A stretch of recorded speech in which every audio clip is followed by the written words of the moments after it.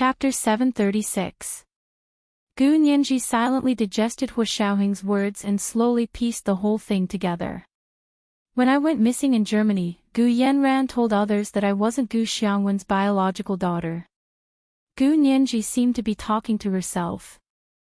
Hua Xiaoheng nodded. Yes, that's exactly what happened. Under what circumstances did she make such a remark? And then, what did she want to achieve?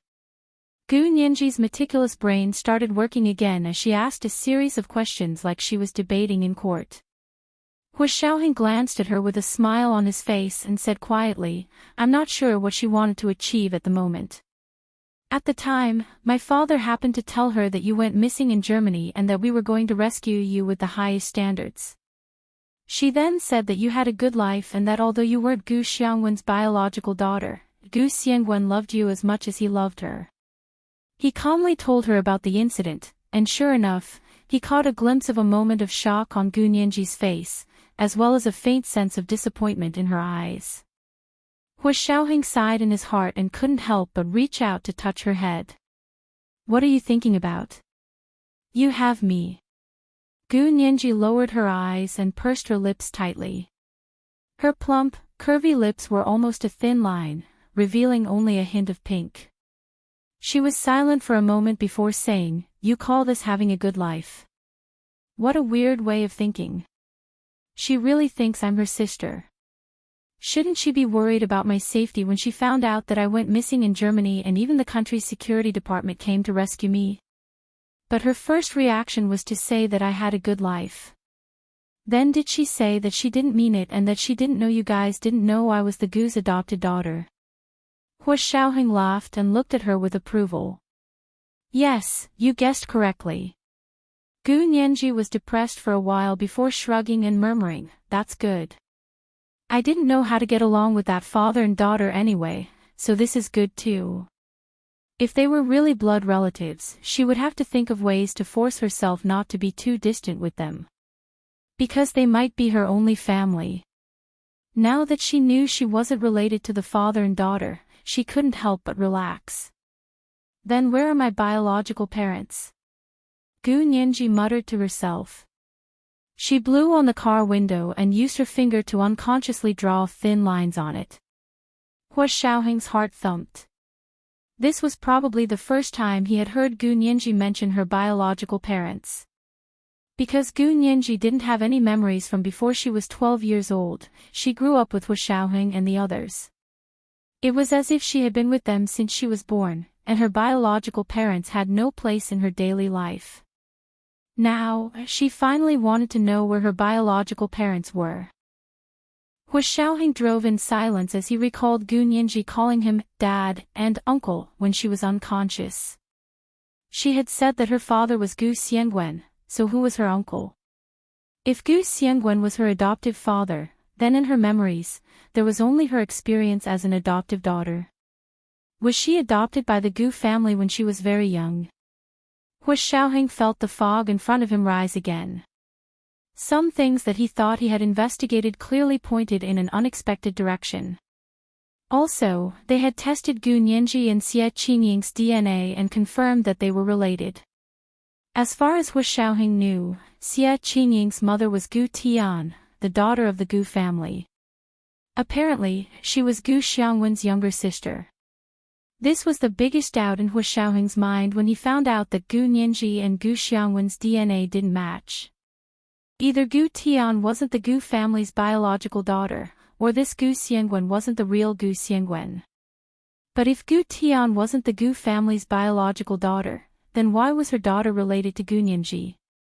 Could it be that the two adoptive daughters of the Gu family were related by blood?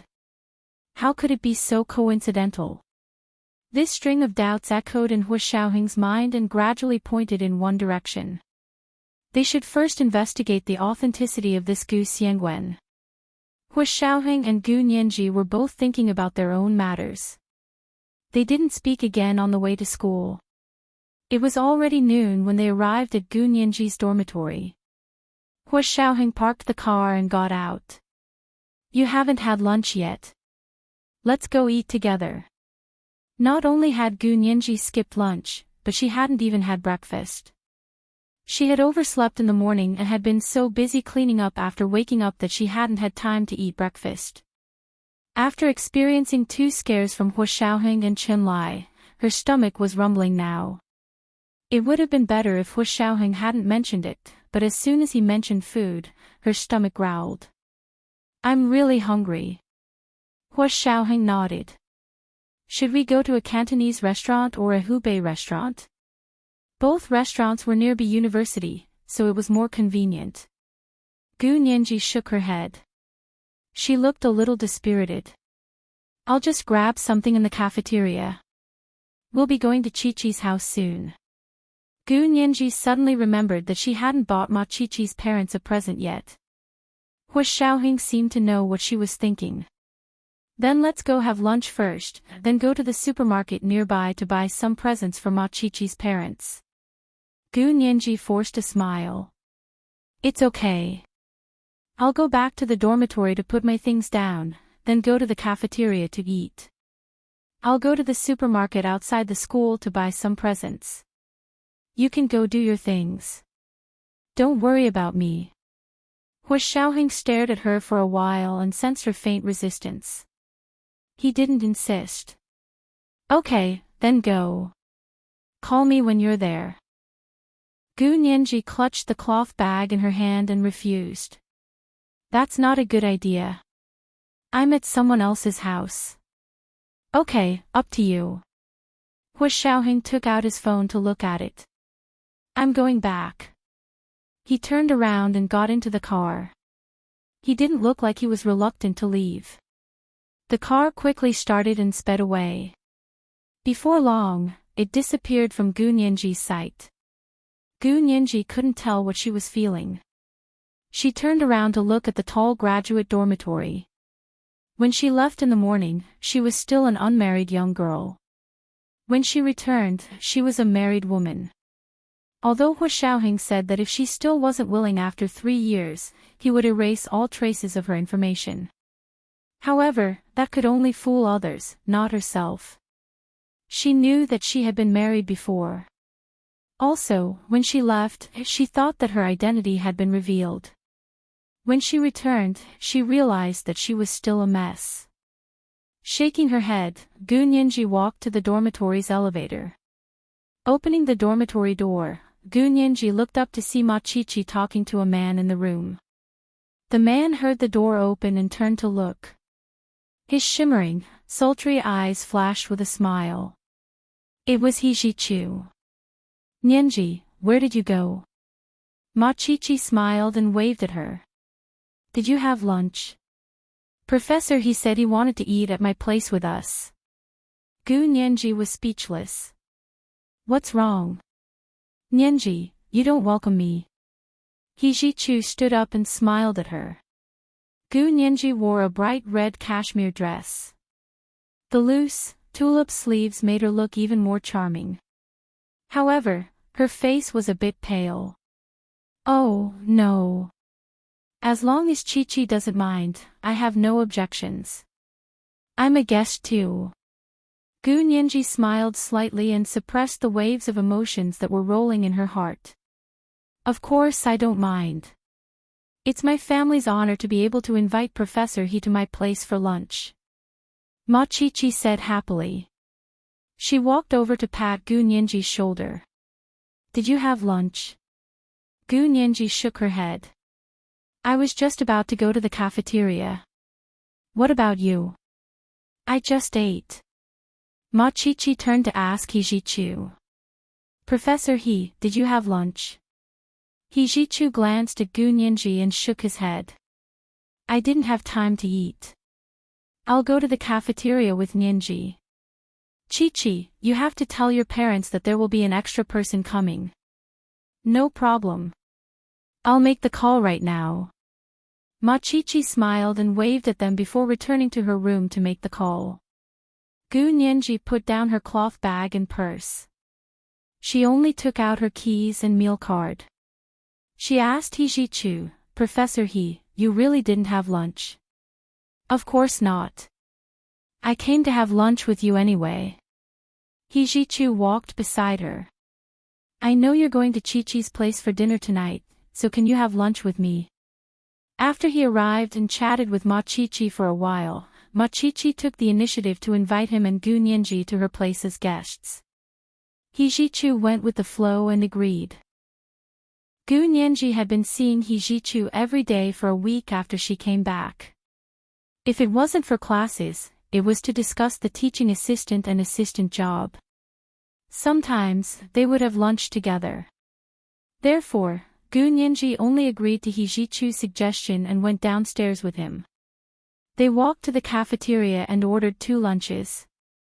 They carried their trays to an empty corner on the second floor and sat down. Hijichu ate halfway and said he had to go out for a while. He told Gu Nianji to eat alone. Gu Nianji didn't mind and waved at him to help himself. Unexpectedly, Hijichu returned after a while with a cake box in his hand. He placed it in front of her and smiled. Nianji, happy birthday. Gu Nianji didn't know whether to laugh or cry as she looked at the pink cake box and the little princess-like person on it. She nodded at Hijichu. Thank you, Professor He. No matter what, this was her first birthday cake of the day. Gu Nianji opened the cake box and breathed a sigh of relief when she saw that it was only a palm-sized cake. This cake looks delicious. Gu Nianji picked up the spoon and scooped a bite to put it in her mouth. The silky and fragrant taste instantly filled her mouth. It was indeed delicious. Gu Nianji's eyes narrowed as she enjoyed the delicious food. Her gloomy mood gradually improved. I found someone to order it. The recipe is exclusive. Hijichu moved the cake box away with a half-smile. He looked at Gu Nianji's satisfied expression and said, looks like you still like this kind of cake. There was a hidden meaning in his words again. Gu Nianji didn't want to ask Hijichu about herself in the past. Or rather, she wouldn't believe him even if he told her. However, after what happened in Germany, her trust in Hijichu increased to another level. She glanced at Hijichu and wiped her mouth with a tissue. Leaning back in her chair, she looked at Hijichu quietly and said, Professor He, you knew a long time ago that I wasn't Gu Xiangwen's biological daughter, didn't you? This is the second update. Monthly votes of 4,900 plus updates. Today is the 4th update. That includes 2 monthly votes plus updates. Today is Monday, so don't forget your recommendation tickets. 3rd update at 7 p.m. Monthly votes of 5,400 plus updates at 11 p.m. Double monthly votes are continuing. Don't stop, dear. P.S. Thank you to Sister Ting 1010 for the 10,000 Chidian coins yesterday. Chapter 737. Hijichu was speechless. Is that so? Gu Nianji asked with a hint of urgency in her eyes. But legally, you are the real daughter of the Gu family. I don't think there's any dispute about that. As for whether you're biological or not, is it really that important? Hijichu also wiped his mouth with a tissue. His movements were elegant and proper, like a true aristocrat. Gu Nianji sighed. It's very important to me. Why? Hijichu stared at her, seemingly confused. How did you know? In his impression, not many people knew about this, and these people should not have told Gu Nianji for various reasons. Gu Yanran said it herself. Gu Nianji's expression was a bit blank. Her impression of this cheap sister was getting worse and worse. Gu Yanran. Hijichu seemed very surprised. Are you sure? She really said it herself. Hijichu had originally thought that Gu Yanran would never have the guts to say this, but he had underestimated her. These women were really digging their own graves when they went crazy and ignored everything. Hijichu pursed his lips, a hint of ruthlessness flashing in his eyes. I didn't hear it myself, but the person who heard it is very reliable. I choose to believe him. Gu Nianji didn't say who it was because this matter involved Hua Xiaoheng's father, Hua Guanqin. I see. He Jichu frowned, his shimmering, sultry eyes flashing coldly. If you don't like hearing this, I can ask Gu Yanran to swallow what she said. That's not necessary. Gu Nianji spread her palms, her expression helpless and melancholy. How do I say this? Everyone says that giving birth is not as important as raising. But I don't have any memories from before I was 12, so I really don't have that kind of affection for the Gu family, Gu Xiangwen, and Gu Yanran. And I originally thought that I was Gu Xiangwen's biological daughter, and Gu Yanran was an adopted daughter. But it turned out to be the opposite. I'm an adopted daughter, and she's the biological daughter. Do you know how embarrassed I am? That's okay. You don't have to treat them as family. He Jichu finally understood Gu Nianji's concerns. He sighed in relief and said nonchalantly, I'm just giving you someone to rely on. Ha! Gu Nianji froze. What do you mean? He Jichu realized he had made a slip of the tongue. He picked up the glass of juice beside him and took a sip. He covered it up and said, You are indeed a daughter of the Gu family, whether Gu Yanran admits it or not. You don't have to worry about her. I don't care about her, but she cares about me, Gu Nianji said sarcastically. Does she care about you? Yeah, I'm an eyesore. I feel like I'm a thorn in her side. She can't ignore me and can't get rid of me. Ha ha ha ha. Gu Nianji knocked on her bowl and laughed so hard that tears were about to come out. He Jichu laughed and shook his head. You're overthinking it. Even if you were a thorn in her side, she wouldn't dare to do anything to you. I'm here, don't be afraid. Gu Nianji's smile faded as she stared at He Jichu. Professor He, you must know about my past. May I ask what you're hiding? After experiencing life and death in Germany and seeing her relationship with Hua Xiaoheng come to an end, Gu Nianji suddenly had a strong desire to uncover her past. Perhaps it was because she no longer saw Hua Xiaoheng as her only support. Gu Nianji wanted to be independent, so she needed to have her complete self. This complete self included the present, the future, and her past. The present was in her hands, and the future was in her efforts. Only the past existed in the black hole of her memory. How could she uncover her past? Gu Nianji knew that she had to find her roots in order to truly feel at ease. Otherwise, she would always feel empty. She didn't know who she was, where she came from, or where she was going. This feeling of not having roots and no memories was terrible. He Jichu's posture was still elegant and the expression on his face didn't change. However, when he looked down, a complicated emotion flashed across his eyes. His hand holding the chopsticks was a bit stiff. Gu Nianji didn't see He Jichu's momentary wariness. She held a glass of freshly squeezed mango juice and persistently asked, Professor He, today is my birthday.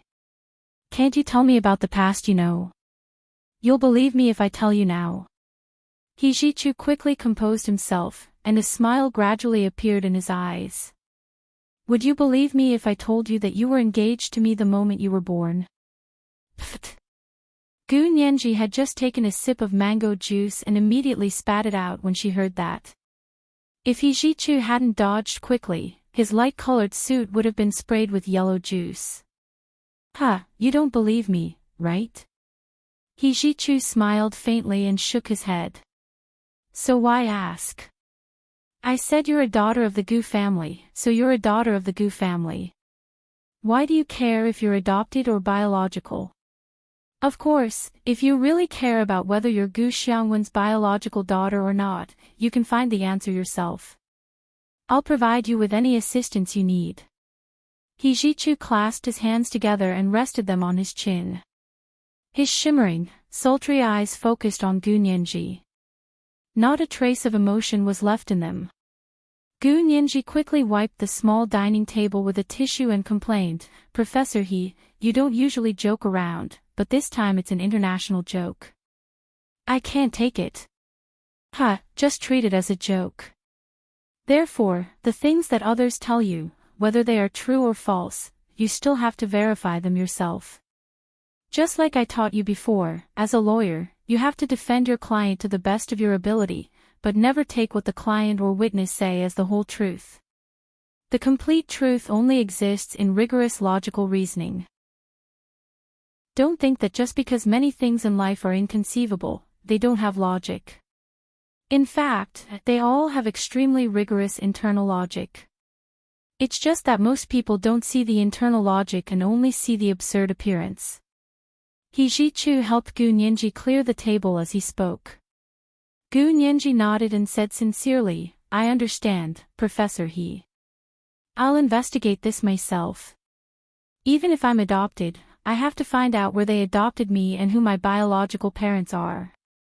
He Ji-chu's hand trembled imperceptibly when he heard that, but he quickly recovered and smiled. Okay.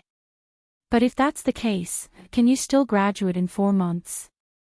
Investigating the truth of one's parentage was a huge project to begin with. If you added 5 more courses and a master's thesis, even Gu Nianji wouldn't be able to complete it. She frowned and thought about it, then quickly brightened up and smiled. Thank you for your advice, Professor He. I was being stubborn. My most important task now is to finish my studies, graduate early, and find a full-time job. It won't be too late to investigate my parentage when I can settle down. That's right. He Ji-chu squeezed her hand with satisfaction. Nianji, I'm looking forward to the day you graduate early. He would only be able to pursue her openly after she graduated. They were still teacher and student at the moment. Although He Ji-chu didn't care about other people's opinions, Gu Nianji couldn't. He Ji-chu wouldn't give anyone a chance to tarnish Gu Nianji's reputation. He would rather wait until the day he could officially pursue Gu Nianji. Besides, he had already waited for so many years. A few more months didn't matter. After lunch, they left the cafeteria together and walked to the warehouse supermarket outside the school. He Ji-chu remembered Gu Nianji's attitude from before and asked casually, how are things between you and Hua Xiaoheng? Gu Nianji was speechless. She hesitated before saying, we broke up, but I don't plan on finding a boyfriend for the next 3 years. I want to work hard in my career. He Ji-chu looked at her meaningfully. It's good to have a career, but are you sure you won't find a boyfriend for the next 3 years? Yeah, I don't want to, and I hope people won't harass me, Gu Nianji said solemnly. That was indeed what she was prepared for. Her marriage with Hua Xiaoheng couldn't be made public, but she didn't want people to think she was still with Hua Xiaoheng. Therefore, they had to break up in front of others. Of course, she didn't want He Ji-chu to misunderstand, so she simply said she wouldn't find a boyfriend for the next 3 years. After 3 years, when her marriage with Hua Xiaoheng was dissolved, she would only be 22 years old. It wouldn't be too late to seriously consider her marriage then. And after 3 years, she would also be 3 years older and definitely more mature than she was now. It was the 3rd watch. It was the 4th watch today. It included 2 monthly votes and more updates. Today was Monday, so don't forget the recommendation votes. There was a 4th watch at 11 p.m., and the monthly votes were 5,400 plus updates. The double monthly votes were still going on. Don't stop, dear. Chapter 738. Gu Nianji instantly remembered Hua Xiaoheng saying she didn't have the maturity of an adult. Gu Nianji's eyes dimmed as she reminded herself that her studies were the most important thing right now. She couldn't afford to be distracted. After making up her mind, Gu Nianji turned to talk to He Ji-chu about her graduation thesis. The two of them chatted as they walked. Soon, they arrived at a large warehouse supermarket outside the school. Gu Nianji bought a set of health supplements for middle-aged and elderly people and a set of Lancome skincare products. She had someone wrap them up and planned to give them to Ma Chi-chi's parents as gifts.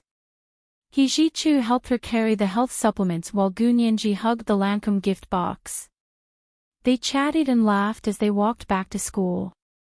When the two of them returned to Gu Nianji's dorm, Machichi greeted them with a smile. I called my parents, and they're very welcoming of Professor He. He also said, why don't we go there earlier? We can go to my house to play. My house is in the suburbs, and it's very big. It even has a backyard. Gu Nianji looked at He Jichu and smiled. Professor He, are you free? If you don't have time now, Chi-Chi and I will be leaving first. He Jichu nodded slightly. I have time. Let's go together. That's great.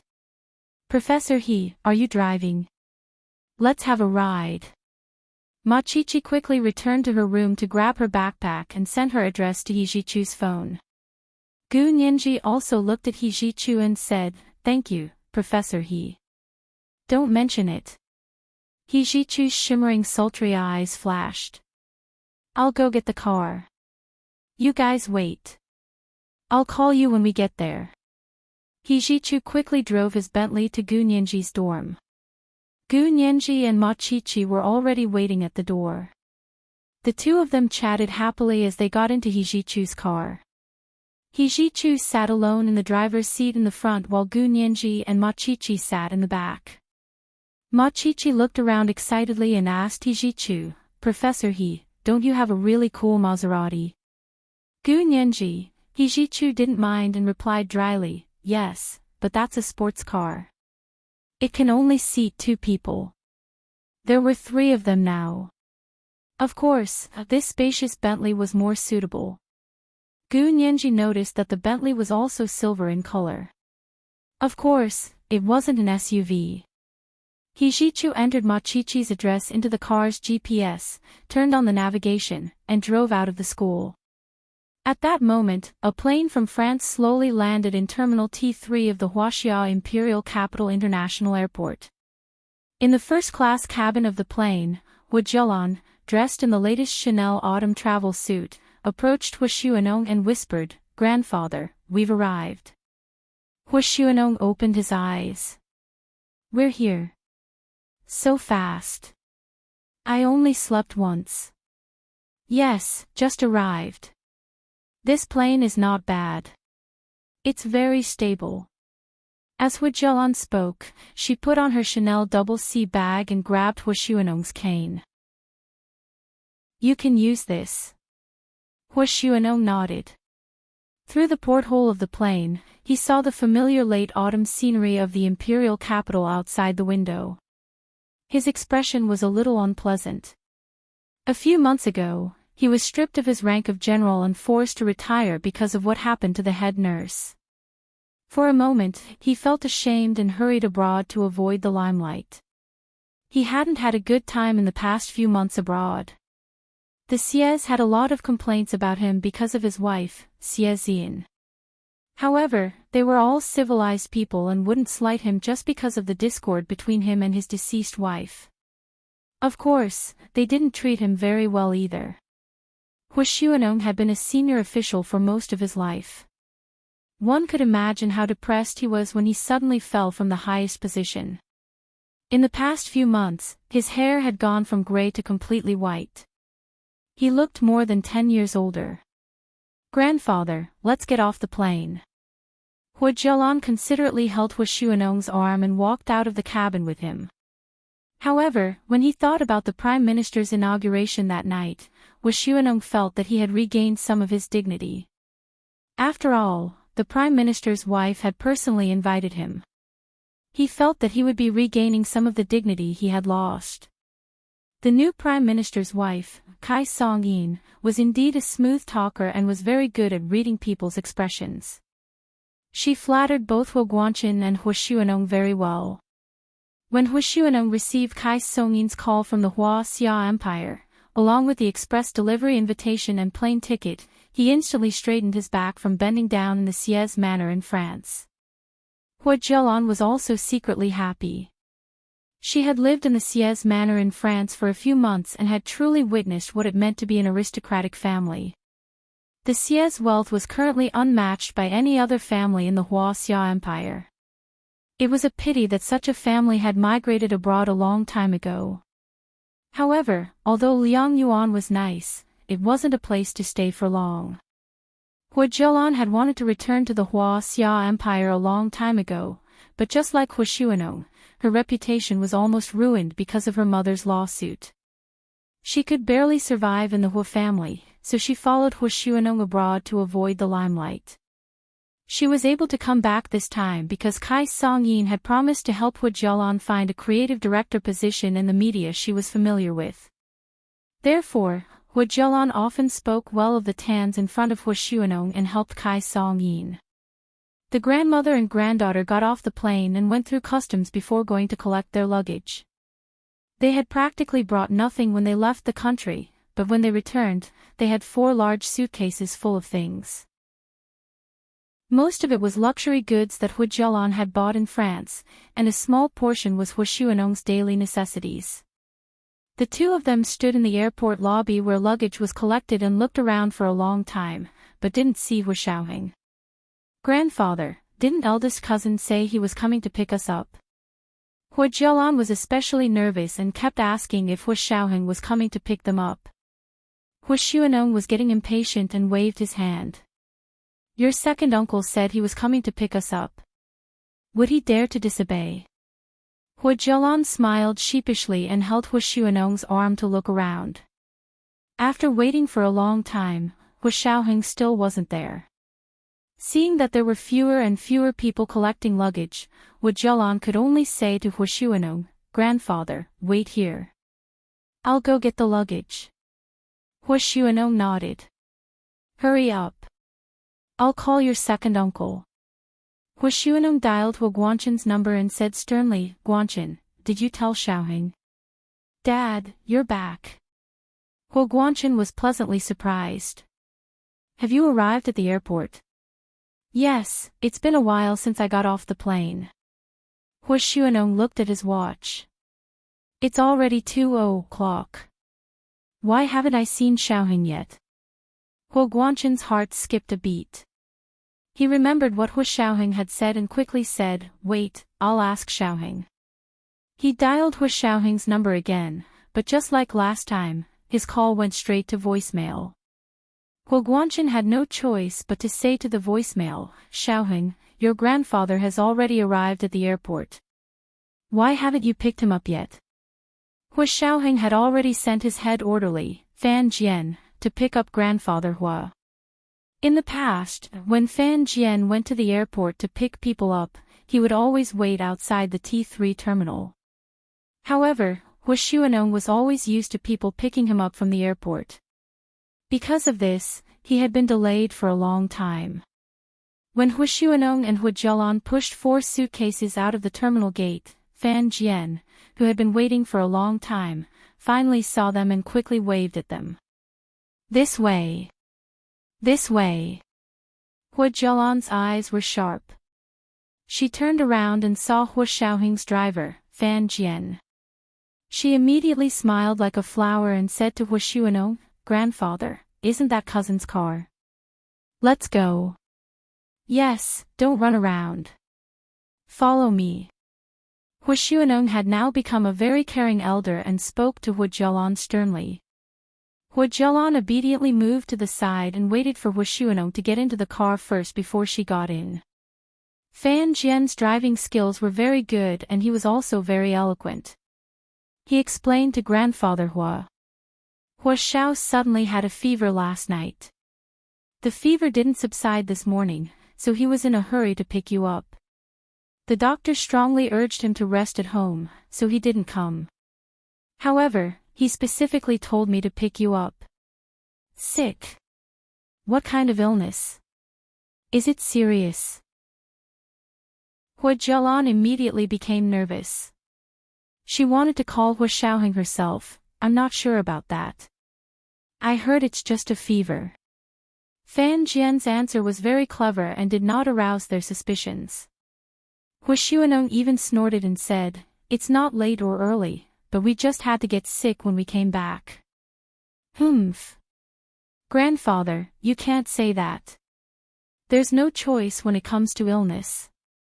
Hua Jialan said and looked at the driver. Fan Jian, the doctor said to rest at home.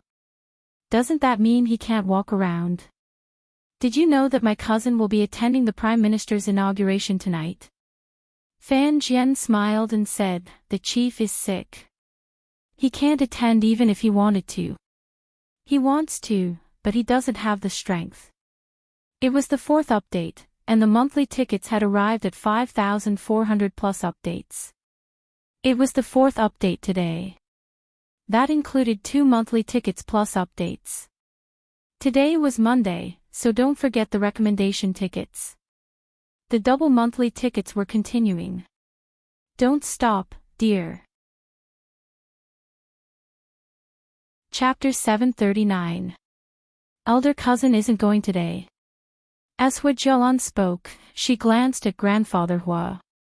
Grandfather, should we visit eldest cousin brother? Fan Jian's heart quivered when he heard this. He wondered if he had gone too far with his words and caused the opposite effect. He coughed and said, the chief ordered me to take you back to the military compound. Please understand, Miss Hua, I have to obey orders. Obeying orders was a soldier's duty. Grandfather Hua thought for a moment and nodded. Then take us back first. I'll call Xiaoheng to ask after we get back. Even grandfather Hua had said so. Hua Jialan had no choice but to be sent back to the Hua manor. Hua Guanchen greeted them at the door. Seeing grandfather Hua get out of the car, Hua Guanchen greeted him happily. Father, you're back. Yes. Grandfather Hua looked around proudly with his walking stick. It was 3 or 4 in the afternoon. The military compound was quiet with no one coming or going. Evergreen trees lined both sides of the tree-lined path. The leaves rustled when the breeze blew. Although it couldn't compare to the Xie Manor in France, it was the scene grandfather Hua and Hua Jialan were most familiar with. After living here for so many years, the scenery had become sentimental. It wasn't just beautiful scenery. Hua Guanchen held grandfather Hua's arm as they walked into the Hua manor. Fan Jian quickly drove back to the Special Operations Forces base to report to Hua Xiaoheng. Hua Xiaoheng looked up from his desk and glanced at Fan Jian. Yes, I know. You did well. There's nothing else today. You can go rest. It was Sunday and Fan Jian was supposed to have the day off. He breathed a sigh of relief and told Hua Xiaoheng about the situation outside before saluting and leaving Hua Xiaoheng's office. Hua Xiaoheng worked on his computer for a while before looking at his watch. It was almost 4:30. He was about to call his mother when the landline rang. He picked up the phone and asked, "What is it?" It was the operator on the other end. "Mr. Hua, your grandfather is calling to ask about your health." Hua Xiaoheng didn't want to answer grandfather Hua's call. He replied dryly, "I still have a fever. I'll call back when I'm better." "Yes, Chief." The operator knew what was going on and said tactfully to grandfather Hua, who was waiting to speak to Hua Xiaoheng, "Grandfather Hua, the chief is still ill and can't answer the phone for the time being. When the bureau chief recovers, he will give you a call." Grandfather Hua was so angry that he almost threw the phone on the floor. However, he couldn't vent his anger on the operator, so he could only suppress his anger and say in a low, muffled voice, "All right, let him rest well. When he's better, let him come home and we'll have a family reunion." "Yes, Grandfather Hua." After Grandfather Hua hung up, the operator relayed his words to Hua Xiaoheng's voicemail. Of course, Hua Xiaoheng didn't pick up because he was calling his mother. "Are you going to the Prime Minister's inauguration today?" Song Jining was talking to Hua Xiaoheng through her Bluetooth headset. She was still typing on the keyboard and looking at the simulation experiment data analysis on the computer. She said, "I'm going. I'm one of the leaders of the subject. The Minister of Education is coming with us." Hua Xiaoheng knew that his mother didn't like to show her face in public and had always avoided such occasions. He didn't expect her to attend today. He thought for a moment and said, "If you're busy, you don't have to go. That should be fine, right? Why not? It's a big problem. Song Jining couldn't help but rub her temples. She had almost lost 16 years of her life. When she woke up after 16 years, she realized that everything was very different from before. 16 years ago, when her father was the director of the Institute of High Energy Physics, the funding for the institute was directly allocated by the state. They only needed to do research and didn't need to worry about themselves. Now, the funding for the Institute of High Energy Physics was stuck in the hands of the Ministry of Education and the Ministry of Finance. If they needed funding, they had to submit a report and apply for it. Whether they could get it or not depended on their relationships. Song Jining wasn't used to it in the beginning, but she had always been a top student. She learned everything very quickly, including interpersonal relationships. She wasn't very good at interpersonal relationships in the past because it wasn't necessary, so she didn't spend her energy on it. Now, it was a practical need. After suffering twice, she learned to apply for funding. Now, she could submit a report and apply for funding. However, Prime Minister Do, whom she had just gotten to know a few months ago, had already stepped down. Now, the new Prime Minister, Tan Dongbang, was in power, so she still had to show her face. Having a good relationship with the new Prime Minister's cabinet would be very beneficial for the institute.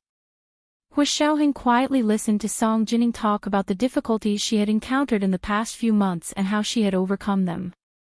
She had gone from being the director of the Institute of High Energy Physics, which everyone looked up to out of nowhere. Now, she was the director of the institute who had real power and was loyal to all the researchers. The past few months had been thrilling, but also busy and fulfilling. Hu Xiaoheng had also heard about Song Jining's difficulties and had asked a few friends in the cabinet to keep an eye on her, worried that there would be a situation that Song Jining couldn't handle. However, Song Jining was very capable. There hadn't been a situation that she couldn't handle in the past few months. She hadn't even used Hu Xiaoheng's connections.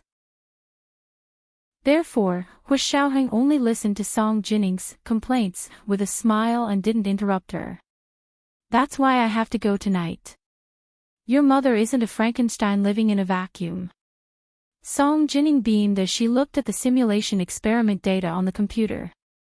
She was very excited. Xiaoheng, let me tell you, the simulation experiments I've done on the computer these past few months have been very successful.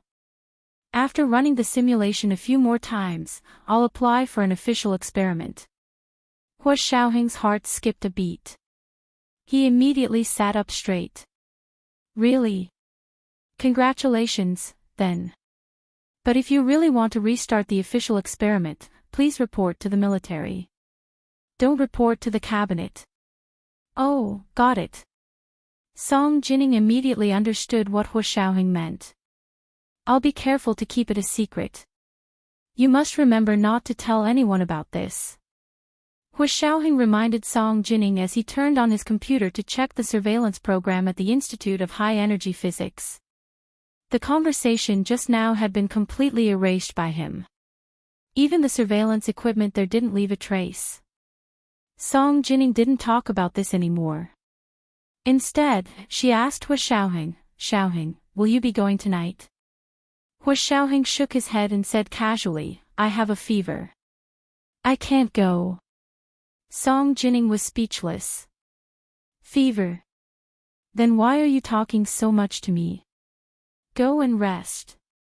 Remember to drink more hot water and don't stay up late. Song Jining's heart ached when she heard this. She didn't doubt the truth of Hu Xiaoheng's words at all. Hu Xiaoheng's lips curled into a smile. His voice softened. Yes, I will rest. Then he thought for a moment and asked, have you prepared the dress for the Prime Minister's inauguration today? Dress? Song Jining frowned. I'll just wear a black dress. I have a few. Then she put on the big black-rimmed glasses that covered her face and put her hair in an old-fashioned bun. Finally, she pinned a white magnolia brooch on her lapel. It would make her look at least 10 years older. That was because Song Jinning's appearance was like a bug compared to her real age. Although she was almost 50 years old, she had been ill for 16 years due to the injury she had sustained during the experiment. Those 16 years had been stagnant for her. She looked no different from 16 years ago. Her skin was still smooth and fair, and her features were bright and moving. However, the innocence and shyness in her expression had disappeared. Instead, it was replaced by cheerfulness and magnanimity. She was beautiful and dazzling, like a peony in full bloom. However, Song Jinning loved to dress up like an old lady. For someone of her status, the older she looked, the easier it was to gain sympathy and respect from others. It could also avoid unnecessary entanglements and trouble. If Song Jinning didn't want to go, it would be fine. Hua Xiaoheng wouldn't force his mother to do anything. However, Song Jinning wanted to go excitedly and didn't want to be isolated from the real world. Therefore, Hua Xiaoheng changed his mind and wanted his mother to be in the limelight. He truly felt that if a tiger didn't show its might, the Hua family would be treated like a sick cat. Any Tom, Dick, or Harry could order them around. He had endured this ever since he went to the United States and realized he had fallen into a trap. He had to vent it now. "Mom, don't wear that black dress." Hua Xiaoheng called her Mom for the first time. Song Jinning's tears immediately fell. Her son called her Mom. Of course, she would agree to anything her son said. Therefore, when Hua Xiaoheng suggested sending her a dress, Song Jinning immediately said, "Sure, I'm in the lab. Send it here." Hua Xiaoheng agreed and hung up the phone. He went to his room to pack the dress, jewelry, shoes, and matching handbag he had prepared for Song Jinning a while ago into a small suitcase. He carried it to the entrance of the official residence. The dress, jewelry, shoes, and handbag were originally prepared by Hua Xiaoheng for his wedding with Gu Nianji. There were several sets, and one of them was just right for today's occasion. Hua Xiaoheng personally drove a pearlescent blue Bentley with an expert agent from the Special Operations Forces who specialized in doing makeup and styling for field agents in the car. Fan Jian drove Hua Xiaoheng's silver Bentley SUV behind them. The two luxury cars arrived at the Institute of High Energy Physics one after another and stopped in front of Song Jinning's office building. Hua Xiaoheng carried the small suitcase and went upstairs with the expert agent. This was the first update. It was still the fourth update today that included 2 monthly votes plus updates. Reminders, don't forget your recommendation votes. Monthly votes at 1 p.m., 5,900 plus updates, third update at 7 p.m., and monthly votes at 11 p.m., 6,400 plus updates. Double monthly votes are continuing. Don't stop, dear. Chapter 740. Xiaoheng, are you going on a business trip? Song Jinning opened the office door and immediately saw the small suitcase in his hands. Then she saw a handsome and tall young man next to Hua Xiaoheng. He looked at Song Jinning and smiled. "Director Song, hello. I'm Major General Hua's subordinate. In this suitcase are the gown and jewelry I prepared for you." Hua Xiaoheng put the suitcase on the floor and introduced her to them. "Mother, this is Xiao Ning. She specializes in styling." Then he said to his agent, "Xiao Ning, help my mother with a better style. Do your best." Xiao Ning smiled. "Don't worry, Hua Xiao. I can achieve whatever effect you want. I was waiting for you to say that." Hua Xiaoheng patted Xiao Ning's shoulder and nodded encouragingly. Song Jinning glanced at them with a smile and carried her suitcase into the inner room to change. Hua Xiaoheng followed her in. There were some things he needed to say. Song Jinning entered the house and put down her suitcase. She turned around and saw Hua Xiaoheng following her in. "What else do you have to say?" Song Jinning closed the door and looked Hua Xiaoheng up and down. So you don't have a fever. That meant that he didn't intend to go. Hua Xiaoheng smiled and did not explain further. He opened his suitcase to reveal a gown, jewelry, shoes, and handbag. Mom, you'll be the most eye-catching guest at the Prime Minister's inauguration ceremony today. Song Jining frowned slightly as she looked at the evening gown in the suitcase that was as smooth as the moon. What do you mean? Is there a need for me to steal the show on such an occasion? What are you trying to do? For Song Jining, this was a matter of basic etiquette. For example, at someone else's wedding ceremony, deliberately dressing up to be more beautiful than the bride was the main characteristic and practice of a scheming B*TCH. Song Jining would never do such a thing, and she disdained to do it. However, Hua Xiaoheng only said one sentence. Thanks to the Tan and Kai families, your son almost died in the United States. Song Jining felt a buzzing sound in her head, and a surge of blood rose from her chest. Etiquette and rules were all thrown to the back of her mind at this moment. She immediately understood Hua Xiaoheng's intentions today. Why did he lie about having a fever and not attend the Prime Minister's inauguration? Why did they have to send her expensive gowns and jewelry just to dress her up? Tan and Kai, weren't they the main couple at the Prime Minister's inauguration today? She clutched her chest and asked nervously, "What did you say? Are you serious? You taught me that it's impolite not to reciprocate. They schemed and schemed to weave such a big net to trap me. Of course I have to return it." Hua Xiaoheng's tone was very normal, as if he was talking about a trivial matter, but Song Jining's eyes instantly reddened. "Xiaoheng, what do you want me to do?" "I'll listen to you." Her voice trembled as she reached out to hold Hua Xiaoheng's arm. However, she dropped it weakly halfway. His son was almost 30 years old and was no longer the little boy he used to be. "Mom, don't be sad. I told you, they're not the only ones who can weave webs. I can too." Hua Xiaoheng's voice was slightly cold. "Also, my net is bigger and denser. Once it's tightened, no one will escape." Song Jining looked at Hua Xiaoheng with tears in her eyes. Once again, she felt that she was not a good mother. Hua Xiaoheng had been raised by his grandmother, Xie Xian, ever since he was born. Later, something happened to her during an experiment and his grandmother, Xie Xian, passed away. Hua Xiaoheng had been completely on his own.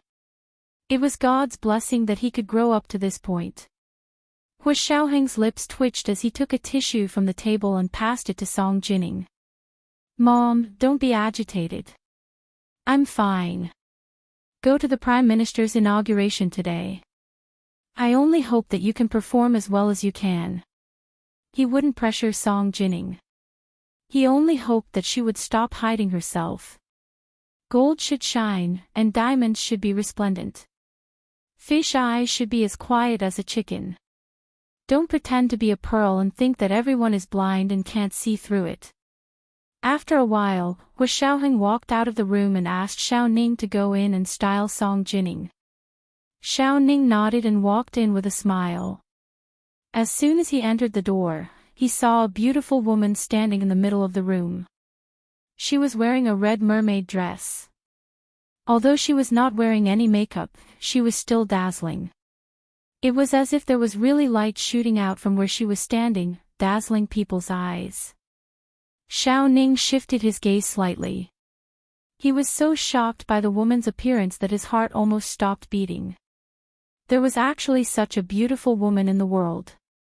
Was she really almost 50?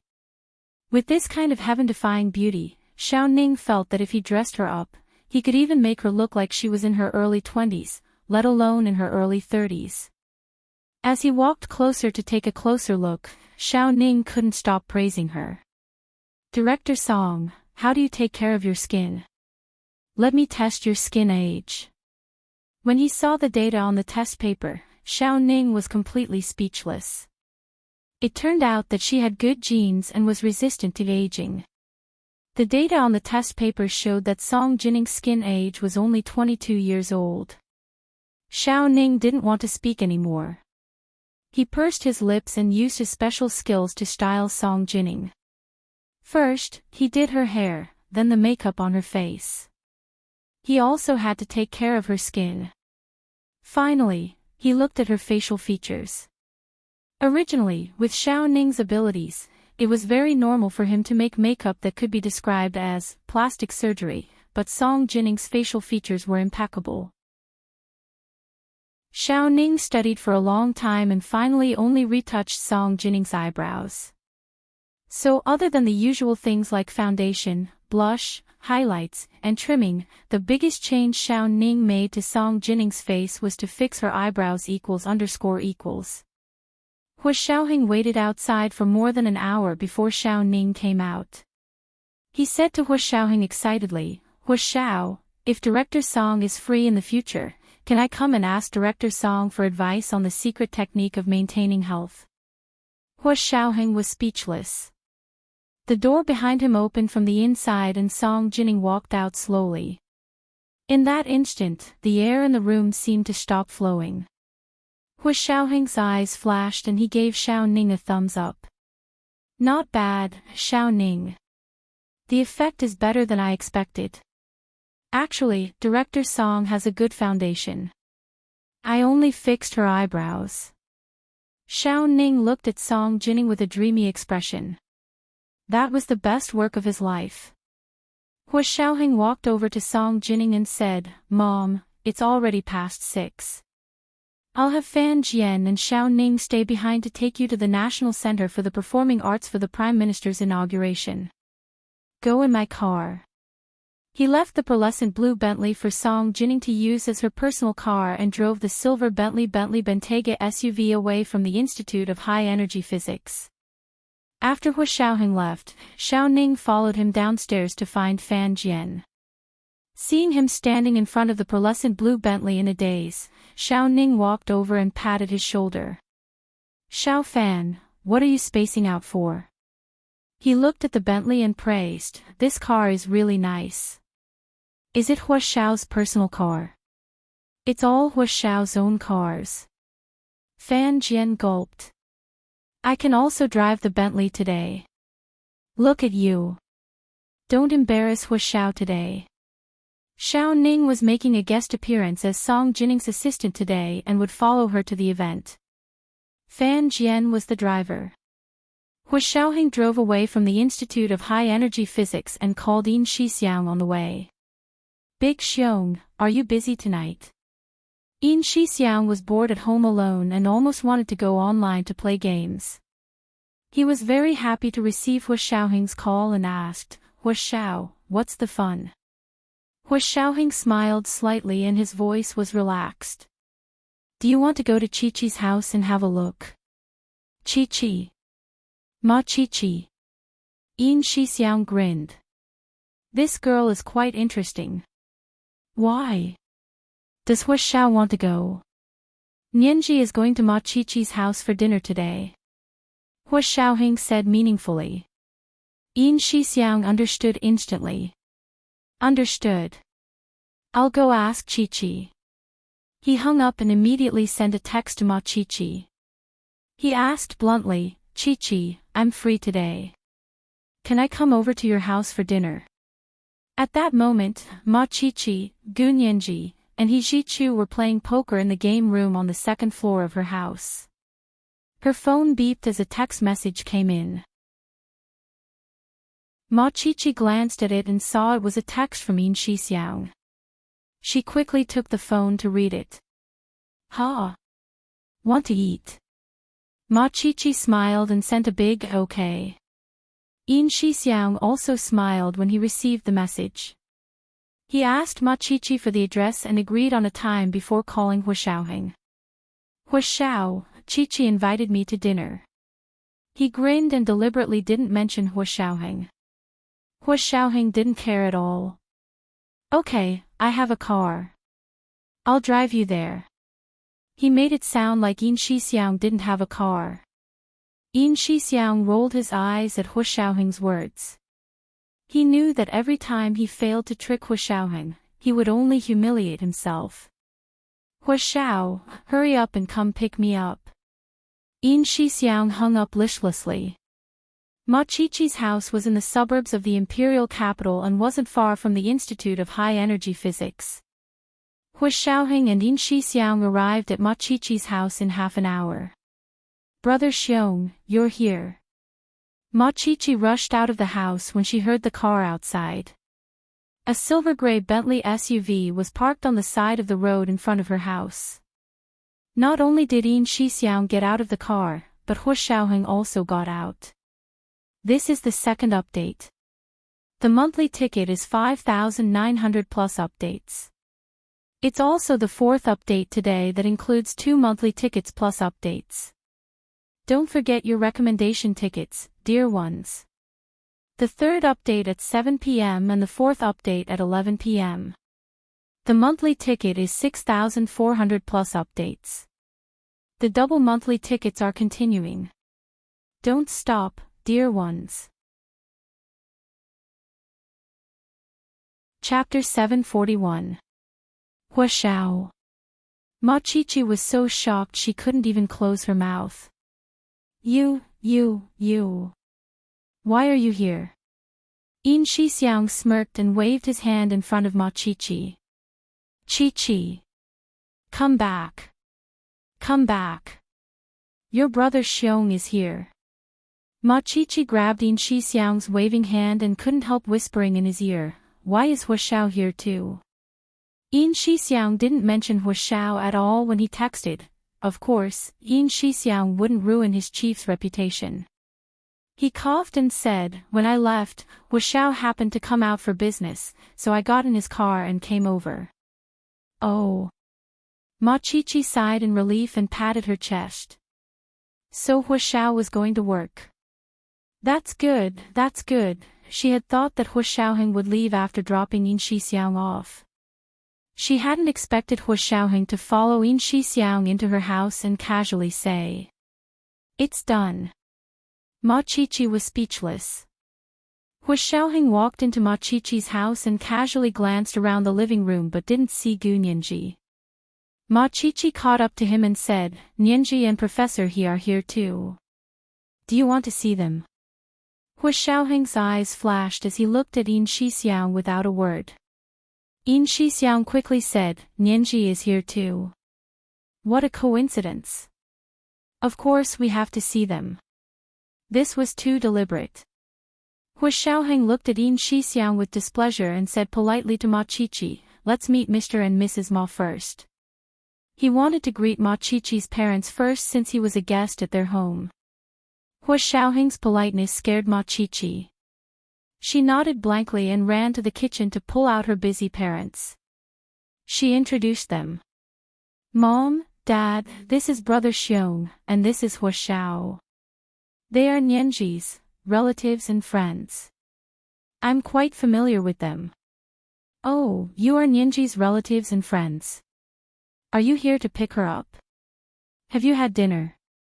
If not, why don't you stay for a meal? Ma Qiqi's parents greeted them warmly. Before Yin Shixiang could think of what to say, Hua Xiaoheng smiled faintly and said, thank you both. We won't stand on ceremony then. As he spoke, he turned to Yin Shixiang and said, Big Xiong, there's a basket of crabs in the trunk of my car. Bring it over to Qiqi. A basket of crabs. Ma Qiqi's eyes almost popped out. Her family ate crabs by the number, but she didn't expect Hua Xiao to eat crabs by the basket. Yin Shixiang made a face at Ma Qiqi's shocked expression and chuckled. He took the car keys and went out to get the crabs. The basket of crabs was obviously bought by Hua Xiaoheng not long ago. They were still alive and kicking, crawling around in the bamboo basket. It was very crowded. Ma Qiqi's father looked at the basket of crabs and was overjoyed. That's great. Steamed crabs with vinegar sauce are delicious. Hua Xiaoheng nodded and smiled. Mr. Ma knows his stuff. You're too kind, Mr. Hua. Ma Qiqi's father was a businessman. His family wasn't considered wealthy, but they were above average. Otherwise, they wouldn't have been able to afford a villa with a backyard in the suburbs and an apartment on San Juan East Road in the city. It was planned to be Ma Chi-Chi's dowry. He took the crabs and went to the kitchen with Ma Chi-Chi's mother to clean up. Their family usually had hourly workers to cook and clean the house, but because Ma Chi-Chi had solemnly instructed them to have a meal today, the couple decided to personally cook and make a table full of delicious dishes. Ma Chi-Chi took Hu Xiaoheng and Yin Shixiang to the game room on the second floor. He Zhichu and Gu Nianji sat at opposite ends of the chess table and were talking. There was a translucent lotus leaf lamp installed on the roof of the game room. The bright light was filtered and shone down softly. Everything in the room seemed to be filtered. He Zhichu wore a white striped shirt with a light blue collared cashmere sweater. He stared at Gu Nianji, his gaze seemingly glued to her face as his slender fingers shuffled the cards over and over again. Gu Nianji sat with her back to the door and said something. He Zhichu suddenly looked at Gu Nianji and pursed his lips into a smile. His shimmering peach blossom eyes were full of tenderness and sweetness. Hu Xiaoheng clasped his hands behind his back and secretly clenched his fists. However, he restrained himself and didn't say anything. Ma Chi-Chi walked over with a smile. Nianji, Professor He, Hu Xiao and Brother Xiong are also here for dinner. Gu Nianji turned around and looked at Hu Xiaoheng and Yin Shixiang standing at the door with surprise. Brother Xiong, Hu Xiao, why are you here? Hu Xiaoheng glanced at Yin Shixiang and immediately said, Big Xiong wants to see Chi-Chi. Yin Shixiang pursed his lips and was about to retort when he saw Ma Chi-Chi's bright and pretty face suddenly blush from the corner of his eye. Under the soft light, Yin Shixiang could see the fine hair on Ma Chi-Chi's white earlobe. It was like a small brush brushing it, causing Yin Shixiang's heart to tremble. He awkwardly swallowed the words he was about to say. He scratched his head and chuckled. He didn't retort, but he didn't say anything either. He moved closer to the table where Gu Nianji and He Zhichu were sitting and asked, What are you playing? Texas Hold'em. Do you want to play? He Zhichu put away his cards and smiled at Hu Xiaoheng. Sure, I haven't played in a long time. Hu Xiaoheng sat down next to Gu Nianji and pointed at the seat across from him. Big Xiong, Chi-Chi, you guys sit too. The good thing about Texas Hold'em was that it didn't have a limit on the number of people. 2 to 12 people could play together.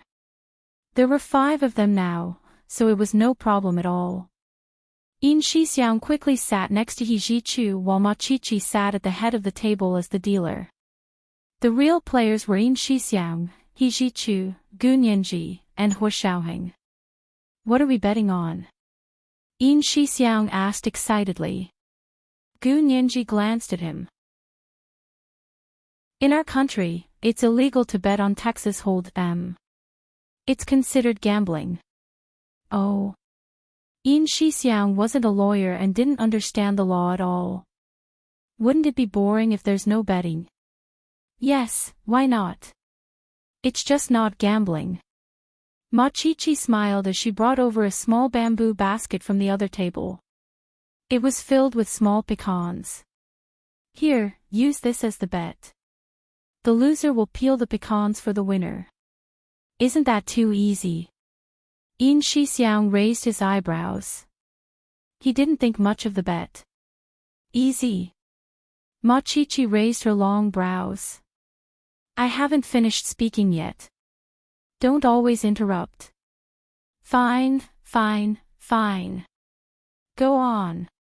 The loser will peel the pecans for the winner. We can't use tools like hammers or scissors. Ma Chi-Chi exchanged a triumphant look with Gu Nianji. We can't use tools. Yin Shixiang laughed. That's interesting. He picked up a pecan and weighed it in his hand before handing it to Gu Nianji. Nianji, if you lose to Brother Xiong doesn't need you to peel the pecans.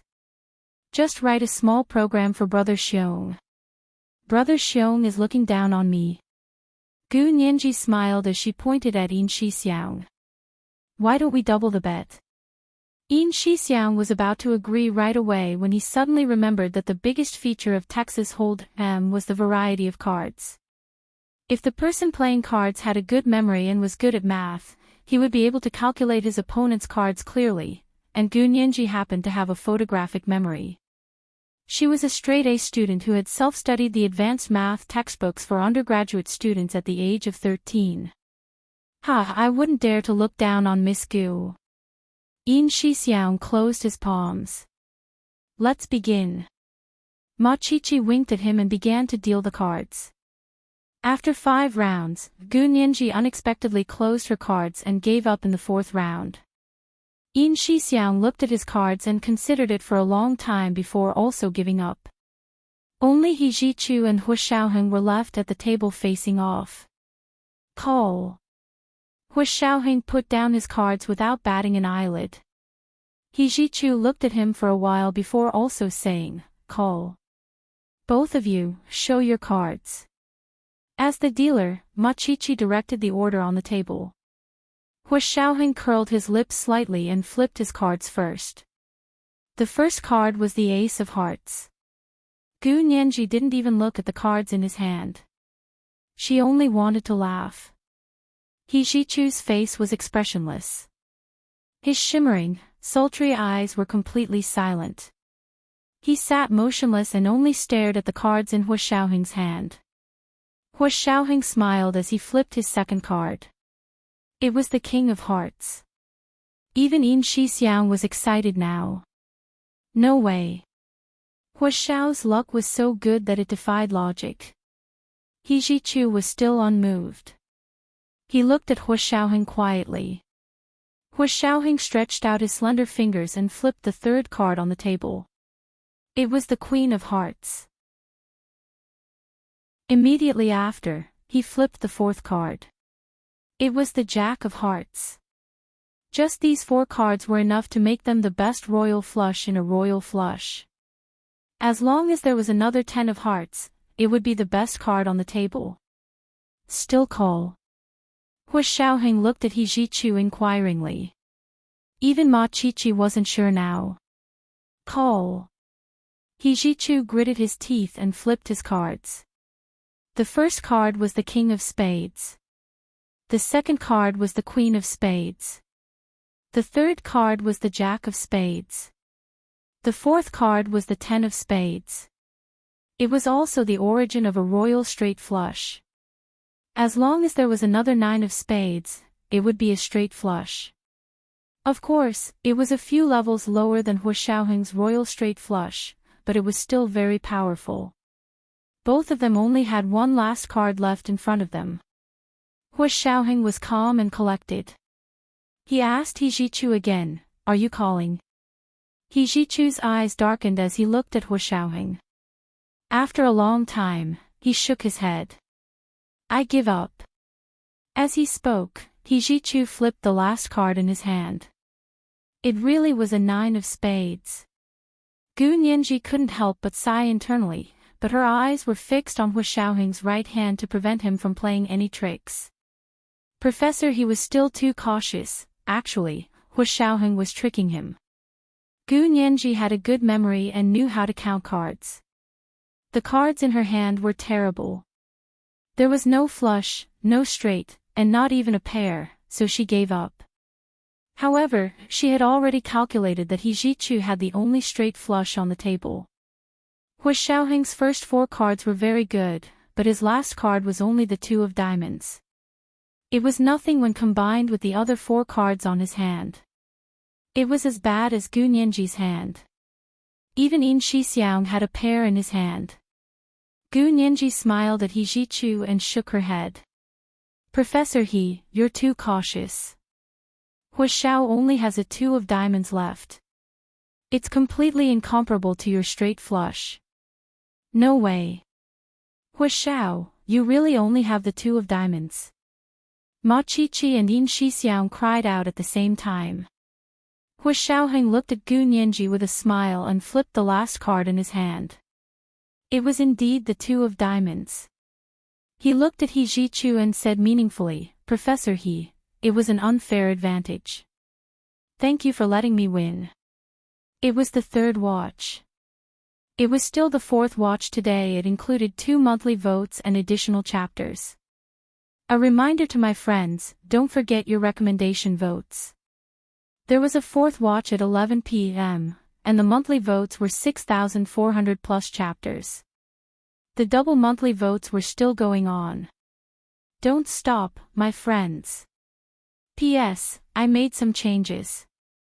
The rules were created with reference to asterisk asterisk asterisk asterisk asterisk asterisk and stud. I might as well use the new term Texas Hold M23333. All rights reserved. The right of interpretation belongs to Han 233333. Chapter 742. Hijichu's expression suddenly darkened, but it was only for a moment before he recovered his cool demeanor and said slowly, Huashao is indeed an expert at bluffing people. Although I'm not as good as him, I didn't lose. Therefore, he didn't have to embarrass himself by peeling walnuts for Huashaoheng. According to the rules of Red State Poker, forfeiting in the middle of the game was not considered a loss. He was making reasonable use of the rules. This isn't just about bluffing. It involves the advanced theories of psychology, advanced mathematics, logic, and interpersonal relationships. Huashaoheng pushed the cards forward. If I want to, I can play a royal flush.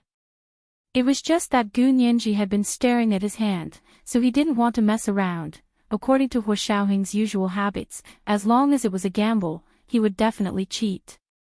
When the Special Operations Forces taught their agents how to gamble, they often said that gambling wasn't about cheating 9 times out of 10, but about cheating 10 times out of 10.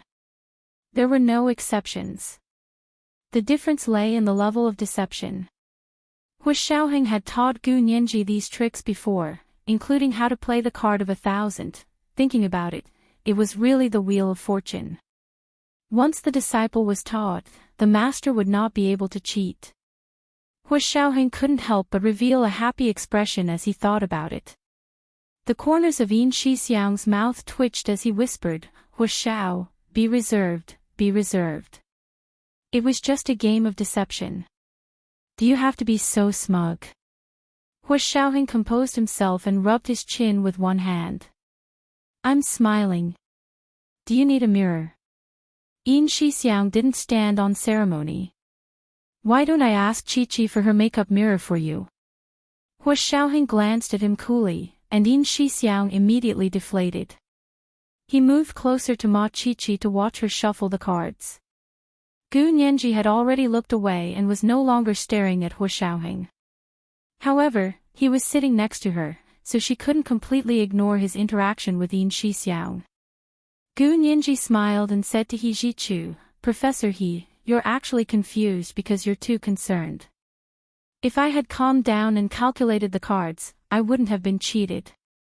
Hijichu's face lit up instantly, and the tenderness in his shimmering almond-shaped eyes almost overflowed. He looked at Gu Nianji and smiled as he said slowly, Sure, but I'm not very good at counting cards. Nianji, teach me when you have time. Yes, no problem. I'll tell you about it when we get back to school. Gu Nianji agreed immediately.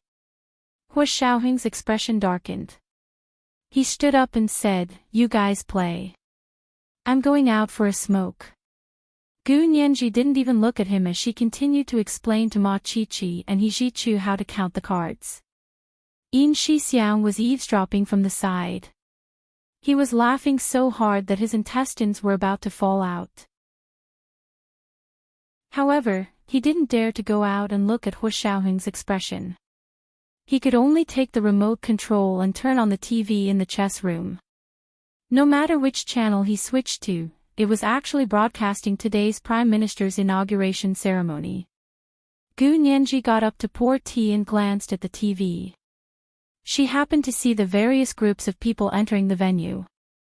The entrance of the National Center for the Performing Arts was covered with a large red carpet, winding down from the steps and extending far away. The streetlights on both sides of the sidewalk were as bright as day, illuminating the scene clearly. Next to the entrance of the Grand Theater was a piece of land reserved for the reporters.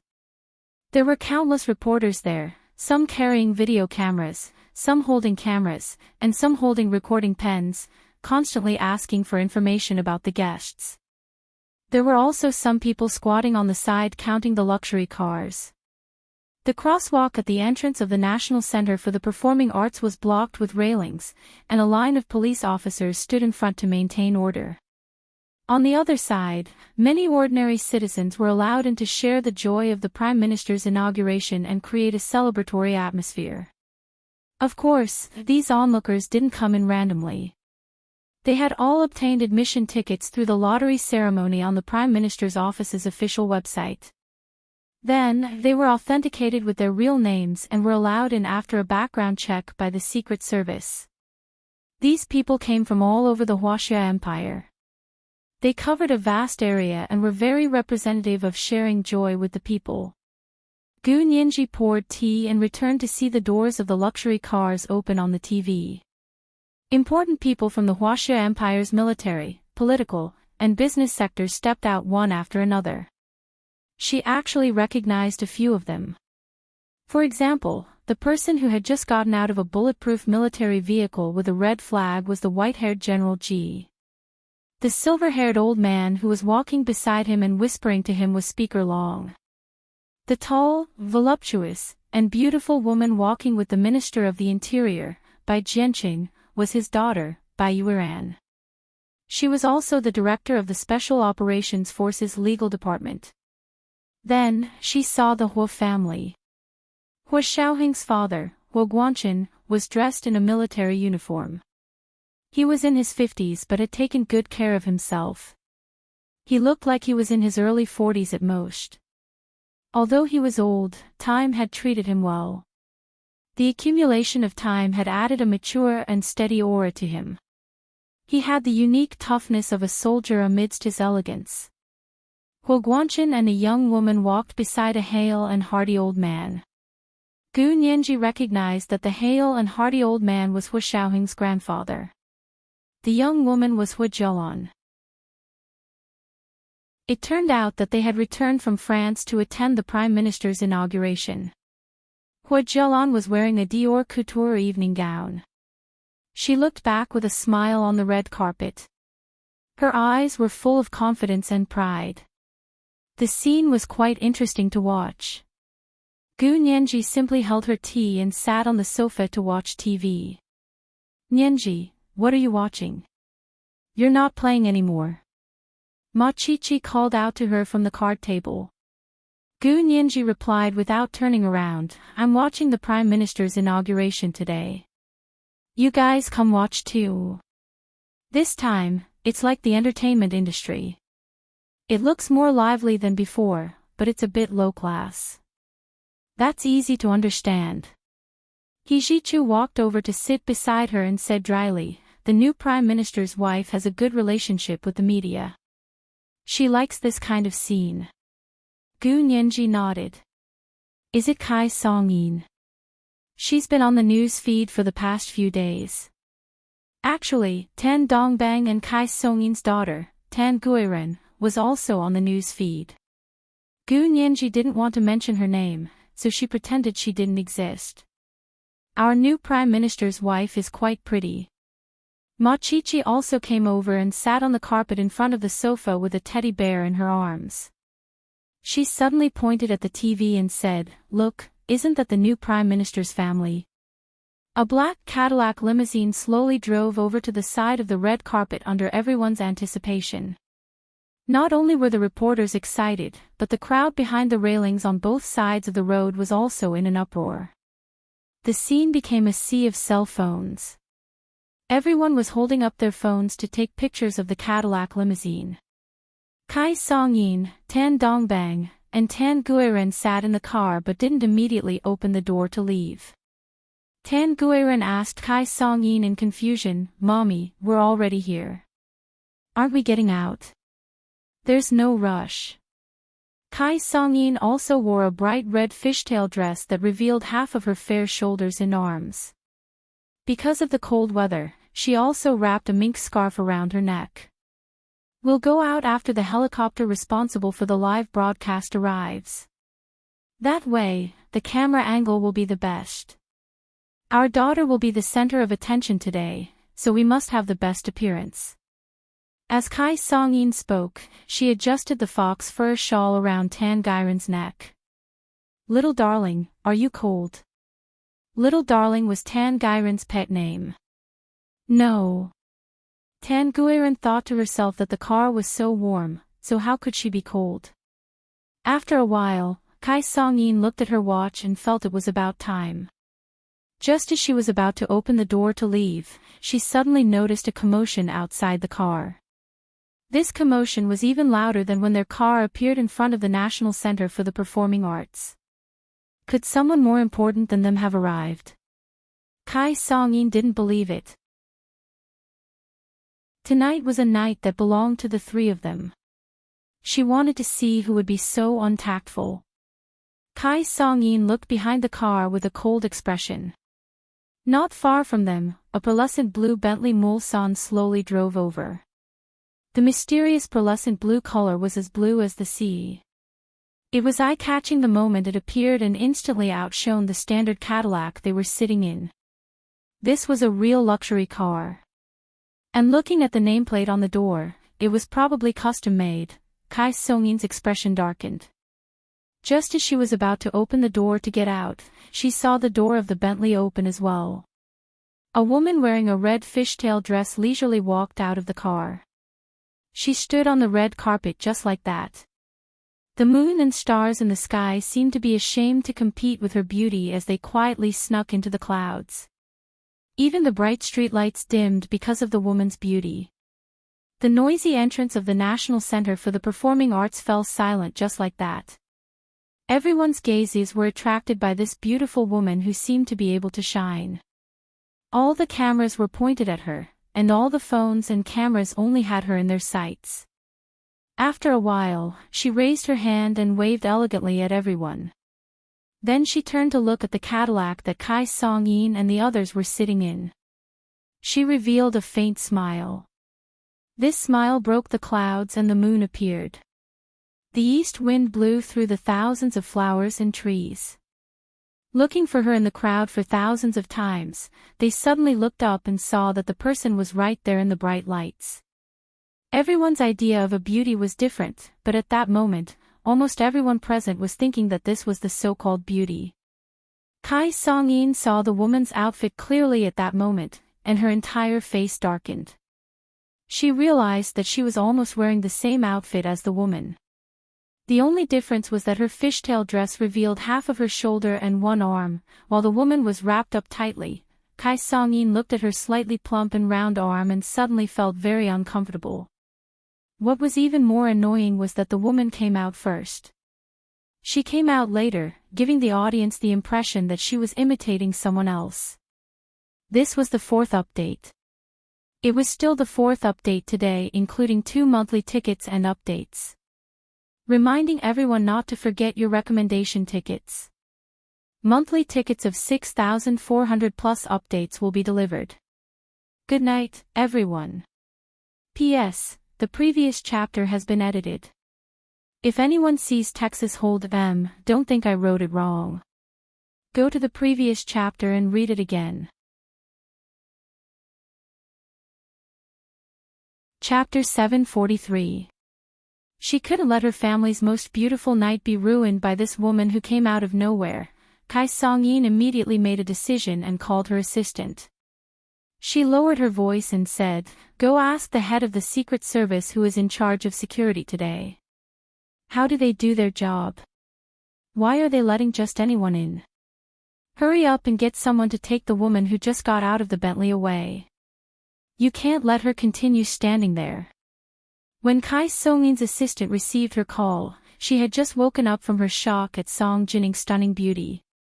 "Mrs. Tan, you're talking about the beautiful woman who just got out of the Bentley. She can't be an ordinary person if she can come here in a car like that, right?" The assistant stammered. Most importantly, she couldn't bear to be rough with such a beautiful woman. Kai Song-in also knew that a woman who could sit in a car like that was probably rich, but money couldn't be the only thing that could be put on airs at an event like today.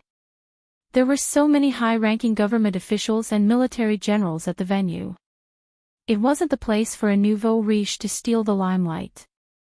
In Kai Song-in's heart, she had already classified Song Jinning's behavior as a nouveau riche who didn't know the severity of the situation. That was because no well-educated woman from an aristocratic family would do such a strenuous and unrewarding thing like stealing the limelight. However, Kai Song-in had forgotten that for a mother, she wouldn't hesitate to stab Kai Song-in a few times, much less steal the limelight. Don't worry so much. If you're afraid of offending someone, then ask her to leave with kind words. Otherwise, what would she look like standing here? Can the Prime Minister and I even get out of the car? Kai Song-in's voice became serious. Don't make excuses. Hurry up and go find him. The assistant's face turned red from Kai Song-in's yelling. He quickly bowed and said, "Yes, yes, yes. Mrs. Tan, don't worry. I'll handle it right away." He hung up the phone and looked around. He found a few Secret Service security guards and walked over to where Song Jinning was standing. Hua Xiaoheng stood under a maple tree in the backyard of a 3-story villa in the suburbs of the imperial capital. He wore a Bluetooth headset, held a cigarette in his right hand, and held his phone in his left as he watched the live broadcast of the Prime Minister's inauguration.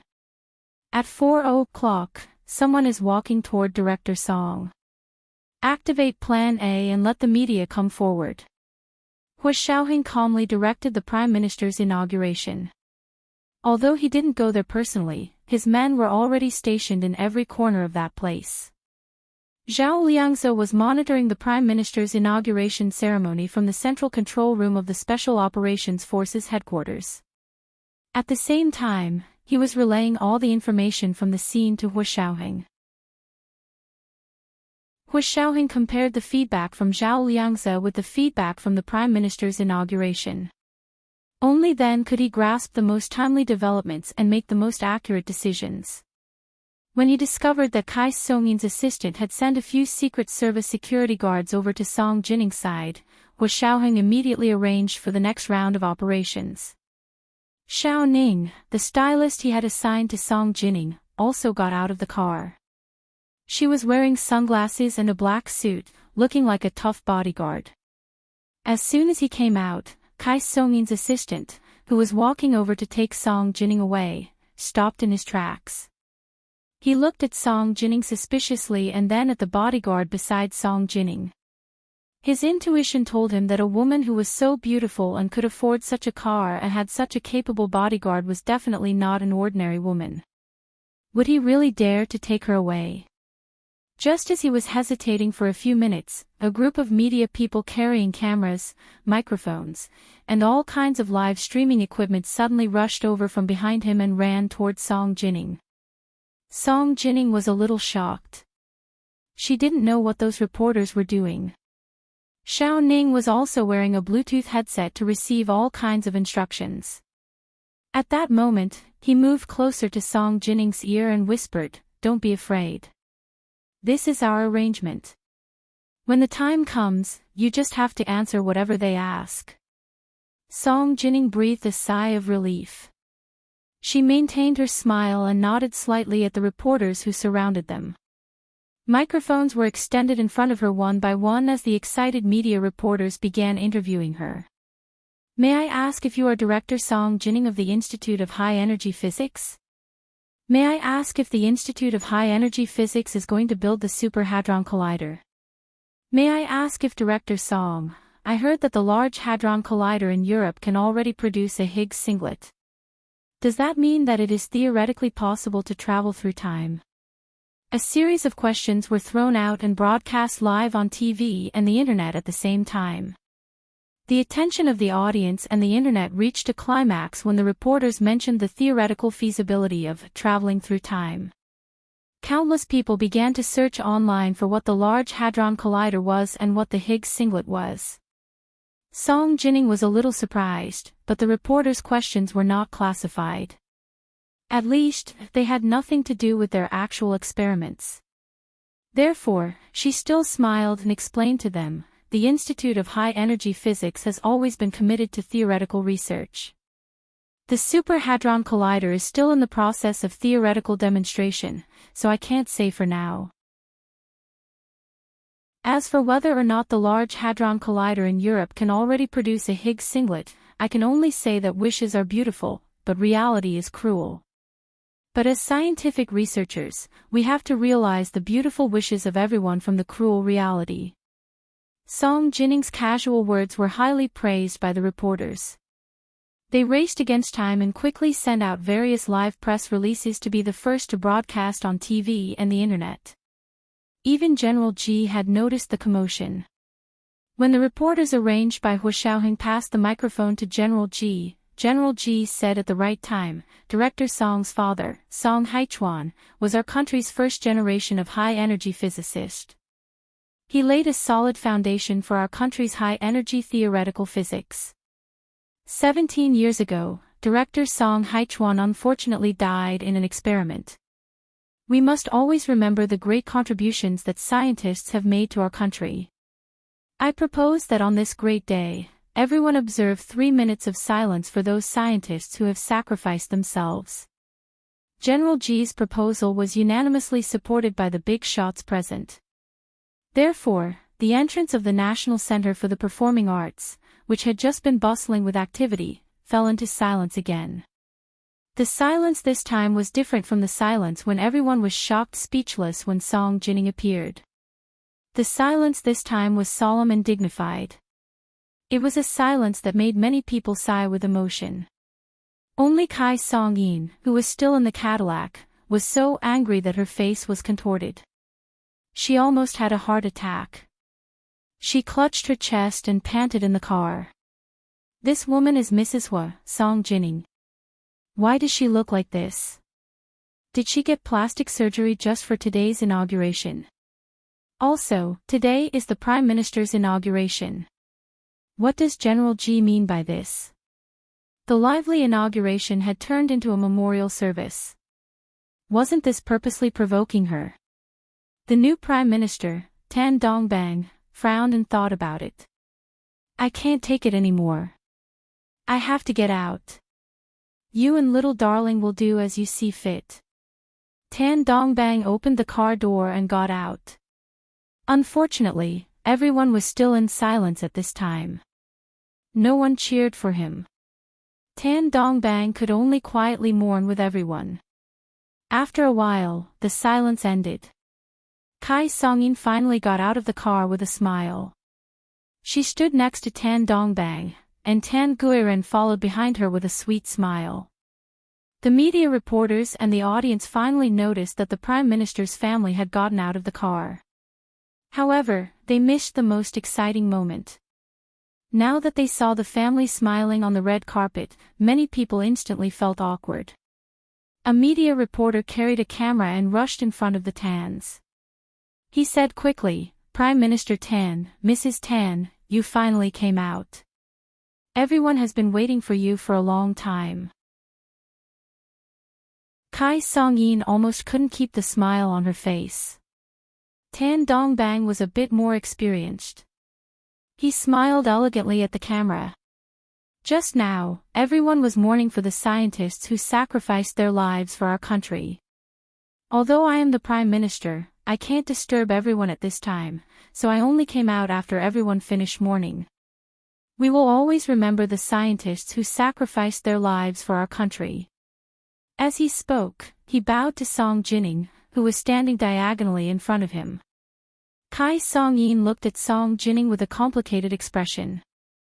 She heard the reporter who had run over first exclaim again, Mrs. Tan, why are you wearing almost the same evening gown as Director Song? Wasn't this the same outfit? Kai Song-yin raised her arm intentionally and said with a smile, no way. Look, my evening gown doesn't have sleeves, but Director Song's evening gown has long sleeves. How can this be the same outfit? Oh, that's true. We didn't notice it just now. It was our oversight. The reporter aimed the camera at Kai Song-yin's chubby arm and took a few shots before carrying the camera to interview someone else. Kai Song-in tilted her body uncomfortably. Tan Guiren followed behind her with her head lowered deeply. She seemed to be very embarrassed. After the Prime Minister's family got out of the car, the VIPs present began to enter the National Center for the Performing Arts in groups of 2s and 3s. The National Center for the Performing Arts had been renovated, and the stage in the middle was for the Prime Minister to take his oath. The Prime Minister's family of 3 and the Prime Minister's most capable assistant would stand on that stage. There were a few private rooms closest to the stage. One of the private rooms was for the Tans and the Kais. There were also a few members of the Huo family who had their own seats in this private room. The invitation Song Jining received was different from the other people in the Ministry of Education. The invitation she received was with the Huo family, which meant she was in a special private room. She didn't know who was there when she entered until she saw Huo Guanchen standing in front of the large window of the private room. Huo Guanchen almost couldn't take his eyes off her. His gaze was so intense that it was difficult to ignore him. Song Jining frowned and turned to leave the private room. However, before she could walk out the door, she saw Kai Song-in walk in with her daughter, Tan Guiren, who had been with her earlier. "May I ask if you are Mrs. Hua? It's an honor to meet you." Kai Song-in extended her hand to greet Song Jining with a radiant smile. It was as if the discord outside had never happened. This is the first update. A reminder to everyone, don't forget your recommendation tickets. The monthly tickets are 6,900 plus updates at 1 p.m., and the third update at 7 p.m. Whether or not there will be a fourth update today depends on the monthly tickets. I don't think it will be that fast. The double monthly tickets are continuing. Don't stop, everyone. Chapter 744. Song Jining looked at Kai Song-in coldly and suppressed her anger. She said dryly, "You've got the wrong person. I'm not Mrs. Hua." With that, she walked around Kai Song-in to leave. Kai Song-in immediately understood and quickly grabbed Song Jining's arm. She smiled apologetically and said, "Director Song, it's my fault. I was really too busy today. There were so many media outlets and so many important people attending this inauguration. I was really too busy. Please forgive me. Please forgive me." Kai Song-in smiled apologetically, but she didn't think much of it. What kind of status did the Huo family have? In front of the Huo family, the Song family was nothing. What's more, Song Jining's father, Song Haichuan, passed away 17 years ago. So what if he was posthumously recognized as a hero? There was no one left in the Song family. Kai Song-in had thought that Song Jining definitely wanted to get back together with Huo Guanchen and wanted to help her. That was why she had addressed her as Mrs. Hua. She didn't expect Song Jining to be so hypocritical. Not only did she deny it, but she also gave her an unpleasant look in front of others. If it wasn't for her daughter's lifelong happiness, Kai Song-in really didn't want to have anything to do with Song Jining. Who would want to stand beside such a vixen?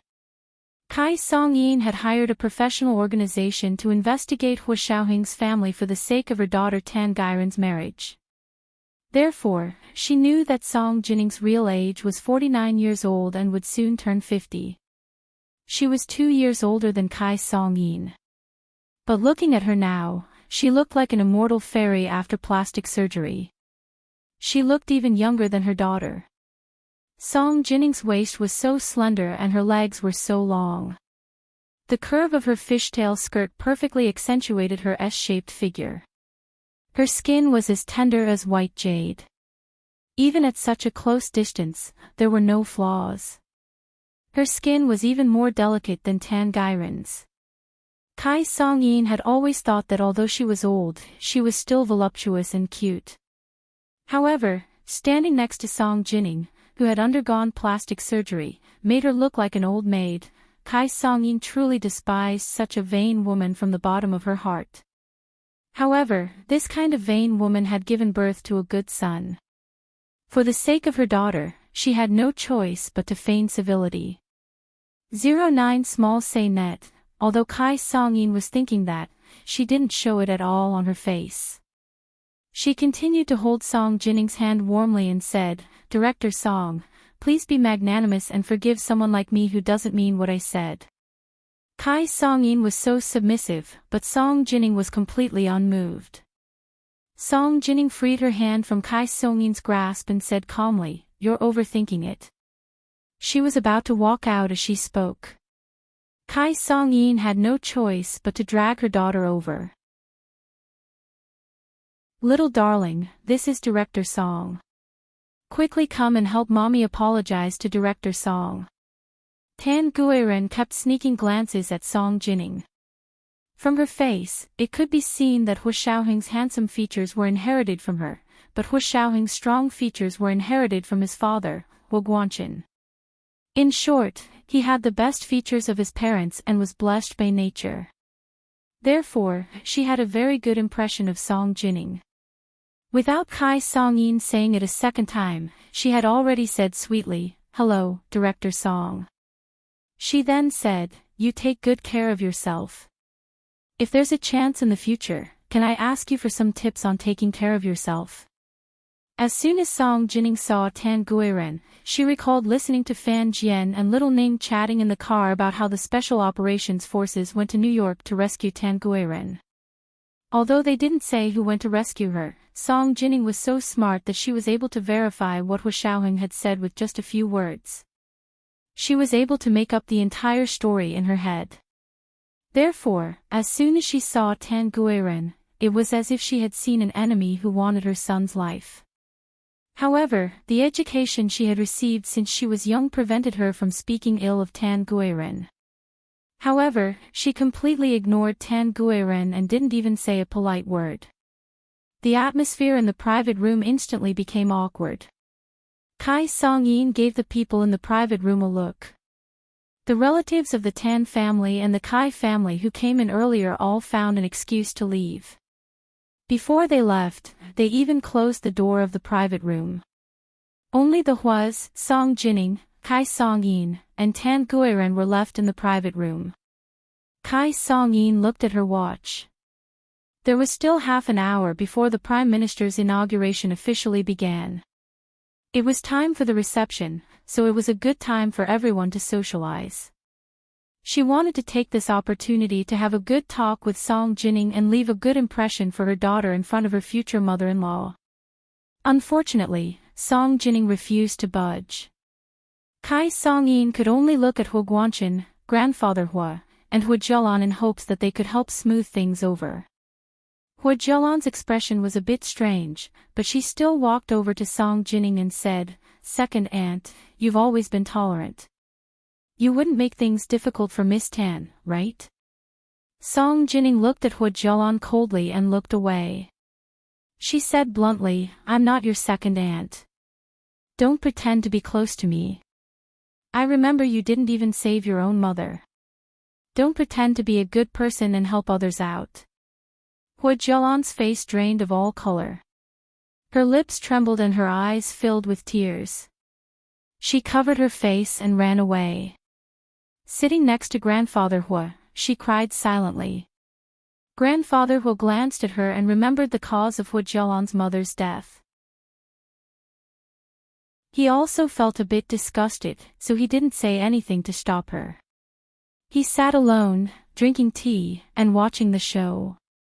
Hu Guanchen saw that Song Jinning was being ridiculous and walked over to help Tan Guiren out. He said, "Jinning, Prime Minister Tan's only daughter, Miss Tan Guiren, is smart, obedient, and very filial." He then said to Kai Song-in, "Mrs. Tan, you're lucky to have a daughter like her." Kai Song-in's stiff face finally broke into a smile. She hadn't chosen the wrong person. Hu Guanchen was elegant, humble, and smooth with words. He cared about his reputation in front of others. On the other hand, although Song Jinning was so beautiful that she didn't look like a real person, her way of handling things was terrible. She was also so straightforward and offended people. No wonder Hu Guanchen liked her daughter, Tan Guiren. Kai Song-yin smiled and returned the compliment. General Hua, you're too kind. Director Song, you take good care of yourself. We're the same age, but look at me and then look at you. No one would believe me if I told them. I really couldn't tell you had such an old son. When I first saw you, I thought you were some popular celebrity. Oh, that's not right. Which popular star has a face like yours? Even plastic surgery can't compare to you. Song Jining ignored the sarcasm in Kai Song-yin's words and said with a smile, my son is filial and capable. I don't need to worry about him. Of course I look young. She glanced at Tan Guiren again and said to Kai Song-yin without mincing words, your daughter is too stubborn. She harms others and herself and burdens her family and country. No wonder you look older than your actual age. I hope you can discipline your daughter well in the future. Don't just focus on being on the top searches every day. Don't get innocent people killed. Everyone has parents to raise them. There's no such thing as who's nobler or whose life is more valuable. Her words were so harsh that the smile on Kai Song-yin's face fell like the mottled cement on a wall. Tan Guiren's expression changed. She was so ashamed that she wanted to find a hole to hide in. She forced herself not to cry on the spot. She could tell that Song Jining was talking about her kidnapping in the United States, but she was also a victim in that incident. Hua Xiao's mother probably didn't know yet, so she didn't hate Song Jining. Hua Guanchen felt like he had been slapped in the face. He had just praised Tan Guiren for being obedient and filial, but Song Jining opposed him and said she was too stubborn. Jining, what's wrong with you today? Did you eat medicine? Hua Guanchen said unhappily. You should save her some face and say she's your junior. Miss Tan is so obedient. How is she being stubborn? I'm saving them face, but who's saving my son's life? Hua Guanchen, if you don't even care about your son's life, don't blame me for depriving you of my son's father-son relationship. Song Jining was furious and pointed at Hua Guanchen's nose. You say she's obedient.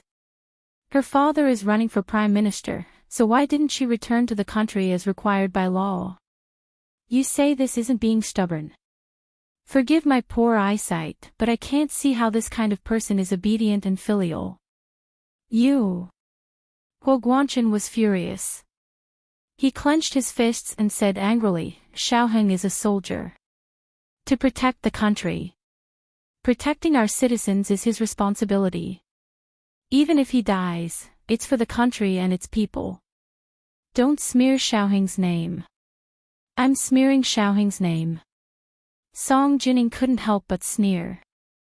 No matter how well-mannered she was still angered by Hua Guanchen. Soldiers are also people. A soldier can't sacrifice his precious life for someone who wants to die. If many innocent people were to be hurt, I wouldn't stop my son. But I won't feel it's worth it for my son to die for those people who want to die and whine about nothing. If there's a chance, I'll make these unreasonable people pay for my son's life. Song Jining.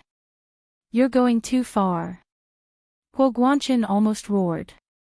I can go even further for my son. Song Jining retorted, unwilling to be outdone. Tan Guiren finally burst into tears and bowed to Song Jining. I'm sorry. I'm sorry. I'm sorry. Director Song, it's all my fault. I'm sorry, Kai Song-yin's heart ached. She hugged her, patted her, and comforted her like she was a 3-year-old. She said repeatedly, little darling, don't cry. Little darling, don't cry. It's not your fault. Don't feel guilty. Song Jining couldn't stand it anymore and said unhappily, Mrs. Tan, is this how you teach your child? You can't even tell right from wrong. No wonder your daughter is so willful. Kai Song-yin couldn't stand it anymore and said mockingly, Director Song, may I ask if you're mistaken? It was your son who saved my daughter. Your son won't admit it. She was still brooding over what Hua Xiaoheng said on the phone that day. Song Jining wasn't moved at all. Her long brows furrowed slightly, and she said with a serious expression, "Did I say it was my son who saved her? I was fighting for the justice of the nameless soldiers who sacrificed themselves silently. Also, you guys aren't truly repentant right now. Instead of feeling ashamed, you're proud of it. It's hard to guarantee that you won't harm my son in the future. I'll be blunt today. Don't look for my son for anything in the future. He's a major general of the nation, not your family's private bodyguard. If you guys dare to bother my son with personal matters again, I'll go to the Senate and ask, is the Prime Minister using special privileges considered abusing his power for personal gain? Should the Senate impeach him? Do you believe that I'll immediately propose impeachment proceedings to the Senate and make your husband the first Prime Minister in history to be impeached on his first day in office? This is the second update, and the monthly votes are 6,900 plus updates. Don't forget your recommendation votes, dear ones. The third update at 7 p.m. Whether or not there will be a fourth update today depends on the monthly votes. I don't think it'll be that fast. The double monthly votes are continuing. Don't stop, dear ones.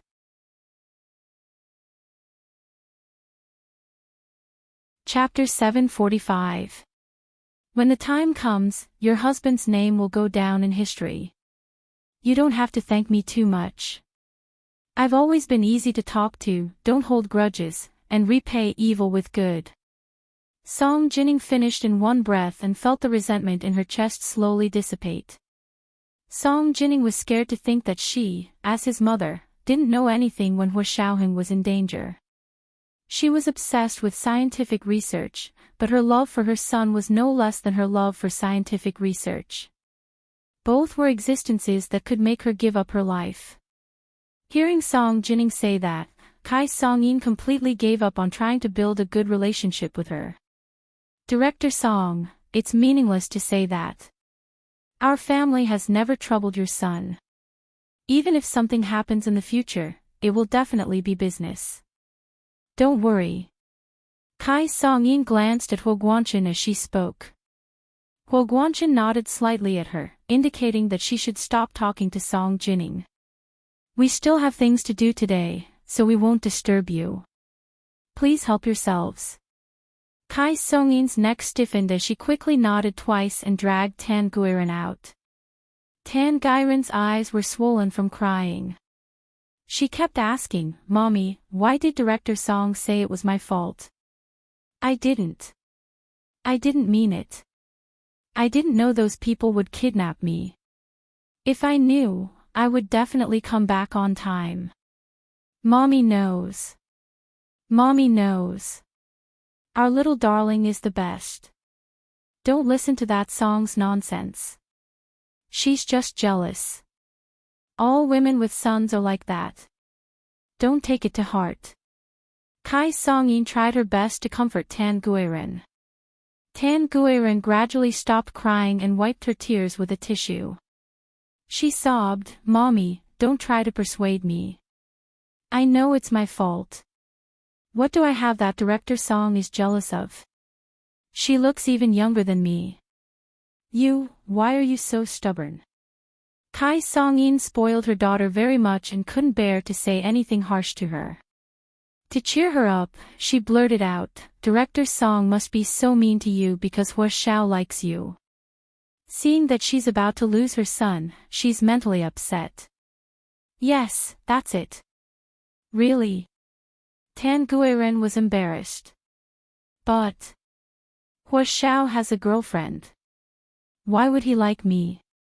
Even if Director Song is angry, wouldn't she be angry at Hua Xiao's girlfriend?"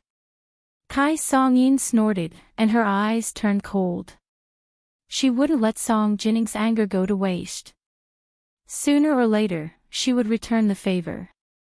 For the sake of her daughter's lifelong happiness, she could tolerate Song Jining's rudeness, but Hua Xiao's girlfriend, Gu Nianji, was not so lucky. If she was willing to break up with Hua Xiaoheng, she would let her go. If she didn't know what was good for her and had delusions of marrying Hua Xiaoheng, then she would be sorry.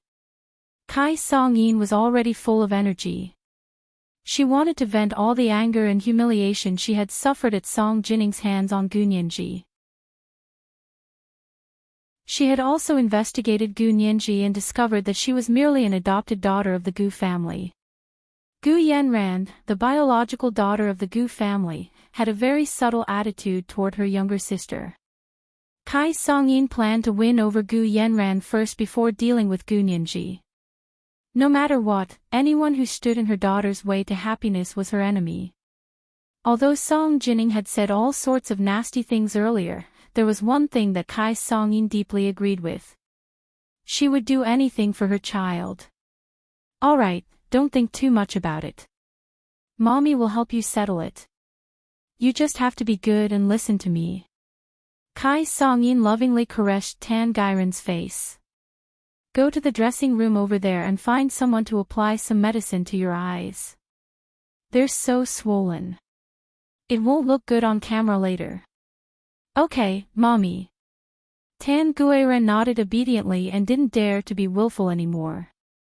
She had only been willful once in her entire life, and she almost didn't make it back alive. But she didn't regret it. If she hadn't been willful that time, she wouldn't have met such a good man like Hu Xiaoheng. After Kai Song-yin and Tan Guiren left, Song Jinning also wanted to leave. She really didn't want to stay in the same room as Hu Guanqin. To her, divorced people were strangers who didn't interact with each other anymore. Don't pretend to be friends with divorced people. At least not where she was. However, Hu Guanqin stopped her and clenched his fists in frustration. Jinning, don't go. Sit down and let's talk. Song Jinning only repeated 2 words. Move. She didn't say anything unnecessary. Hu Guanqin looked at her in pain and whispered, Jinning, how much longer are you going to be angry? Song Jinning didn't look back and continued walking forward as she said, I'm not angry. As long as you don't mess with my son, I'm not angry at all. What she meant was that if you mess with my son, then you'll be angry at all kinds of things. That's still my son. Hu Guanqin growled in a low voice. Why would I hurt him? Jinning, you're a scientist. You're always in the lab and don't know the ways of the world. I don't know the ways of the world. Song Jinning turned around and looked at Hu Guanqin coldly. Isn't that so? How did you treat Mrs. Tan just now? Do you think you're just trying to win with words? Before Hu Guanqin could finish, Song Jinning interrupted him.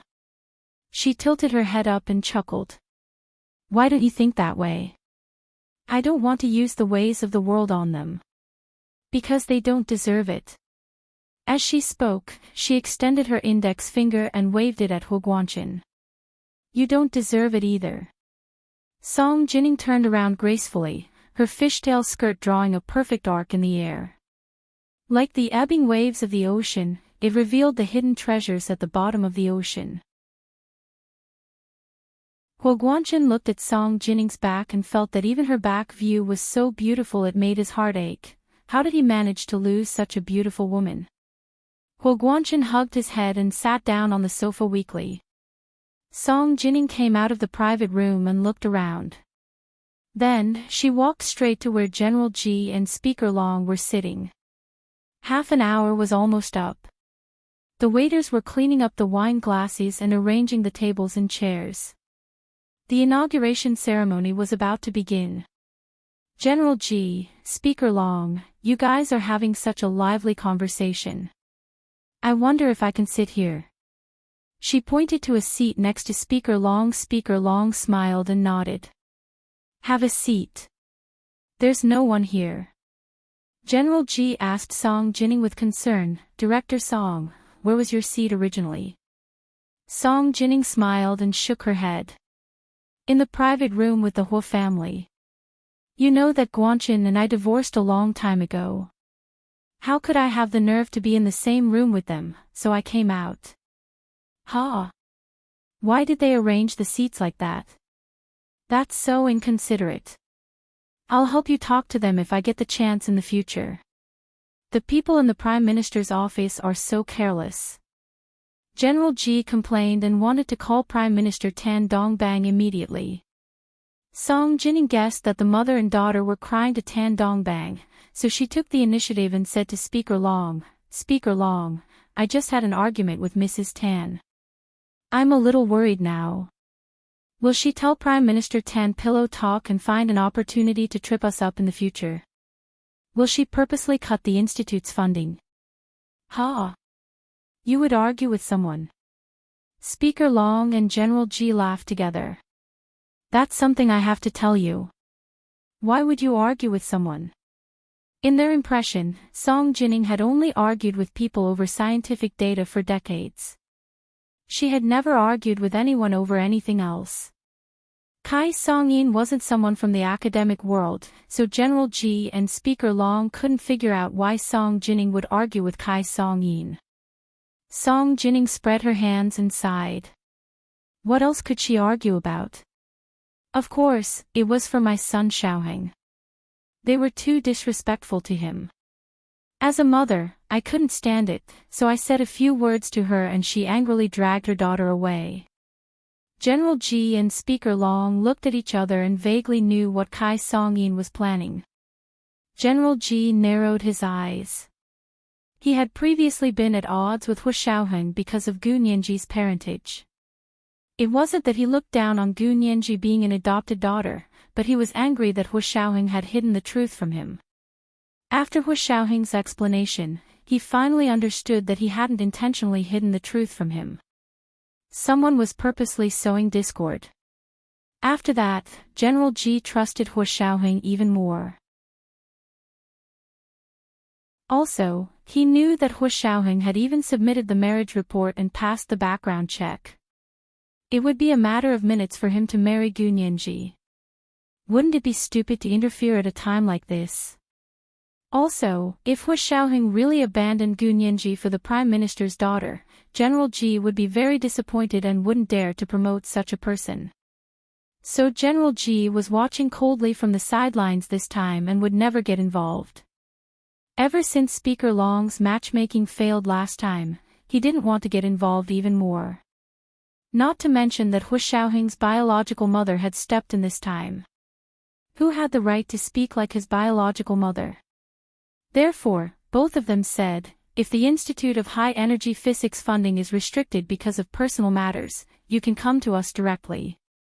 Speaker Long even said, if Tan Dongbang dares to do this, our impeachment process won't be easy to deal with either.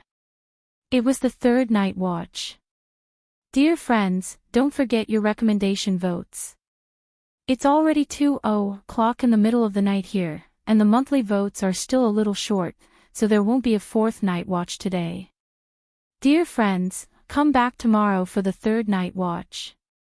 Mwah. The double monthly votes are continuing. Dear friends, don't stop. Chapter 746. Song Jining let out an obvious sigh of relief. She looked at Speaker Long with her starry eyes and said solemnly, Speaker Long, I will remember what you said.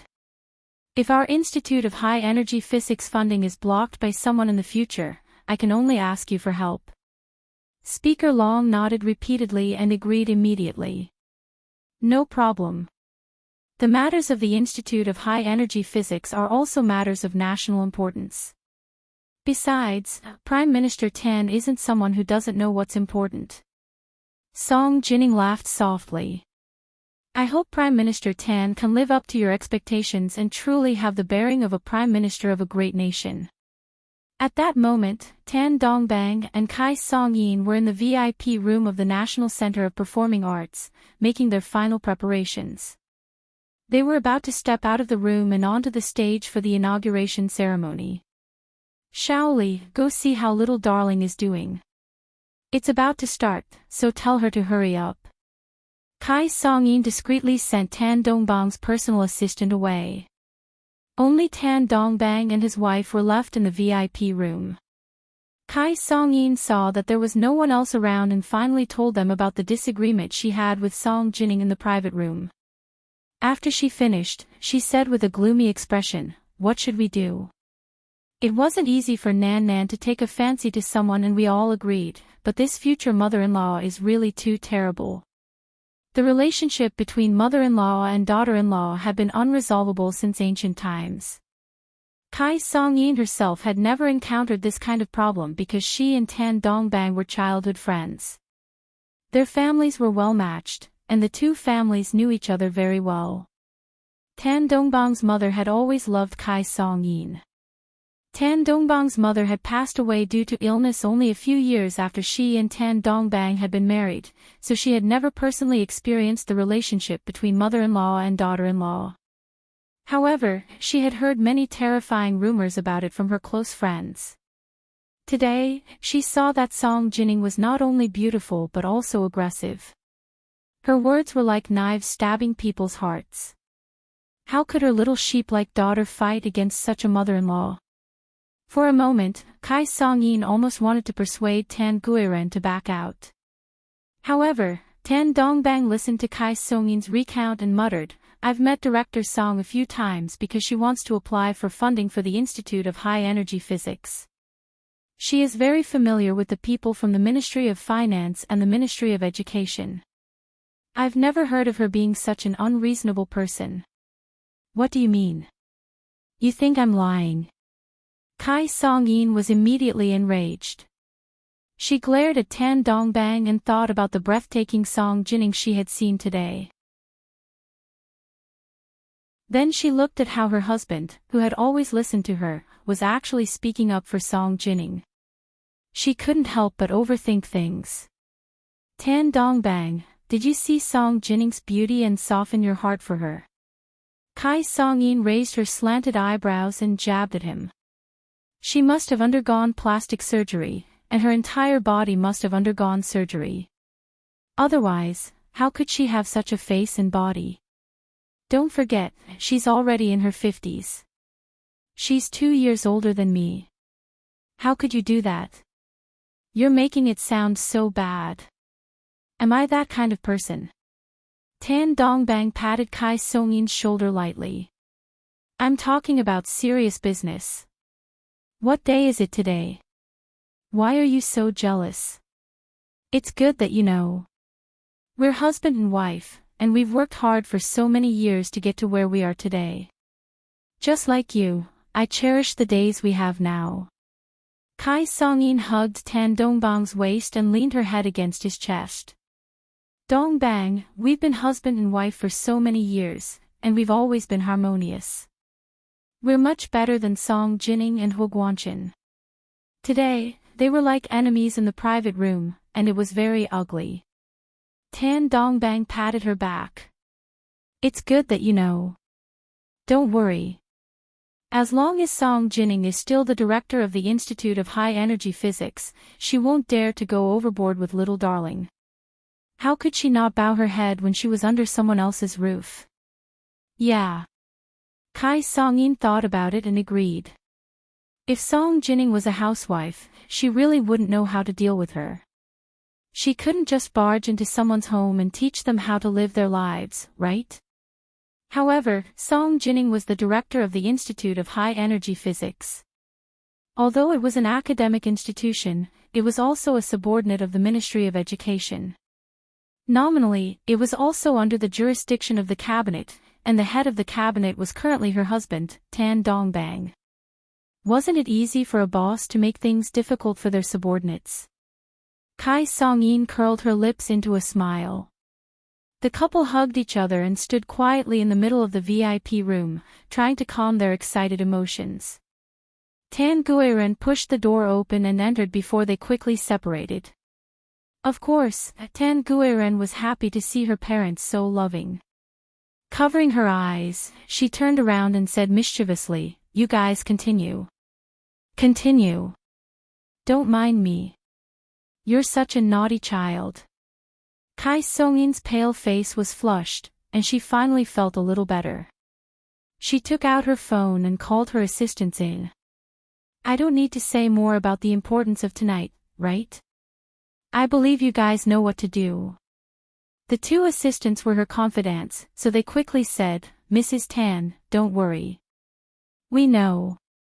After leaving the VIP room, Assistant A winked at Assistant B. What do you think Mrs. Tan means? You still don't know what she means.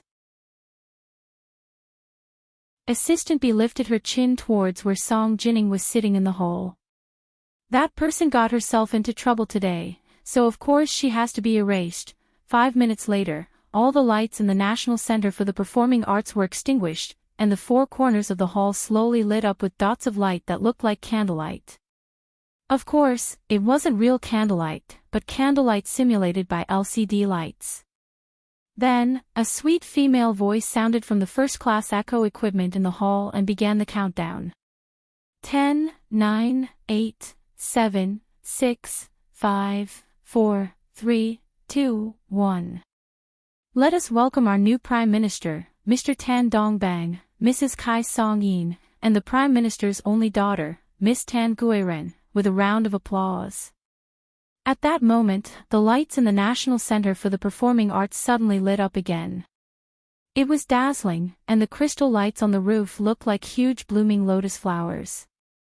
On the raised platform in the center of the National Center for the Performing Arts, 2 rows of LCD lights lit up instantly, illuminating a long and straight corridor. The corridor was covered with reflective tape, and when it was illuminated by the cold light of the LCD on the side of the corridor, it sparkled like lotus flowers blooming on the corridor. The Tan family of 3 walked out from the end of the corridor and leisurely waved to the guests in the National Center for the Performing Arts, their steps blooming like lotus flowers. The Prime Minister's daughter, Tan Guiren, was dressed like a little princess today. She had shoulder-length black hair, and she wore a small diamond tiara on her head. This was a piece of jewelry that had been passed down from the Kai family's ancestors. Because Kai Song-yin's husband, Tan Dongbang, was the most outstanding son-in-law in the Kai family, the diamond tiara was given to Tan Guiren as a congratulatory gift. They were close relatives, and the tiara was given to Tan Guiren under her maternal grandmother's name. Therefore, although the diamond tiara was extremely valuable and almost priceless, it wouldn't be considered a bribe. The reason Tan Dongbang was able to get to where he was today had a lot to do with how much he cherished his reputation. He wasn't interested in women, nor was he greedy for money. He just loved fame and power, and he doted on his daughter very much. He was a perfect father who adhered to the 24 filial piety rules. Therefore, the position of Prime Minister was the most suitable for him. Today was also the day his long-cherished wish and dream of many years had finally been realized. He was extremely excited, and his fair and refined face glowed as he proudly walked up to the raised platform. At the same time, all of the Xia Empire's television stations, social networks, newspapers, magazines, and other media outlets focused their attention on the Prime Minister's inauguration. It was being broadcasted live on television and online. The Water Army on Weibo was already in position, and they began to click, like, and share the photos of the Prime Minister's family at the inauguration. Kai Song-yin had 2 assistants who were experts in this area. They were professionals that she had poached from a small website with a high salary. They were the best at creating public opinion online and setting the pace. Of course, they were also good at digging holes, stirring up trouble, and adding drama. They were also good at pretending to be the opposite, pretending to be loyal, and pretending to be a passerby's haters and passerby's fans. This round of the Prime Minister's inauguration was also planned by Kai Song-yin a long time ago. It was a great opportunity for her and her daughter, Tan Guiren, to create a public persona. She wanted to create an image of herself as someone from a scholarly family, who was beautiful and successful in her career. Her daughter, Tan Guiren, was from a prestigious family. She was a musical prodigy from a young age, and when she grew up, she was a princess who studied abroad in Europe and America. Furthermore, their family was indeed very good-looking. Although they weren't as beautiful as Song Jining, they were still relatively outstanding among the group of wealthy women. Therefore, when the photos they had carefully selected began to circulate on Weibo, a bunch of Water Army passerby began to post topics one after another. #OhMyGod. The Prime Minister's wife of the age of beauty. Hashtag the Prime Minister's little princess with a soft body. Do you want to go on a date?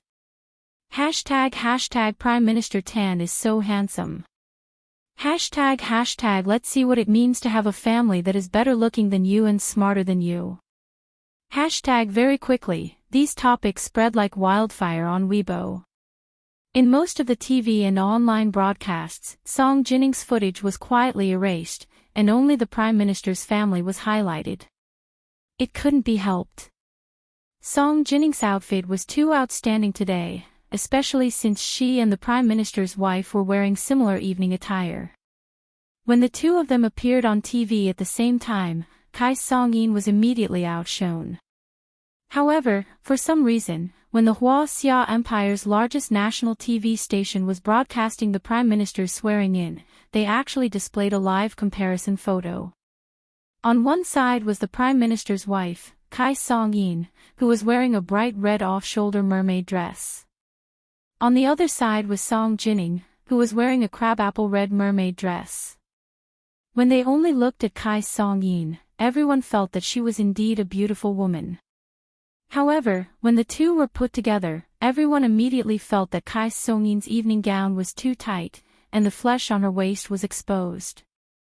Her arms were too thick, and her fair flesh was exposed. It was truly an eyesore in this kind of situation. There was also too much flesh on her face. When she smiled, her face was full of flesh and looked a bit fierce. Although Song Jinning didn't show her face much on TV, just a glimpse like that was enough to make people unable to forget it. Kai Song-in's assistant realized that Song Jinning's figure actually appeared on the national TV station. Furthermore, it was a comparison to Kai Song-in's appearance. Their faces darkened, and they immediately called the national TV station to tell them to be careful of their image. Therefore, Song Jinning was erased from TV once again. Hua Xiaoheng walked into the house with his phone. To him, his mission for the day was considered complete. He didn't really care about what happened next. Things like Weibo data and online publicity were completely insignificant to him. He didn't care about them at all. However, Gu Nianji, who was scrolling through Weibo, noticed it. Her fingers were a bit itchy, so she nudged Ma Chi-Chi and said, "Chi-Chi, should we start something?" This was the first update. Today was the fourth update, a reminder to everyone, don't forget your recommendation tickets. At 1 p.m., the monthly ticket was 7,400 plus updates. At 7 p.m., the third update. At 11 p.m., the fourth update. The monthly ticket was 7,900 plus updates. The double monthly tickets were continuing. Don't stop, everyone.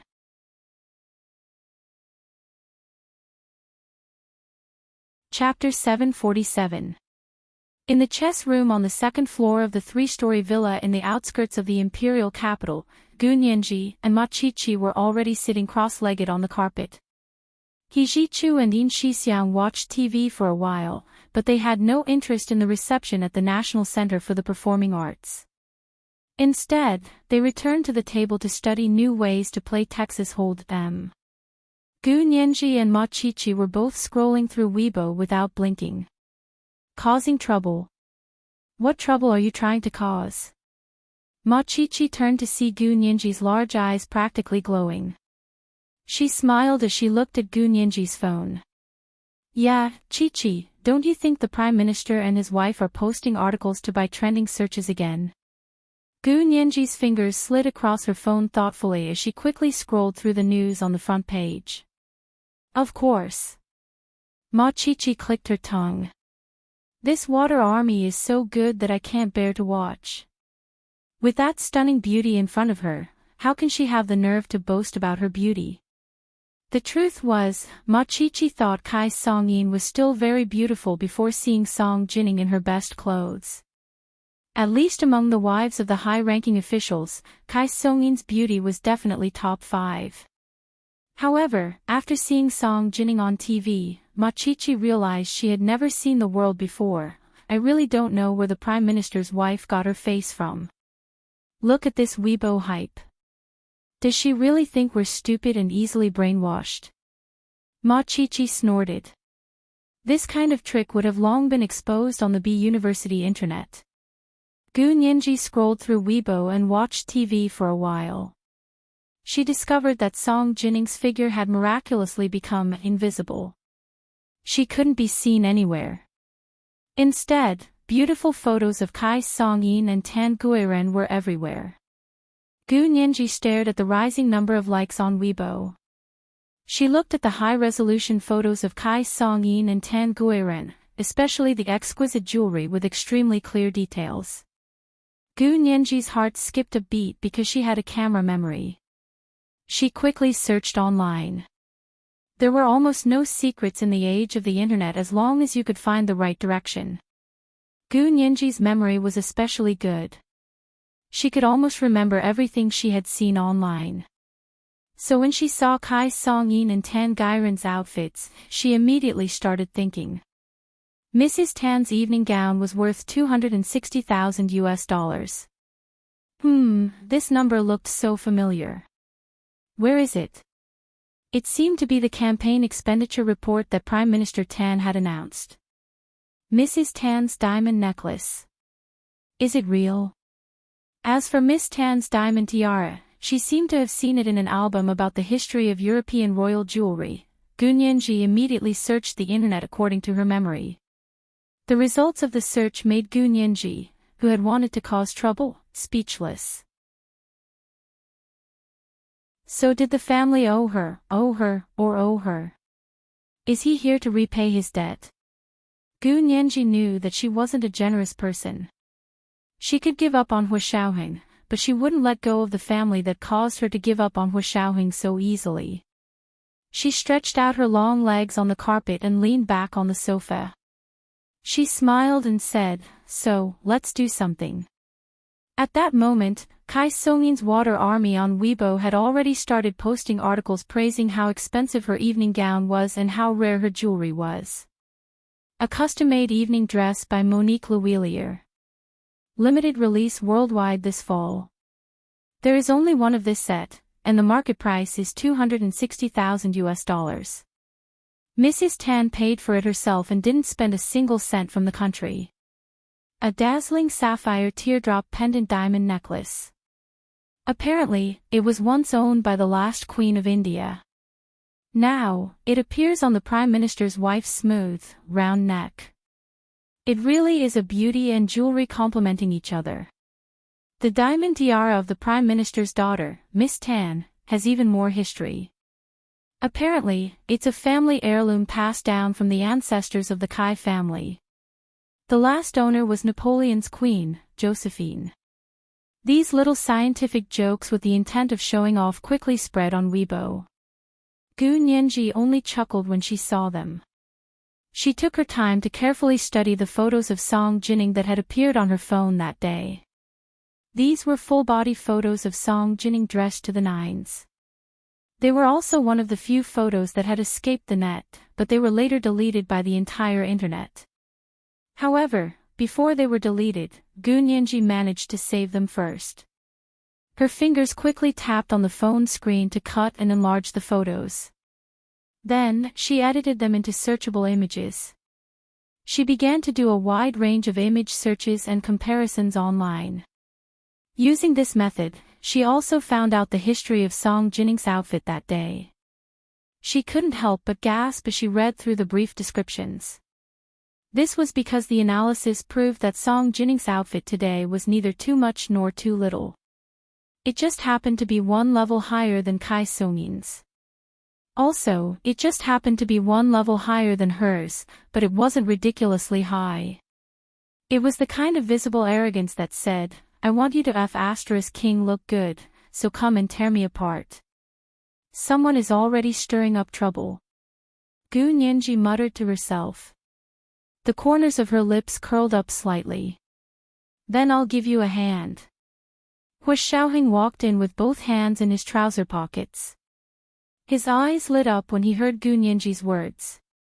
He sat down on the sofa behind Gu Nianji and leaned forward slightly to poke his head out from behind Gu Nianji. His gaze was deep as he watched her delicate fingers fly across her phone like the wings of a butterfly. He Jichu saw this and also walked over. He sat on the other side behind Gu Nianji and occupied the two ends of the sofa with Hu Xiaoheng. Gu Nianji was completely immersed in the excitement of stirring up trouble. Chi, I'm making a long Weibo post about Director Song. Of course, the main content will be about the First Lady's press release. Then I'll find someone to repost it. Remember to follow the content of the long Weibo post and go to the trending topics about the First Lady. Gu Nianji lowered her head to edit the long Weibo post on her phone. At the same time, she nudged Ma Chichi with her elbow. Ma Chichi couldn't stop smiling. Come on. Let's do something together. Hurry up and post it. I'll go retort. Fighting with people online was Ma Chichi's favorite pastime. For now, there was no other activity. Gu Nianji's long Weibo post was quickly made. She used a secondary account that she didn't use often. After layers of IP camouflage, she finally transferred it back to the Xia Empire from a French library. Ma Chichi looked at it and said in surprise. You're using her outfit to retort. Isn't that a little low? Gu Nianji tilted her head and smiled. It is. People like us think it's low. But if you want to retort, do you want to make the other party angry or yourself angry? Of course I want to make the other party angry. If I'm angry first, what's the point of retort? Ma Chichi waved her hand disapprovingly.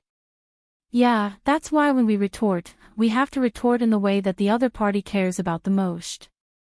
Only then can we retort until her heart, liver, spleen, lungs, and kidneys explode. Haha. Anyway, even if we think it's low, as long as the other party thinks it's high, then we'll retort. Because at the end of the day, we have to retort until the other party doubts the value of her life and feels like she's better off dead. Gu Nianji raised her right hand and flicked Ma Chichi's forehead. Come on, let's get to work. Soon, Gu Nianji's long Weibo post was made and became a fashion influencer on Weibo. She used a small program to push her content to the front. The fashion influencer who was paying attention to Weibo immediately saw the long Weibo post from Gu Nianji's secondary account. After skimming through it, he immediately reposted it. Needless to say, such a detailed, graphic, and trending long Weibo post would definitely be reposted. Ma Chichi also used her secondary account to follow the influencer. When she saw the fashion influencer repost Gu Nianji's secondary account's long Weibo post, she couldn't help but give Gu Nianji a thumbs up. Then she looked through the posts one by one and smiled as she quoted the content from Gu Nianji's long Weibo post. She retorted under the Water Army's topics that praised Kai Song Yin. My Meng Chi, come. Take a look. Director of the Institute of High Energy Physics, Ms. Song's custom-made evening gown was also personally made by Monique Lewillier. It's a limited edition, and there's only one set. The market price is $520,000, and it was all paid for by Ms. Song herself. My Meng Chi, but was Mrs. Tan's evening gown really paid for by herself? Why did I see this $260,000 in the expenses of your husband, Prime Minister Tan's campaign finance report? May I ask if Mrs. Tan's evening gown was paid for by Prime Minister Tan's campaign funds?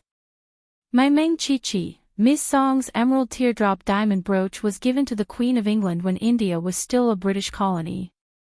It was given to the Queen of England by the King of India and his wife. Later, it was bought by a mysterious buyer at a charity auction. My Meng Chi, as for Mrs. Tan's sapphire teardrop diamond necklace, it was indeed once owned by the last Queen of India. However, this necklace is now in the Sieyès Family Museum in France.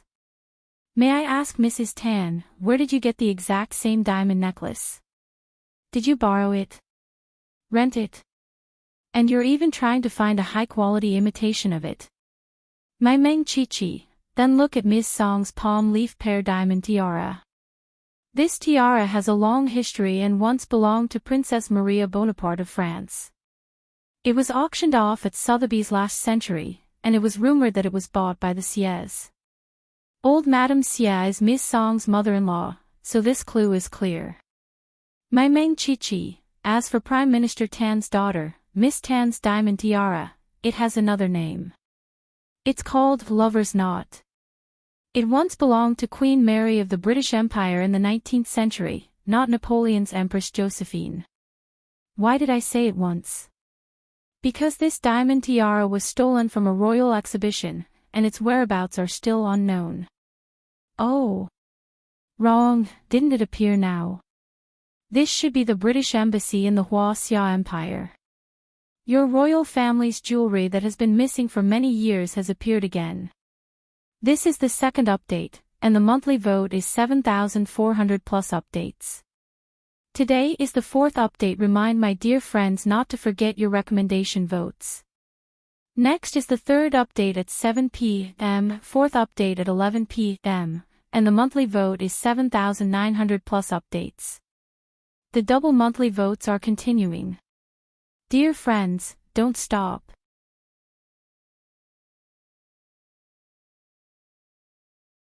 Chapter 748. After Ma Chi-Chi reposted these comments under the trending topics of the Water Army, it was immediately discovered and quickly became a trending topic with countless people's likes. The Water Army, who had been proudly posting articles, finally saw that someone was trying to skin their boss and was instantly furious. Delete. Delete it. Delete it from the entire internet. The head of the Water Army ordered. But what kind of person was Gu Nianji? She had prepared a backup plan. As soon as the Water Army deleted it, it immediately triggered Gu Nianji's cloning program. Instantly, thousands of identical comments were cloned from Ma Chi-Chi's secondary account and posted one by one. The head of the Water Army was furious. Subtly criticizing people was clearly their specialty, but now they were being held by the neck as a joke. Continue deleting. Silence. Ban accounts. However, it would have been better if they didn't delete it like crazy. If they did, it would be the same as exposing something and immediately arousing the interest of even more people. Everyone spontaneously began to repost the replies from Ma Chi-Chi's secondary account. Then some people followed the clues and discovered the original Weibo content from Gu Nianji's secondary account. The long Weibo post that had been reposted by a fashion influencer also had a high degree of credibility. Therefore, the entire internet began to repost Gu Nianji's secondary account's long Weibo post. At the same time, related topics began to be pushed by everyone, and the popular replies from Ma Chi-Chi's secondary account almost became a trending topic. When people saw the reply about the financial expenditure in Prime Minister Tan's campaign report, they actually verified it. The result of the investigation was shocking, because that guess was actually true. Therefore, although Mrs. Tan didn't use the country's money for her expensive evening gown, she used campaign funds donated by her supporters. This was a mistake of the same nature as embezzlement. No, not only was it a mistake, but it was also a criminal act. The nature was even worse because it directly offended the voters, and the voters who supported Prime Minister Tan. They were trying to shake his foundation. Therefore, when Prime Minister Tan was making his inauguration speech on television with tears in his eyes, the angry voters had already blown up the television station's hotline and demanded Tan Dongbang to explain what was going on. Kai Song-in's two assistants never dreamed that things would develop to this point. They were as anxious as ants on a hot pan and paced around the studio of the National Center for the Performing Arts. No, things are getting out of hand. I have to go back to the office in the Prime Minister's official residence. I need to personally guide them to change the hot topic. After Assistant A hurriedly gave instructions to Assistant B, they left the National Center for the Performing Arts and returned to their office in the Prime Minister's official residence. They began to direct and carry out crisis public relations. Gu Nianji, who had been observing the state of the entire internet, keenly noticed that the winds had changed. Some expert pickers left the scene and stealthily shifted the topic to Song Jining. They even revealed that she had suffered from mental illness for 16 years due to an experimental accident. Of course, not many people knew about it. At first, no one connected this topic with Song Jining. However, Gu Nianji knew what these people were trying to start. Why did they change the topic to Song Jining? Today, they couldn't wait to erase all traces of Song Jining from the internet, not letting her get any attention at all. Why did he suddenly give her so much attention? Something was wrong, something was wrong. Gu Nianji watched intently as the replies that hinted at Song Jining were pushed to the top. More and more people liked it, and it looked like it was about to become a popular reply. You want to fight with me? Can you compare to the Gestapo? Gu Nianji wasn't scared. Instead, she was full of fighting spirit. She didn't even look back and spread her hands. Chi-Chi, lend me your phone for a while. Ma Chi-Chi was holding her phone and fighting with someone. She couldn't hear Gu Nianji at all. Yin Shixiang sat cross-legged next to Ma Chi-Chi. He was also holding his phone and fighting with her with a smile on his face. Ma Chi-Chi didn't respond, but Hu Xiaoheng, who was sitting behind Gu Nianji, took out his phone and placed it in Gu Nianji's palm. He Jichu glanced at him and also took out his phone. Nianji, what do you want to do? I'll help you. Gu Nianji suddenly turned around and saw He Jichu and Hu Xiaoheng sitting behind her like two great Buddhas. They were both smiling at her, and she instantly felt uncomfortable. She looked down at the phone in her hand and realized it was Hu Xiaoheng's. She quickly wanted to return it to him. However, Hu Xiaoheng said meaningfully, "Didn't you want to check the IP? It's more convenient to use my phone." His phone had higher permissions, so it was naturally more convenient to enter some systems to check the IP data. This was an indisputable fact. But how did Hu Xiaoheng know she was going to check the IP next? She clearly hadn't made a move yet. Gu Nianji pursed her lips and struggled for a second. Then she thought it through and decided to use Hu Xiaoheng's phone. The phone was off, so she needed Hu Xiaoheng to decode it. However, when she handed the phone back, she accidentally placed her thumb on the home button. The phone flashed and actually unlocked. Gu Nianji, He Jichu. Your fingerprint is also in my phone. You can turn on my phone at any time, so it'll be easier for you to check. Hu Xiaoheng said calmly and didn't feel embarrassed at all. He Jichu frowned and looked at Gu Nianji. Check what? Didn't you guys break up? Gu Nianji nodded vigorously and said with some confusion, yes, we broke up. Check what? You broke up, so you can't pursue me again. Hu Xiaoheng leaned back on the sofa and said slowly, I'm not your professor, so I'm not restricted by the school's rules and regulations. I can continue to pursue you. The words, I'm not your professor, hurt He Jichu 10,000 times. His face darkened as he looked at Hu Xiaoheng and said coldly, Nianji is still young. Her main focus should be on her studies. If you really want the best for her, don't harass her. Hu Xiaoheng smiled and stretched his long legs non-committally. He leaned forward to look at Gu Nianji and said, what are you waiting for? Hurry up and check it. Gu Nianji snapped back to reality and found an IP search app on Hu Xiaoheng's phone. She typed in the fake accounts from the Weibo Water Army. Soon, she found the IPs used by these accounts. As she expected, there were hundreds of these accounts, and they all used 3 IPs. Gu Nianji used her own account to post the results of the investigation under the topic and pointed out, this is so funny. There are so many fake accounts, but there are only 3 IPs. May I ask if you're sharing the same office or the same router? Her reply was quickly noticed by passers-by, and the fake accounts were also ridiculed and exposed by the passers-by. There's really such a thing as a fake army. Asking for help. I only need 50 cents for one post. The person above is asking too much. I only need 5 cents. Get lost. The person above is slandering me. I've never seen a fake army before. This post will be posted at 9. Since the Internet Water Army had been exposed, the hidden content posted by the Internet Water Army was naturally suspected by everyone. Gu Nianji used the app to quickly like the replies from Ma Qiqi's account and push them to the top. These questions about the Tans were immediately pushed to the forefront. In an instant, even the major TV stations broadcasting the Prime Minister's inauguration couldn't sit still. Hot news. This was all hot news. After struggling for a while, they opened 2 parallel windows on the TV while they were broadcasting the Prime Minister's inauguration. One window showed Kai Songyin's beautiful photos, and the other window showed Ma Qiqi's long Weibo post.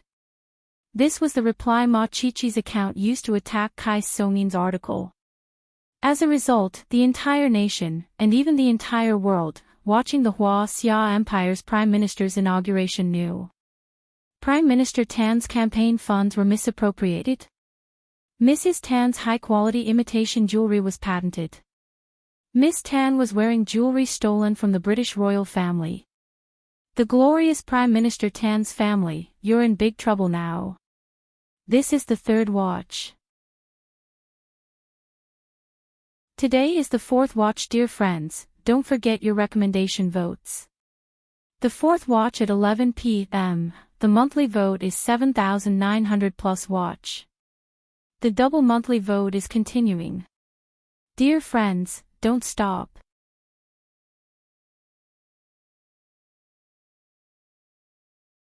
Chapter 749. At that moment, the Prime Minister's inauguration ceremony had reached its most important stage. In the National Center for the Performing Arts of the Xia Empire, Kai Songyin and Tan Guiren stood on the side of the stage and watched Tan Dongbang's passionate speech. Both of them had tears in their eyes. Tan Dongbang's speech was sincere and full of ambition. He swore to be a good prime minister, a successful prime minister, a prime minister who would leave his name in the history of the Xia Empire. Therefore, he was very excited and emotional. He had fought for 10 years for this day. For this important day, he had even personally written his inauguration speech. Although it wasn't as flowery and high-spirited as his aides, it came from the bottom of his heart. He didn't even need to memorize it because every word flowed smoothly from the bottom of his heart. This kind of speech could also influence many people, especially those who were listening to his speech live. In the past 10 months, he had walked step by step from being the last among the candidates to becoming the one who had the last laugh. Therefore, although the world outside the National Center for the Performing Arts was almost in full bloom, there was still no sign of a storm inside the National Center for the Performing Arts. However, Kai Songyin's subordinates couldn't handle the situation anymore. They had gone overboard with the topic before, and now they were suffering a beautiful backlash. A few alternate accounts that appeared out of nowhere and used a long Weibo post to completely destroy the sure-win strategy they had prepared for a month. Get me their IP address. We can only find that it's from a library in France. It's obviously fake, but so what if it was fake? You couldn't find anything deeper. And their fake IP could be turned upside down by the other party. Kai Songyin's assistant rubbed her messy hair in a daze. She paced around the office a few times before finally picking up the phone to call Kai Songyin. Kai Songyin also wore a Bluetooth headset just in case. Suddenly, the phone in her headset rang. She was a bit surprised and quietly took the call. Mrs. Tan, something big has happened. Kai Songyin couldn't help but shiver when she heard Assistant A's mournful voice over the phone. That ominous feeling welled up in her heart again. It seemed that ever since Song Jining suddenly appeared like a celestial concubine, she had this ominous feeling from time to time. She glanced at Tan Guiren and gave her a look before silently walking backstage. Although Kai Song-yin was also standing on the stage, because Tan Dongbang was the host, all the lights around him were turned off when he was giving his speech. Only the light facing him on the stage was on, so not many people noticed Kai Song-yin quietly leaving in the dark. She went to the VIP room backstage and spoke to Assistant A. "Tell me, what happened?" Assistant A stuttered at first, but when Kai Song-yin yelled at him, he spilled everything out in fear. "Mrs. Tan, someone said that your evening gown was bought with the Prime Minister's campaign funds, that your necklace is an imitation, and that your daughter's diamond tiara is stolen." When Kai Song-yin heard that, the color drained from her ruddy face. Her face was as pale as a ghost. "What did you say? Say that again." Kai Song-yin yelled through gritted teeth. She couldn't care less about etiquette at that moment. Of course, she was alone in the VIP room. Who was she supposed to show her manners to? She didn't need to care at all. Kai Song-yin listened to Assistant A stuttering over the phone and finally sat down on the sofa. She covered her head with her hands. Her body couldn't stop trembling. It seemed like her worst nightmare had come true. But how did those people know? Her husband's campaign finance report was so thick with so many complicated numbers. How did someone find out about this insignificant $260,000? If she had known earlier, she would have changed the numbers on the draft. And her necklace. How could it be an imitation? It was clearly a birthday gift from a businessman. And her daughter's diamond tiara. She had really been tricked by her paternal family. Could it really be stolen? The tiara had been passed down from the ancestors of the Kai family. The ancestors had said that it was to be passed down as a family heirloom and not to be worn out. However, they had only thought that the ancestors were cautious and didn't want to show off their wealth, so they made such a request. Could there really be a reason? Kai Song-yin's face turned purple. Her heart beat violently one moment and then slowly the next. It was like someone was holding her lifeline and could take her life at any moment. She clutched her chest and gasped for air.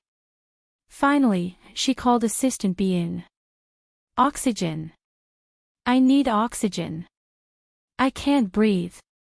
Assistant B saw that her face was as white as a ghost and was also shocked. She rushed out to bring her a set of oxygen equipment. This kind of equipment was common for large-scale events. The inauguration of the new Prime Minister was, of course, a large-scale event. Also, the people attending were all rich and powerful. None of them could be neglected. Therefore, many sets of oxygen equipment were prepared. Kai Song-yin lay flat on the sofa with an oxygen mask covering her face. She looked pale as she breathed in oxygen. Her messy mind slowly cleared up. She frowned and thought about how to get past this. Gu Nianji's strategy of digging up the IP was working. Kai Song-yin's Assistant A's attempt at crisis public relations to divert attention also failed. Gu Nianji personally went into battle and used her alternate account to refute the topics of the Water Army one by one. She even called on people to respect scientists and not gossip about researchers online.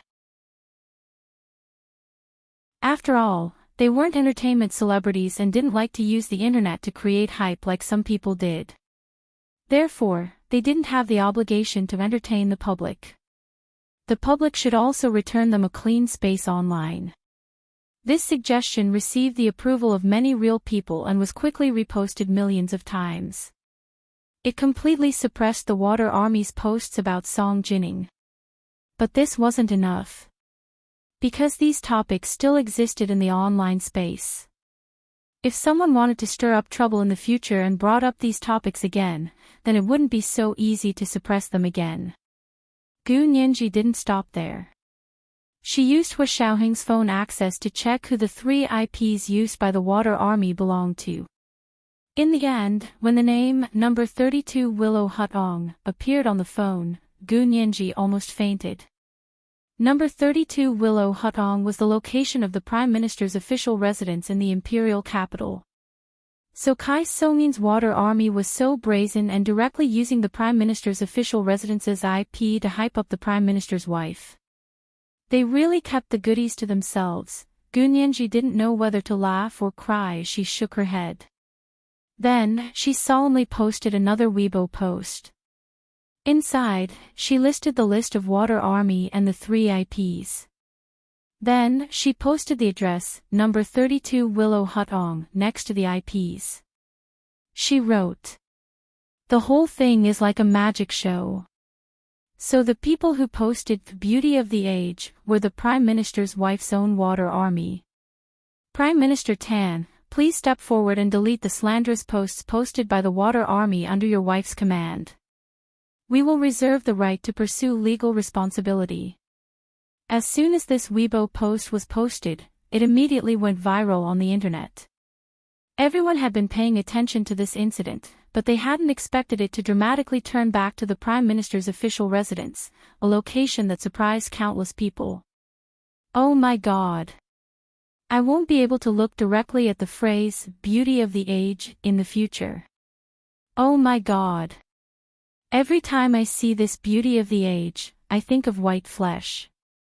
Can't I just have fun? Prime Minister Tan's family, can you be any lower? So it was Mrs. Tan herself who posted the phrase, beauty of the age.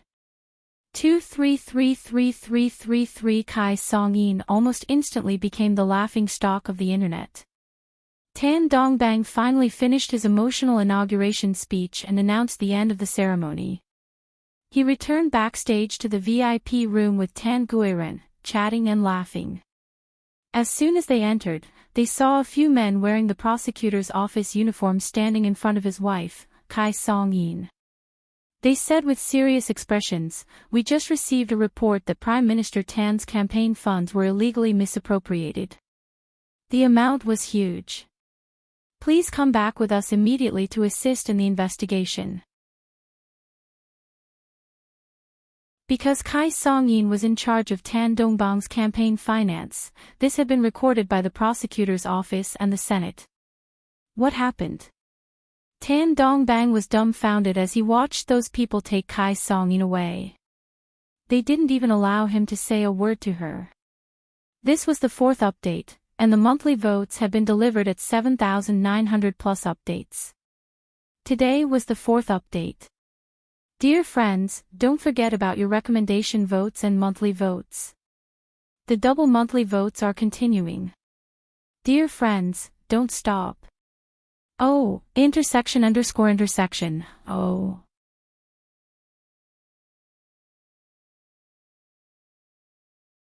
Chapter 750. Mommy. Where are you taking my mommy? Tan Guiren's tears fell like rain as she threw herself at Kai Song-in.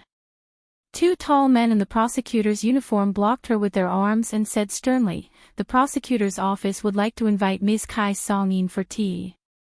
Please do not obstruct official business." "Ha! Tea? It's so late. What tea? Can't we drink it tomorrow?" Tan Guiren widened her large doe eyes and looked at them in confusion. Her nose and the rims of her eyes were red, but her skin was as pale as snow. She had a pitiful look on her face. Tan Dongbang quickly pulled Tan Guiren over and comforted her quietly, "Don't be scared, little darling. Mommy will be back tomorrow."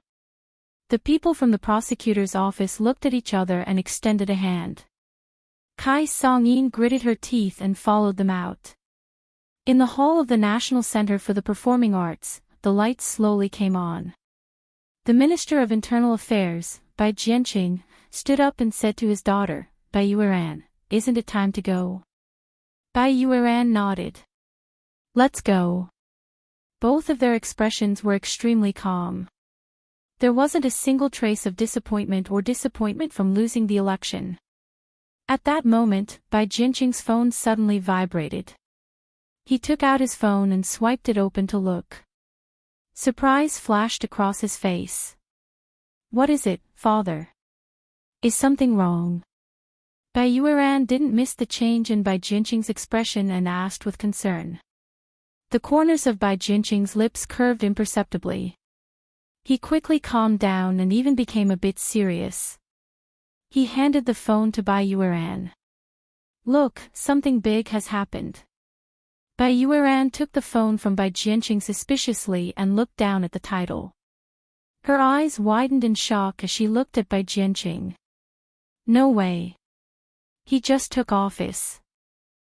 Taking shortcuts for quick success won't end well, Bai Jinqing muttered in a low voice. Aside from his daughter, Bai Yueran, no one else heard. Bai Yueran lowered her head and carefully read the message on Bai Jinqing's phone again before returning it to him. She said sincerely, Father, you're still the most broad-minded. You stand high and see far. I've always taught you not to fuss over momentary gains and losses. As long as we have a clear conscience, we'll be able to remain calm regardless of the outcome. Bai Jinqing straightened his clothes. Come, let's go back. Aren't you going to comfort Prime Minister Tan? Bai Yueran's eyes flashed as she looked backstage. I'm not going. Old Tan definitely doesn't want to see anyone right now, much less us. Bai Jinqing said emotionally. He also turned back to look. This matter was handled by your Uncle Gao from the Procuratorate. Go back and call your Uncle Gao and ask about the situation. The head of the Supreme Procuratorate, Gao Kaihui, was an old friend of Bai Jinqing's and was considered a family friend of the Bai family. I understand, Father. Bai Yueran was now completely in awe of Bai Jinqing, and her attitude was even more respectful than before. As soon as they walked out of the National Center for the Performing Arts, the people from the Procuratorate escorted Kai Songyin out from the back door and into the car of the Supreme Procuratorate. As soon as the door closed, the carriage was plunged into endless darkness. Kai Songyin could only watch as the light outside the car window moved further and further away from her. She hugged her body and curled up in a corner of the car. Her heart was filled with fear and unease. Gu Yanran was also a guest at the Prime Minister's inauguration that night. To be honest, when she received the invitation from the Prime Minister's wife, Kai Songyin, she was quite flattered. She had originally been racking her brains to get a ticket, but unfortunately, Gu Nianji wasn't there at that time. She also didn't have a strong relationship with the upper echelons of the Hua Xia Empire, so it was difficult to get a ticket. So when Kai Songyin personally came to deliver the invitation, Gu Yanran was extremely excited. She expressed her gratitude to Kai Songyin and donated another $1 million to her husband, Tan Dongbang's campaign fund as a political contribution. Kai Songyin saw that Gu Yanran was so sensible and wanted to rope her in to manipulate Gu Nianji, so she saw Gu Yanran in a new light. At the inauguration that night, Kai Songyin even brought her daughter, Tan Guiren, to introduce them and talk to her for a while. But before this friendship could take root, Kai Songyin got into trouble. After Prime Minister Tan's inauguration, Gu Yanran received a text from Yi Xian. Yanran, look at Weibo. Gu Yanran opened Weibo in confusion. When she saw the headlines and trending searches, she almost couldn't believe her eyes. What was going on? Something had happened to Kai Songyin. Her heart was in a mess. Putting away her phone, she found a staff member and asked, "May I ask where Mrs. Tan is?" She asked me to go find her. The staff member had seen Kai Songyin talking to Gu Yanran before and thought they were close, so she pointed backstage. She's in the VIP room over there. Gu Yanran grabbed her handbag and walked anxiously to the VIP room. Before she reached the door, she suddenly saw a few men in black uniforms walk out. Kai Songyin was walking in the middle of them. She didn't have her usual smug self. Instead, her face was ashen.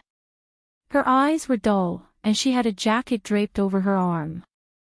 Gu Yanran could tell at a glance that Kai Songyin's hands were handcuffed, even though she had covered them with a jacket. How could they be so fast? Gu Yanran quickly moved to the side to make way for them. Only after they left did she walk to the VIP room backstage. There were Prime Minister Tan's bodyguards, assistants, and secretaries guarding the door. Seeing that someone had arrived, these people said politely, "This is the VIP room. We don't accept guests." Gu Yanran quickly said, "I'm here to see Miss Tan." "I just saw Mrs. Tan go out with someone." Seeing that these people weren't moved, Gu Yanran continued, "I'm Gu Yanran. Mrs. Tan has a few words for me to pass to Prime Minister Tan and Miss Tan." "Really? What did Mrs. Tan say?" Prime Minister Tan's secretary asked suspiciously. He wasn't fooled by her. Gu Yanran said confidently, "Please go ask Prime Minister Tan. If he has no objections, I will tell you what Mrs. Tan wants me to pass on."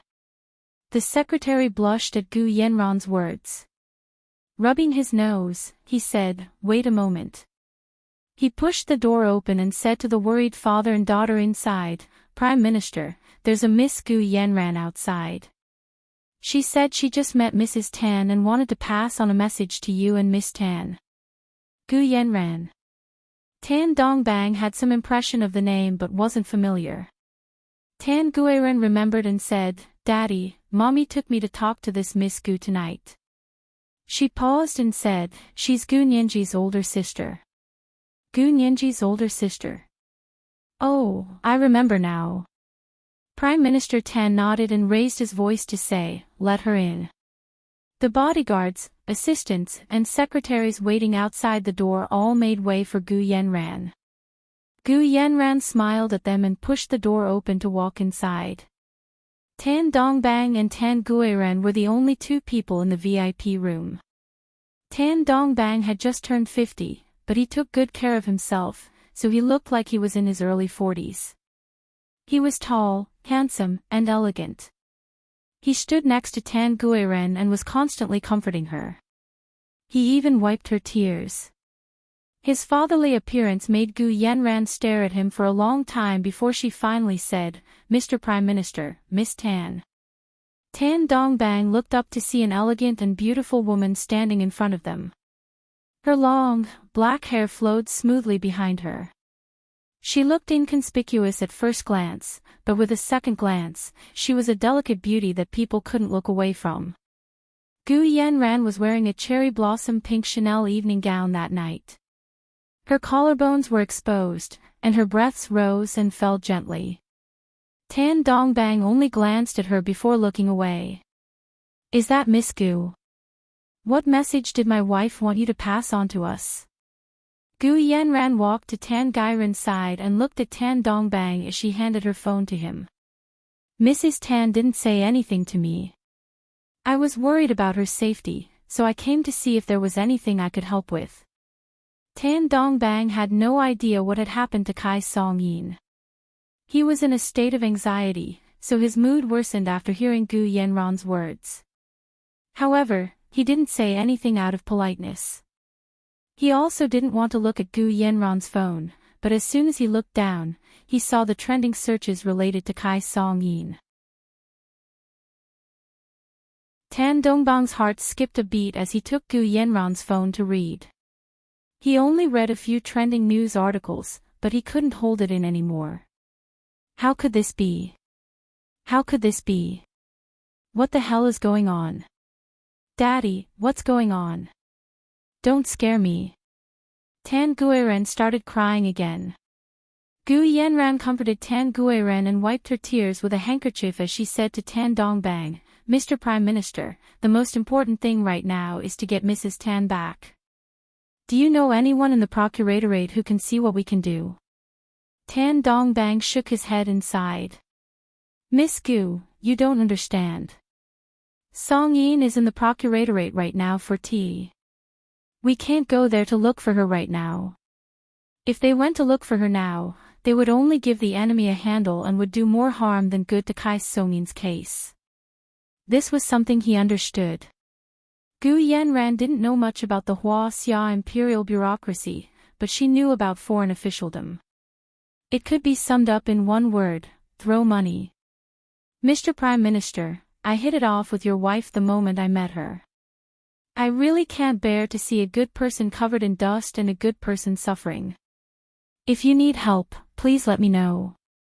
No matter if it's money or effort, as long as I can do it, I will definitely help you, Gu Yenran said very sincerely and immediately won Tan Dongbang and Tan Gairen's favor. Sister Gu, thank you so much. You're the best. Tan Guiren held on to Gu Yenran's hand with tears in her eyes and refused to let go. Tan Dongbang pulled himself together and planned on going back to discuss their countermeasures with his advisors. He said to Gu Yenran, "Thank you, Miss Gu, for your timely help. We're still in shock from what happened today. I'll treat Miss Gu to tea another day, but I won't keep you today." "No problem, I understand. You guys take care and don't be too sad." Gu Yenran patted Tan Gairen's shoulder and turned to leave. In Ma Chichi's villa, Gu Nianji and Ma Chichi held their phones and kept refreshing the news to track the latest developments.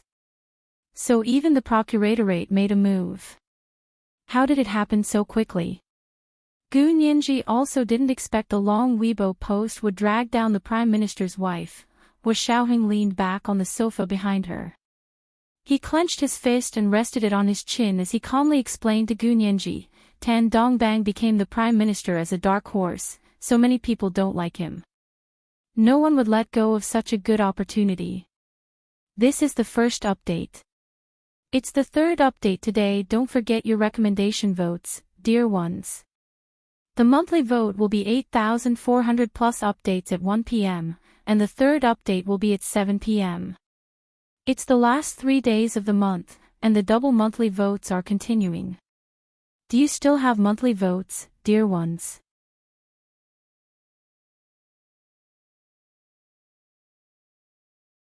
Chapter 751. Yin Shixiang, who was sitting next to Ma Chichi, heard Hu Xiaoheng's words and felt extremely emotional. Hu Xiaoheng, who always gave orders and never explained, was only an exception to Gu Nianji. He was actually explaining to her the complicated interests in the officialdom. Gu Nianji also understood that someone was taking advantage of the situation to mess with the Tan family. Tan Dongbang didn't have long experience in the Ministry of Justice. He had been the Minister of Justice for less than one term before announcing his candidacy for Prime Minister. Compared to Bai Jianqing, who had been the Minister of the Interior for several terms, his luck could be considered exceptional. Everyone knew that Tan Dongbang's election was inextricably linked to his wife, Kai Song-yin, who was especially good at creating publicity online and through the media. Today, Kai Song-yin had fallen because of the media's publicity, so it could be considered Xiaohe's success and failure. Gu Nianji instantly thought through Hu Xiaoheng's words. However, He Jichu glanced at Hu Xiaoheng with displeasure and said coldly, "Nianji doesn't need to get involved in your politics. Mr. Hu, please be careful." He then said to Gu Nianji, "Nianji, do you want to be the best lawyer or a politician?" Gu Nianji was speechless. "If you don't say anything, I'll take it that you want to be the best lawyer. As a lawyer, the most important thing is to have a heart of justice. Without a fair stance, it's difficult to make the right judgment. Without the right judgment, you can't be invincible in court." He Jichu spoke with conviction and looked like a strict teacher who trained brilliant students. Gu Nianji instinctively nodded. "Of course I like being a lawyer more. Especially when fighting in court, it didn't matter if the opponent was the defendant or the plaintiff, the feeling of using wisdom and logic to crush the opponent was amazing." He Jichu's cold expression softened slightly. He placed his hand on Gu Nianji's shoulder and encouraged her, "Then work hard and be the most successful lawyer." Hu Xiaoheng slowly put both hands into his trouser pockets, his dark eyes gleaming under the light. "Nianji, no matter what you want to do, be it a lawyer or a politician, as long as it's something you want to do, I will support you." He Jichu's lips couldn't help twitching. "Hu Xiao, you must go against me, right? I'm not that free. Professor He, you think too much. I'm just stating the facts." Hu Xiaoheng bowed slightly. He Jichu laughed coldly and didn't say anything else. Gu Nianji pursed her lips and rubbed her forehead, feeling a headache coming on. She decided to ignore it. Biting her lower lip, she tapped her fingers lightly and sent another message to Tan Dongbang's official Prime Minister's office email, urging them to delete the post. Ma Qiqi looked curiously at He Zhichu and then at Hu Xiaoheng. She seemed to understand something and was about to speak when a large hand suddenly covered her mouth. Who? Ma Qiqi turned her head and glared at him, only to find Yin Shixiang smiling at her. Of course, he was also covering her mouth. Ma Qiqi's anger immediately disappeared without a trace like snow under the sun. Blushing, she looked at Yin Shixiang and gestured for him to take his hand away. Yin Shixiang chuckled and let go. At this time, a cell phone rang in the chess room. Qiqi, it's time to eat. It was Ma Qiqi's mother calling her. Ma Qiqi seemed to snap out of her daze and jumped up from the floor to tug at Gu Nianji. Okay, we can finally eat. Nianji, come, you're the birthday girl today. Everything was prepared for you. We're all your guests. Yin Shixiang folded his hands behind his back and couldn't help but think about the feeling of Ma Qiqi's lips on his palm. This girl looked very carefree and straightforward, but she had a pair of very soft lips. Yin Shixiang suddenly realized that he was a little distracted. Ma Qiqi led the guests from the chess room downstairs to the dining room. Ma Qiqi's dining room had a large round table with a large turntable in the middle. It was similar to a restaurant's dining table. The table was filled with all kinds of delicious dishes personally made by Ma Qiqi's parents. In the middle was a simple clay pot with lotus root and pork ribs stewed in it all afternoon. It was Nianji's must-order every time she went to a Hubei restaurant. Near the clay pot was a plate of spicy shredded pork. The green shredded pepper, coriander, and dried red chili were stir-fried together. The shredded pork was coated in gravy, so it was still tender and white when it came out of the pot. It melted in the mouth. Clockwise from the turntable, there was a plate of pearl dumplings, a plate of coleslaw with pig head meat, a bowl of dark red braised pork with icing, white garlic and vermicelli stuffed oysters, pepper and salt mantis shrimp, and a large bowl of mapo tofu that made people sneeze at the smell. It was definitely made with authentic green pepper. The rest of the dishes were spinach with garlic, vegetables with oyster sauce, braised pork meatballs, dried pot with apricot mushrooms, fried squid rings with small onions, green fish with pickled cabbage and chili, and red braised pork. They were all served in large soup bowls that filled the table. Gu Nianji glanced at them and realized they were all home-cooked dishes. Most of them were her favorites. A warm feeling suddenly welled up in her heart. Ma Qiqi's mother came out after changing and took Gu Nianji's hand. Nianji, come, sit. It's your birthday today. After eating, there's also steamed crabs. Qiqi also prepared a birthday cake for you. Thank you, Auntie. Gu Nianji nodded gratefully. Ma Qiqi's mother pulled Gu Nianji to sit next to her. Ma Qiqi was on her other side, and Ma Qiqi's father was next to her. Hu Xiaoheng sat next to Ma Qiqi's mother and was only one seat away from Gu Nianji. He Zhichu didn't want to sit too close to Hu Xiaoheng, but if he didn't sit next to Hu Xiaoheng, he would be even further away from Gu Nianji. As he hesitated, Hu Xiaoheng had already pulled Yin Shixiang to sit next to him. He Zhichu could only sit between Yin Shixiang and Ma Qiqi's father. This position happened to be right across from Gu Nianji. He Zhichu smiled and nodded to Gu Nianji before sitting down. Here, eat more. Why are you so skinny? You must not eat properly normally, right? Are you picky about food? Ma Qiqi's mother whispered to Gu Nianji, you can't just eat meat. You have to eat vegetables too. She was a very gentle middle-aged woman, and Ma Qiqi's personality was completely different from her mother's.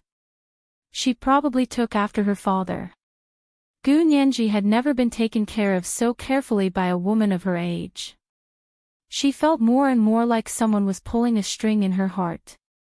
Every time Ma Chi-Chi's mother spoke to her gently, it tugged at her heartstrings. Okay, thank you, Auntie. I'll eat. Gu Nianji ate everything Ma Chi-Chi's mother put in her bowl.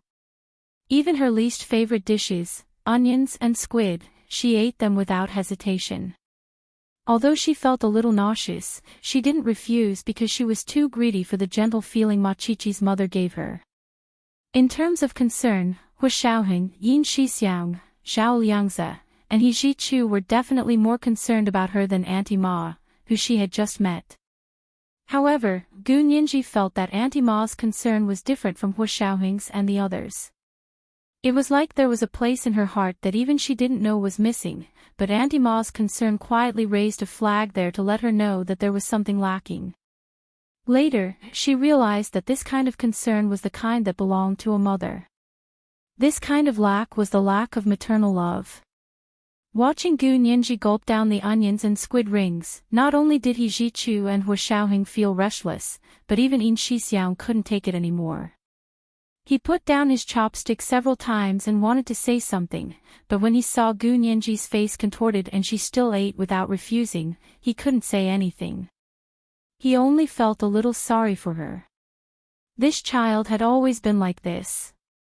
She wouldn't let go of the moment someone gave her a good thing.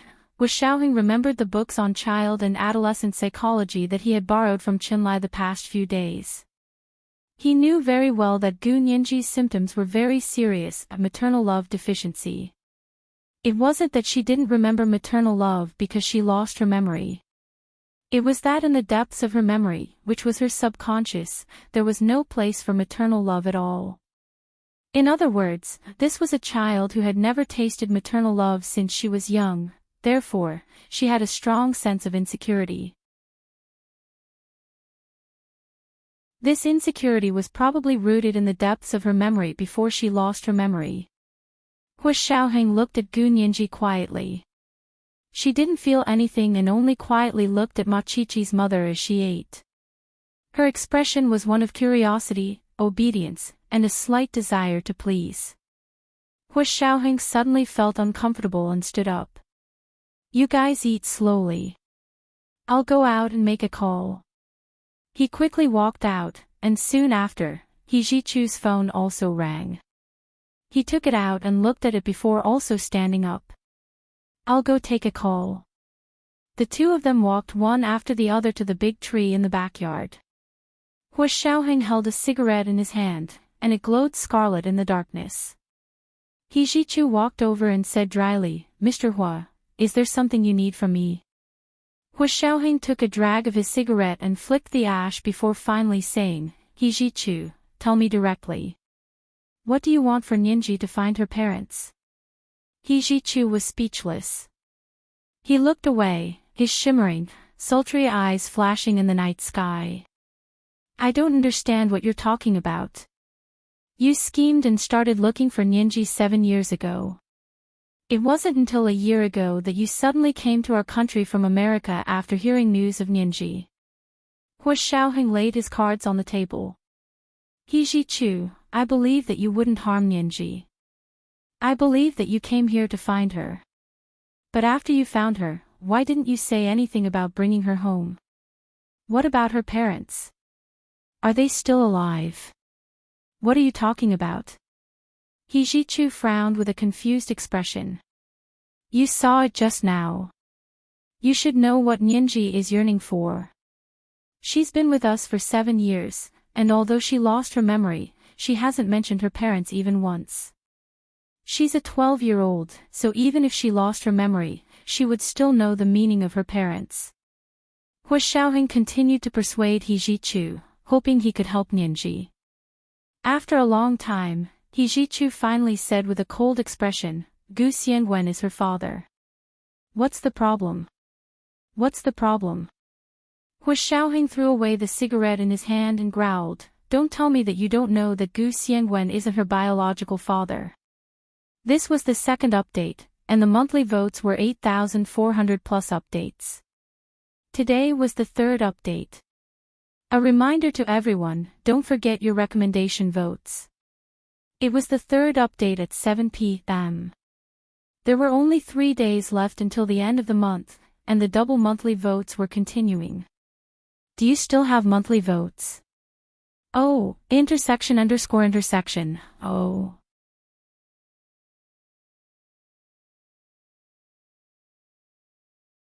Chapter 752. Hijichu snickered and put his hands in his trouser pockets.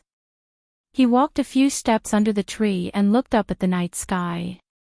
So that's how it is. You guys only found out now. You gave us this clue and brought Gu Xiangwen back under your suggestion. Hijichu, what are you trying to do? Is it fun to play tricks on people? I have nothing better to do than play tricks on people. What am I trying to do? Mr. Hua, I'm helping you. Hijichu continued to sneer. Didn't you want Nianji to have an identity that can pass the background check? I let go so that Nianji could be with the person she likes. What about you? What did you do? You've broken her heart. If I had known this would be the result of letting her stay by your side, I would have taken her back immediately and not given you any chance to hurt her. Hijichu also hardened his stance. You won't have the chance again. I advise you to stay away from Nianji or I won't be polite. Hua Xiaoheng froze. He stood motionless under the tree's shade. The leaves were sparse and the moonlight shone through the treetops. The swaying light reflected on Hua Xiaoheng's body. His face was hidden in the darkness and his expression was silent. His mind was racing but he didn't know where to start. After a while, Hua Xiaoheng said, so you admit that you deliberately gave Nianji a fake identity? Fake identity? Hijichu frowned. That's the real identity. Nianji is Gu Xiangwen's daughter. I'll say that no matter where I am. But that Gu Xiangwen's DNA doesn't match with Nianji. How do you explain that? Hua Xiaoheng crossed his arms. His eyes were as sharp as a hawk's as he stared at Hijichu in the dark. He didn't miss any expression or movement. Hijichu shook his head nonchalantly and smiled faintly. Major General Hua, I know the DNA doesn't match. That's why I asked you to find Nianji's dental records and blood samples when she was young. Hua Xiaoheng was speechless. Since you can use indirect methods to prove Nianji's identity, why don't you use indirect methods to prove Gu Xiangwen's identity? Hijichu raised his long brows, his shimmering almond-shaped eyes filled with glee. Hua Xiaoheng gradually understood. Hijichu's words proved 2 points of view. Firstly, there was something wrong with Gu Xiangwen. Secondly, to verify Gu Xiangwen's identity, they had to start with Gu Xiangwen's indirect records, such as his dental records and blood samples before the accident. But where was she going to find dental records and blood samples from before the accident? They had once spent half a year looking for Gu Xiangwen, but to no avail. After Xie Dezhao's reminder, he went to investigate Kevin Ku and found out a little about his academic achievements. In the end, they discovered that this person had hidden himself very well. Other than academic records, they could not find any other traces. Hua Xiaoheng looked at Hijichu and said bluntly. Why indirectly? Why can't we just do it? Because I can't do it directly, I can only do it indirectly. Hijichu didn't say anything. Hua Xiaoheng didn't want to play tongue twisters with him, so he settled for the next best thing. Then do you know where to find indirect evidence? Hijichu shrugged. I'm sorry, I don't know. I really don't know. His action was very similar to Gu Nianji's. Hua Xiaoheng found it a bit irritating, so he looked away and asked, then how do you know there's something wrong with Gu Xiangwen? It's very simple. Because of Gu Yanran. Hijichu looked at Hua Xiaoheng like he was an idiot. There's such a big living person there, and you can actually ignore it. Major General Hua, you don't have to expose yourself here, do you? Professor He, don't judge others by your own standards. Hua Xiaoheng composed himself and resumed his calm demeanor. Then you mean there's something wrong with Gu Yanran too? I didn't say that. Gu Yanran is also a real daughter of the Gu family. He Zhichu spread his hands. But let me remind you, don't expect women to think rationally. If you push them too hard, they'll go crazy and be completely clueless. Hua Xiaoheng said. Professor, he is very experienced. I've learned a lot. He Zhichu couldn't be bothered to argue with him anymore. He snorted and returned to the house.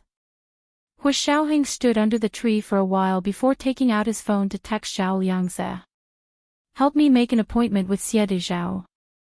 I have something to talk to him about. Xie de Zhao's current wife was Speaker Long's cousin. Speaker Long had tried to matchmake Hua Xiaoheng and Xie Qingying, but of course, it didn't work out. That was already last year. Hua Xiaoheng had learned about Gu Xiangwen's international reputation and status from Xie de Zhao. Xie de Zhao's deceased wife was called Gu Tian. This person was probably Gu Xiangwen's younger sister. According to Xie de Zhao, Gu Tian was Gu Xiangwen's biological sister. Hua Xiaoheng remembered that Gu Tian's daughter, Xie Qingying's DNA, was related to Gu Nianji. This proved that Gu Tian and Gu Nianji were related. If only he had Gu Tian's DNA. Hua Xiaoheng still remembered what Xie de Zhao had said about Gu Tian and Gu Xiangwen last year. So what if he's famous? He's someone who goes back on his word and doesn't even care about his own sister's life. I don't want to talk to him no matter how capable he is. The truth is, I haven't contacted him since my wife passed away. 26 years ago, at my wife's funeral, I beat him up and chased him away. I told him never to come back to my house again. It's useless even if he came. I never let him in. He still came for the first few years after my wife passed away, but I chased him away every time. He stopped coming and only sent birthday gifts to Qingying every year. However, since 6 years ago, he hasn't sent Qingying any birthday presents. The 6 years ago, that Xie de Zhao mentioned happened to be the year Gu Xiangwen's plane crashed. What about Gu Xiangwen's wife? Hua Xiaoheng suddenly realized that neither He Zhichu nor Xie de Zhao had ever mentioned Gu Xiangwen's wife. Not even once. But Gu Yanran had mentioned it, and they had also found the name Grace Ku on the passenger list of the MH210 plane that crashed. That should be Gu Xiangwen's wife's English name. Hua Xiaoheng fell into deep thought. He thought for a while and decided to clarify Gu Xiangwen's identity first before looking for Gu Xiangwen's wife, who was Gu Nianji's mother. It was also time for Xie de Zhao to recognize this Gu Xiangwen. After sending the text, Hua Xiaoheng returned to the dining room and glanced around to see that Gu Nianji wasn't at her seat. Before he could ask, Yin Shixiang understood the look in his eyes and smiled. Nianji went to the bathroom. She must have gone to throw up. Hua Xiaoheng didn't say anything and quietly went to heat a glass of water to put on Gu Nianji's table.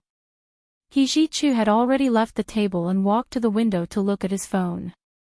Ma Qiqi and Yin Shixiang were chatting with Ma Qiqi's parents, and the four of them were very friendly. After a while, Gu Nianji came out of the bathroom. Her face was a bit pale, and she must have vomited badly. Hua Xiaoheng watched her walk over and sit on the chair. He picked up the warm water that Hua Xiaoheng had placed on her table and drank it in one gulp. Gu Nianji had almost puked her heart out in the bathroom. The smell of onions and squid lingered in her chest, and she wanted nothing more than to immerse herself inside and out in water to wash away the smell. You're all done. Come, let's eat some crabs. Ma Qiqi's father saw that everyone was almost done eating and went to the kitchen to bring over the steamed crabs. The large crabs weighed at least a catty each. They were tied up with straw ropes and steamed in the steamer until they were bright red. Cutting the ropes and removing the crab shells, they instantly saw the glistening yellow seeds. This is a full yellow crab. Nianji, you have good taste. Machichi winked at her and reached out to put one on the plate in front of her.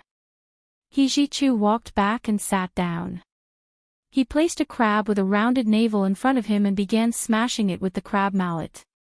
Hua Xiaoheng didn't need the crab mallet at all. His hands were more useful than any tool and could completely crush the crab shells with his bare hands. Therefore, the crabs were obedient in his hands. Soon, the plate in front of him was filled with a small mountain of freshly cut crab meat. Then he poured a little vinegar and shredded ginger. It was so fresh that she could forget all the troubles in the world. Gunyanji focused on finishing one crab and was about to eat another when she suddenly realized that the plate in front of her had been taken away and replaced with 2 plates of freshly cut crab meat. 1 plate on the left and 1 plate on the right. Following the hand holding the plate, she first saw Hua Xiaoheng's handsome and solemn profile, then turned to see Hijichu's elegant and warm smile. It was the third watch. It was the third watch today. Remind everyone not to forget your recommendation votes. It was the last 3 days of the month, and the double monthly votes were continuing. Do you still have monthly votes?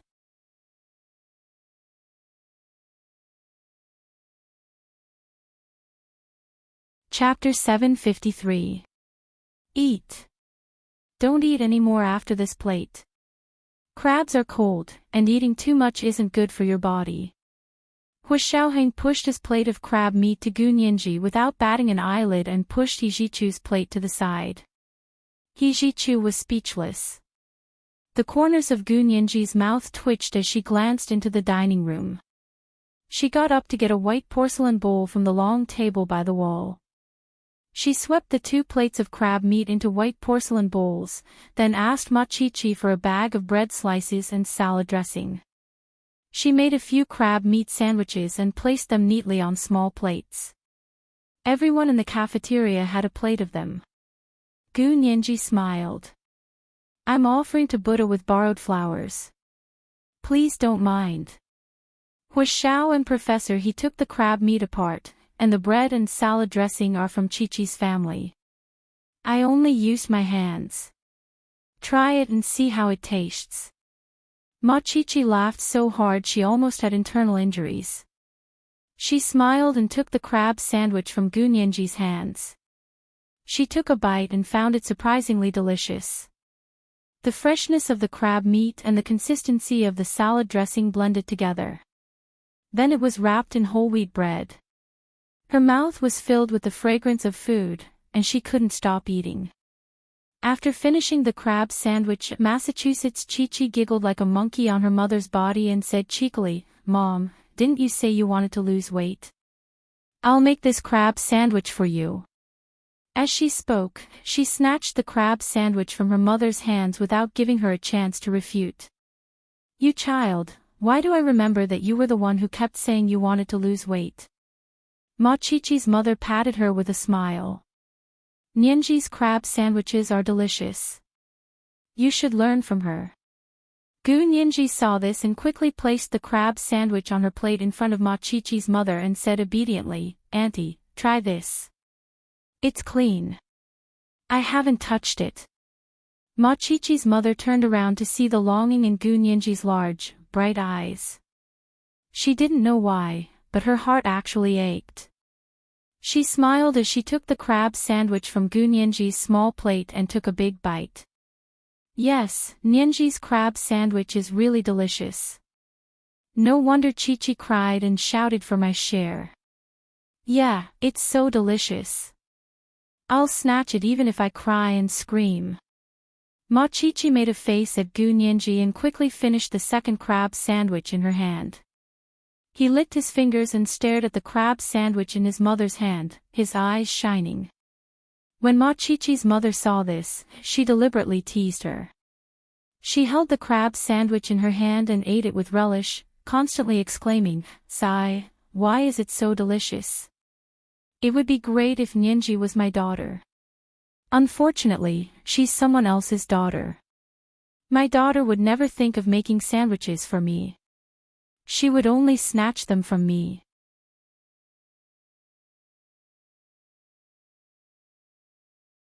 Ma Chi-Chi's parents also sincerely asked them to stay. Eat the cake before you go. Chi-Chi spent a lot of effort preparing it. Ma Chi-Chi's mother took out another red envelope and put it in Gu Nianji's hand. Nianji, happy birthday.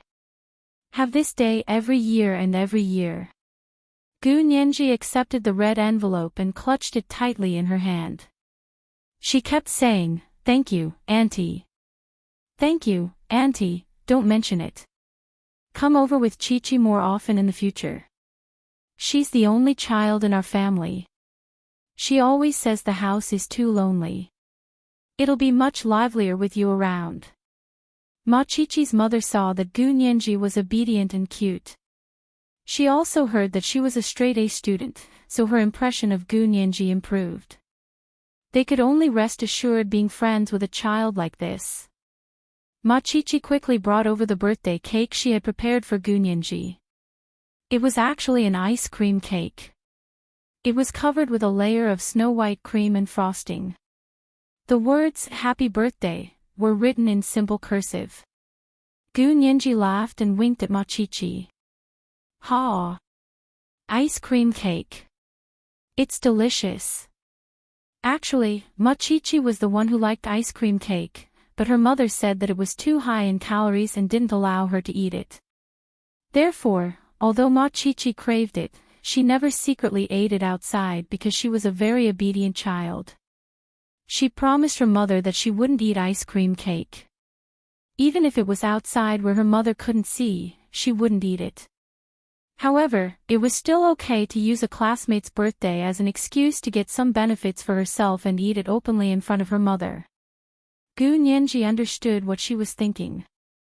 Smiling, she picked up the long knife and cut the ice cream cake into pieces.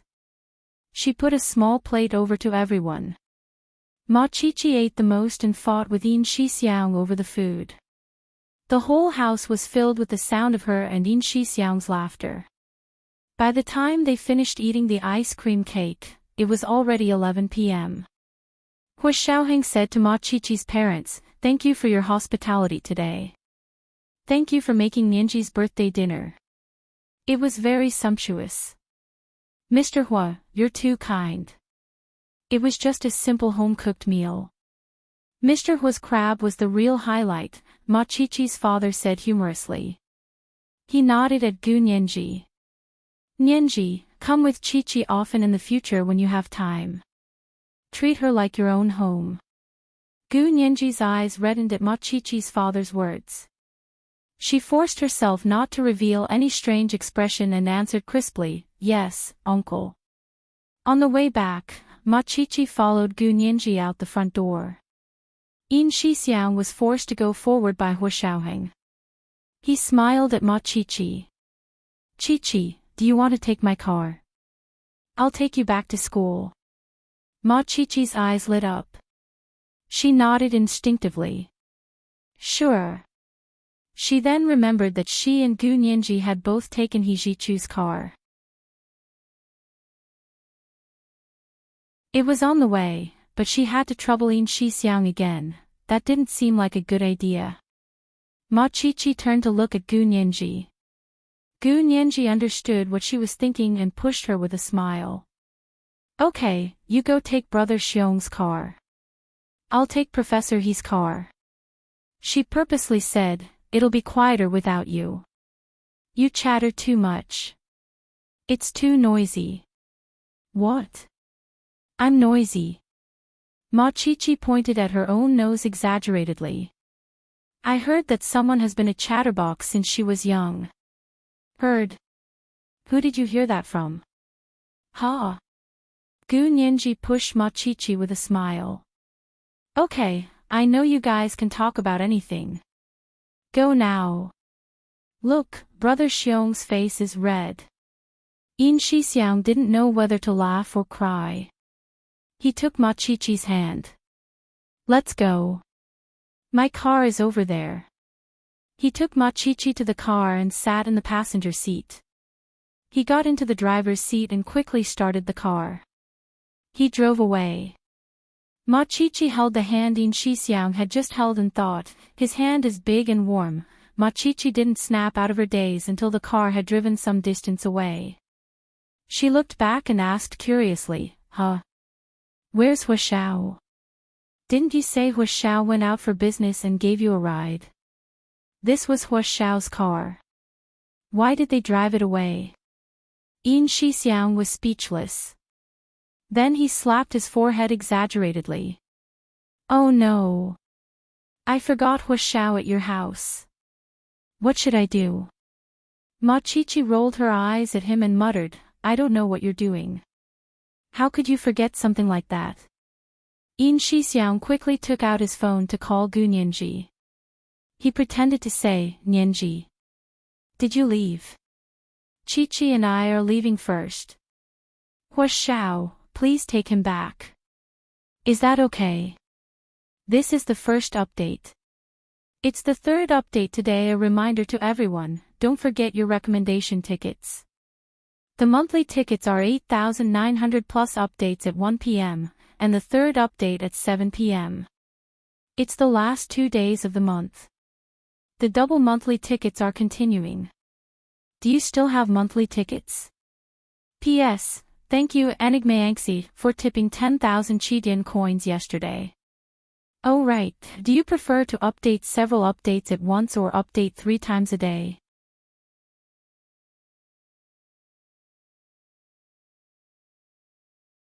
Chapter 754. By the time Gu Nianji received Yin Shixiang's call, Hu Shaoheng was already in He Zhichu's car. She regretted sitting in He Zhichu's passenger seat just now. Then she wouldn't have to sit with Hu Shaoheng. She didn't feel anything else but awkwardness. She turned her head to look out the window and chuckled at Yin Shixiang. She said faintly, "Brother Xiong, how dare you forget about your chief? Do you think I'm stupid?" Yin Shixiang chuckled. "Nianji, don't expose the truth. Also, the chief understands that it's not easy for an old leftover man like me. You should understand too, right?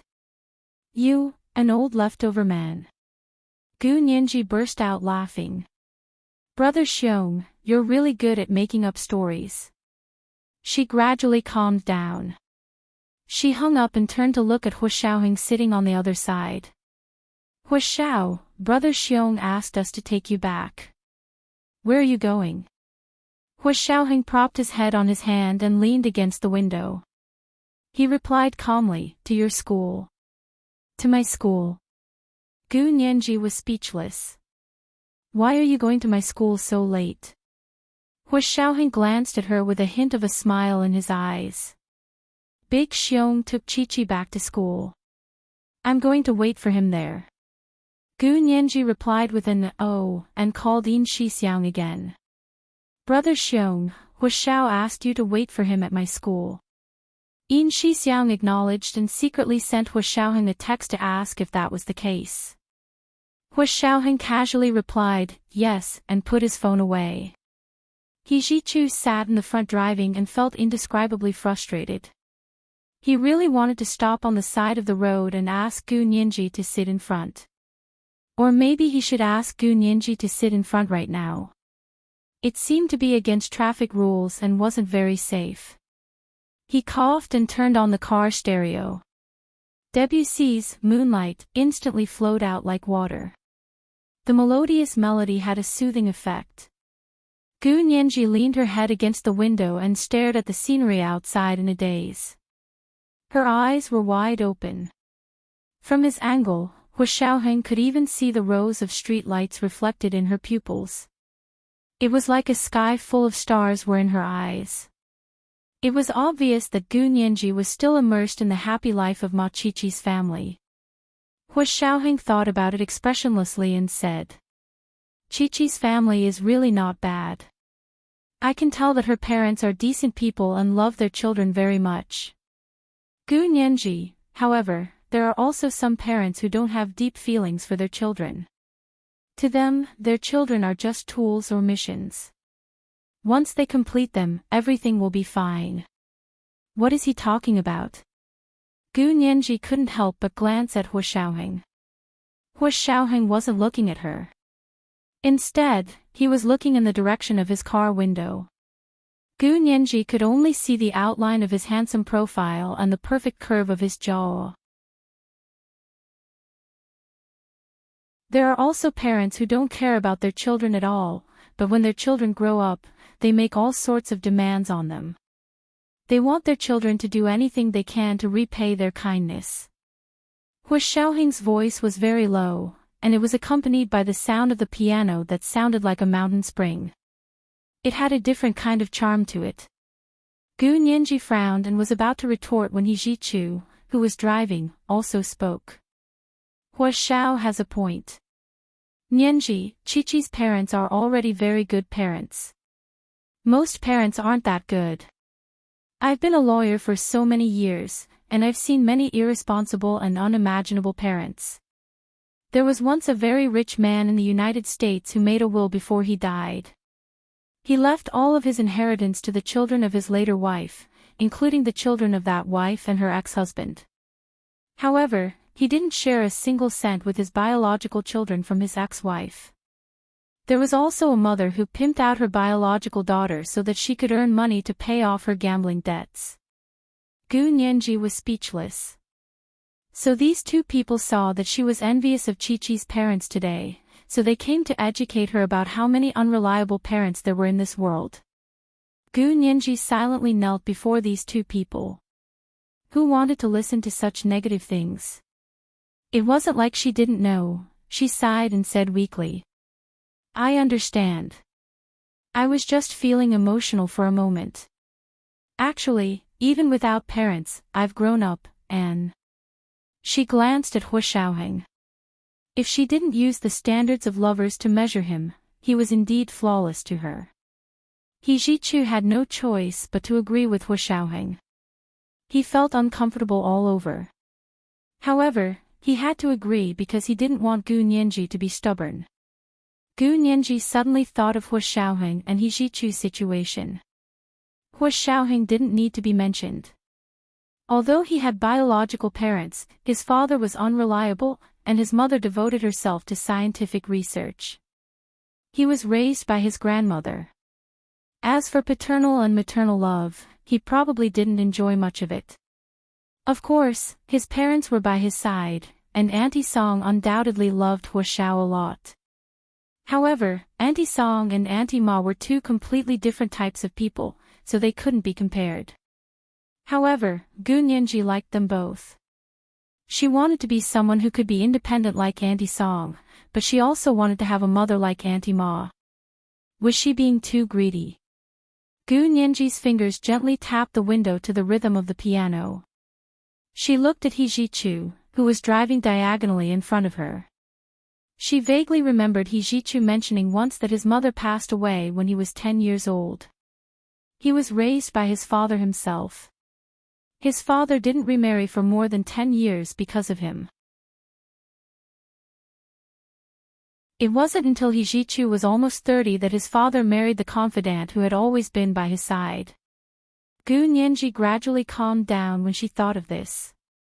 Okay, they weren't from families like Ma Qiqi's, so they could understand each other, right? However, Gu Nianji still felt that they were different from her. Regardless of whether their parents truly loved them or not, they all knew who their parents were and where their roots were. Gu Nianji was different. She didn't remember her parents, her hometown, or her childhood, so her sense of insecurity and desire for maternal love were deeper than theirs. She had to graduate quickly. After graduation, she could be independent as soon as possible and begin her journey to find her mother. She couldn't rely on others. Gu Nianji thought about it vaguely. Slowly, drowsiness overtook her, and she leaned against the window to sleep. It had been an exhausting day. Even someone as energetic as her felt mentally and physically exhausted. Hua Xiaoheng didn't hear her speak for a while. He sensed that her breathing was calm and light, like she was asleep. He turned to see that she was indeed asleep. However, her head was leaning against the window, and her arms were tightly wrapped around his chest as she curled up in the corner. Hua Xiaoheng's eyes flashed. He sat over and pulled Gu Nianji over to let her lean against his shoulder. Gu Nianji was sleeping soundly when she felt a familiar scent in her dreams. She couldn't help leaning over to find a comfortable position. She heard the familiar sound of a heartbeat. It was the best lullaby, and she slept even more soundly. Hua Xiaoheng looked down to see Gu Nianji, who had fallen asleep clutching his shirt from his shoulder to his chest. His lips curled into a slight smile. Hua Xiaoheng hugged her like that and let her rest on his chest. They slept all the way to the dormitory. He Jichu saw it from the rearview mirror. The veins on the back of his hand bulged as he gripped the steering wheel, but he gritted his teeth and didn't make a sound. Yin Shixiang had arrived a long time ago. After Ma Chichi went up, he waited there alone. It was already past midnight, and there weren't many people on campus. Yin Shixiang didn't have to wait long before he saw He Jichu's car drive over and park below the dormitory. The door opened, and Hua Xiaoheng got out of the car. He then turned around and reached into the car to carry someone out. He Jichu also got out of the car and called out to Hua Xiaoheng. Hua Xiao, this isn't good, right? Hua Xiaoheng stopped in his tracks and glanced at him. What's not good about it? Nianji is asleep. It's only a few steps. Just wake her up. He Jichu walked over with a cold expression and called out, Nianji, wake up. His voice seemed to explode in her ear. Gu Nianji opened her eyes in a daze and quickly felt something was wrong. She struggled to stand up. She vaguely remembered that she seemed to have leaned against Hua Xiaoheng to sleep in the car. She suddenly felt very ashamed and didn't even look up. Professor He, thank you for driving me back. Good night. After saying that, he turned around and ran into the dormitory building. He Jichu didn't say anything. He texted Gu Nianji to rest well and drove away. Yin Shixiang finally walked over and said with a smile, Hua Xiao, can we go back now? Hua Xiaoheng didn't even look at him and extended his hand. Keys. Yin Shixiang placed the car keys in his hand and followed him into the car. They left the B University campus and returned to the Special Operations Forces headquarters base. The next day was Monday. Both Gu Nianji and Ma Chichi had morning classes. The two of them woke up at 7:00 and hurriedly finished their breakfast. Then, they carried their bags and rushed to their respective classrooms. On Monday, on the B University campus, students faced the rising sun and raced against the clock. They were full of fighting spirit. However, the world outside the campus wasn't as calm and peaceful. The news of the new First Lady being taken away by the Procuratorate on Prime Minister Tan's first day in office spread like a storm from Weibo to reality. Everyone, both online and offline, was paying attention to this major news. Tan Dongbang and his staff discussed it all night and finally decided to have a lawyer go to the Procuratorate to bring Kai Songyin back early the next morning. The legal reasoning they used was that the Procuratorate didn't have a court subpoena and couldn't set up a private courtroom to detain someone. If it was to assist in the investigation, a lawyer had to be present and couldn't be forced. The time couldn't exceed 12 hours. Tan Guiren cried all night and didn't fall asleep until the sun rose. Tan Dongbang couldn't care about her at this time. He only hoped that Tan Guiren would be obedient while he was under pressure. He had just sat down in his office when he received an internal call saying that Miss Gu Yanran was requesting to see Prime Minister Tan. She also brought the latest news about Mrs. Tan. Gu Yanran didn't come alone. She brought Yi Xian. Yi Xian had watched Kai Songyin's incident from beginning to end last night. He later told Gu Yanran that there was a very powerful computer expert among the people who messed with Kai Songyin. This is the second update. The monthly votes have been delivered at 8,900 plus updates. It's the third update today. Remind everyone not to forget your recommendation votes. The third update was at 7 p.m. There were only 2 days left until the end of the month. The double monthly votes were continuing. Do you still have monthly votes? P.S. Okay, the initial plan is to try it out tomorrow night. The updates will be released at about 10 or 15 minutes past 12. You don't have to stay up late to wait. You can watch it as soon as you wake up in the morning. Mwah.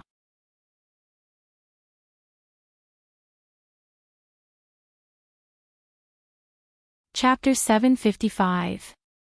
This was truly a case of the expert observing the artistry, while the layman enjoying the show. Yesterday, the netizens online had only seen a big drama of magical realism. However, many computer experts also discovered that there was an invisible hand manipulating the situation behind the scenes. They expressed their professional opinions on Weibo. There was a team of computer experts behind the entire incident, and the team members coordinated methodically. There were so many searches, so many resources, as well as the amount of computing power needed to mine the IP, as well as the equipment requirements. All of this means that this wasn't a coincidence. It was a premeditated, planned, and executed cyber hacking that took a long time to plan and invest a large amount of manpower and resources. There are only a few organizations like this in the entire world. Let's wait and see which hacker organization will claim responsibility for this incident. Gu Yanran brought Yi Xian to Tan Dongbang's official residence. She didn't have enough eyes to take in everything on the way there. The famous number 32 Willow Alley, a place she had never been able to enter, had now opened its doors for her. She raised her head slightly and wore a reserved smile as she leisurely walked down the long hallway to Tan Dongbang's office. There were 2 staff members standing at the door. When they saw them enter, one of them leaned over to push open the office's thick, dark brown oak door. Gu Yanran smiled and said, "Thank you," before leading Yi Xian inside. Yi Xian's expression was calm from beginning to end, as though nothing there could surprise him. Gu Yanran was quite satisfied with his attitude and introduced him to Tan Dongbang with a smile. "This is Yi Xian. He's a computer expert." Tan Dongbang extended his hand to Yi Xian. "Hello." Yi Xian shook his hand and smiled. "Prime Minister Tan, I didn't expect you to look younger than on TV. I'm joking. Tan Dongbang wasn't in the mood to exchange pleasantries, so he asked Gu Yanran directly, "You said there's a computer expert. What's going on?" Gu Yanran nudged Yi Xian. "Go ahead and explain it to Prime Minister Tan." Yi Xian nodded and took out his laptop from the briefcase he was carrying to demonstrate to Prime Minister Tan. "I was watching this incident last night and was curious at the time. I looked up the IP address of the Long Weibo account, but I didn't expect that even with my abilities, I could only find it in a French library." Tan Dongbang was very disappointed. He frowned and said, "Our people also found out about this. That's not all. His IP address was heavily disguised. I used some tricks and finally found out that his transfer was done directly through the Nanda satellite." Yi Xian's words were the main point. Prime Minister Tan, who can directly connect through the satellite and disguise the IP address. There aren't many people like that, right? Yi Xian's words almost directly pointed out that the alternate account was an insider. Tan Dongbang had long suspected that someone from the inside was against him. Otherwise, how could they have investigated their affairs so thoroughly? Yi Xian's words were exactly what he wanted, so his attitude became much warmer. He even called the staff over to ask Yi Xian and Gu Yanran if they wanted tea or coffee. Yi Xian ordered coffee, Gu Yanran ordered tea, and Tan Dongbang also ordered tea. They also asked the staff to send some snacks over, and the 3 of them ate as they chatted. During lunch, Gunyanji scrolled through Weibo on her phone. When she saw the judgment of the computer experts on Weibo, she could not help but be speechless. How skilled did they have to be able to determine that her actions yesterday were a team effort? She was obviously the one who wanted to cause trouble on a whim, so she went against Mrs. Tan and Kai Songin's press release. These people really knew how to clean up the mess. The corners of Gu Nianji's lips curled up into a mocking smile. She logged onto her own Weibo and used another alternate account to comment. Computer experts, if you determine that it was a team effort, can you cover up the fact that the Prime Minister's wife misappropriated campaign funds, used high-quality counterfeit patented jewelry, and allowed her daughter to wear stolen jewelry? Where are your morals? They've been eaten by dogs. Ma Chichi quickly followed up. This is a good job of cleaning up the mess. I give the computer experts 99 points. 1 point less is because I don't want you to get arrogant. Her Weibo post was quickly pushed to the top. Even passers-by expressed that they could not let the hackers have their way. Hacker organization. These people's imagination is better than their computer skills. Ma Chichi covered her mouth and laughed happily. Gu Nianji glanced at her and whispered, Prime Minister Tan and the others will definitely not let this go. You should calm down and not spill the beans to anyone. Although she was not afraid of them, the various troubles that would come from this would still give her a headache, so she wanted to avoid it as much as possible. I know. Do I need you to tell me? Also, how did yesterday's incident develop to such a dramatic conclusion? To be honest, I'm also confused. So don't worry. Even if someone tries to get information out of me, they won't be able to get anything out of me because I don't even know what happened myself. Ma Chichi giggled as she finished her lunch in big bites. Then, she went back to her room to sleep.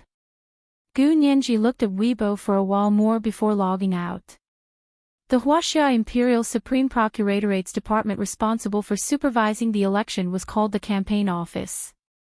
It was located on the highest floor of the Supreme Procuratorate building. Kai Song-yin had been brought there for questioning last night. She and Tan Dongbang were not ignorant fools.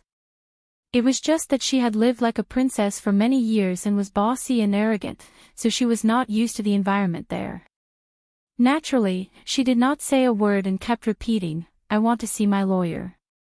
The Procuratorate had interrogated her for an entire night but had not been able to pry her mouth open, so they felt very vexed. Meanwhile, the team of lawyers sent by the Tans had also arrived at the entrance of the Supreme Procuratorate and were holding a press conference at the main entrance. Hello, friends from the media. We are not here today to talk about benefits or build relationships. We are here for an innocent citizen of the empire who has been implicated. Although my client is the wife of the Prime Minister, she is first and foremost a citizen and enjoys the rights that a citizen should have. The reporter the Tans had found was Jean Wani, a lawyer from the JD law firm. She was no longer the small lawyer that people used to use as a shield. She was now a lawyer who could take charge of matters on her own. Her hair was combed short and she was wearing Issey Miyake's latest business suit. She wore heels that were almost 3 inches high. Soon, the news of Jean Wani holding a press conference for her client, Kai Song-yin, at the main entrance of the Supreme Procuratorate immediately spread like wildfire on Weibo. The video of the press conference was being shared everywhere. When Gu Nianji was bored in class, she couldn't help but take out her phone to check the latest situation. When she saw Jean Wani's video, Gu Nianji's hand paused. If she remembered correctly, this woman had been intimate with Brother Xiong for a period of time. This was the third watch. It was the third watch today. Remind everyone not to forget your recommendation votes. The third watch at 7 p.m. It was the last 2 days of the month, and the double monthly votes were continuing. Do you still have monthly votes? P.S. I'm talking about tomorrow night, which is Monday's update. It will be released in the wee hours. I'll give it a try and see how it goes. The update on Sunday would still be at the same time. You don't have to stay up late to wait. You can watch it the first thing you do when you wake up. Mwah.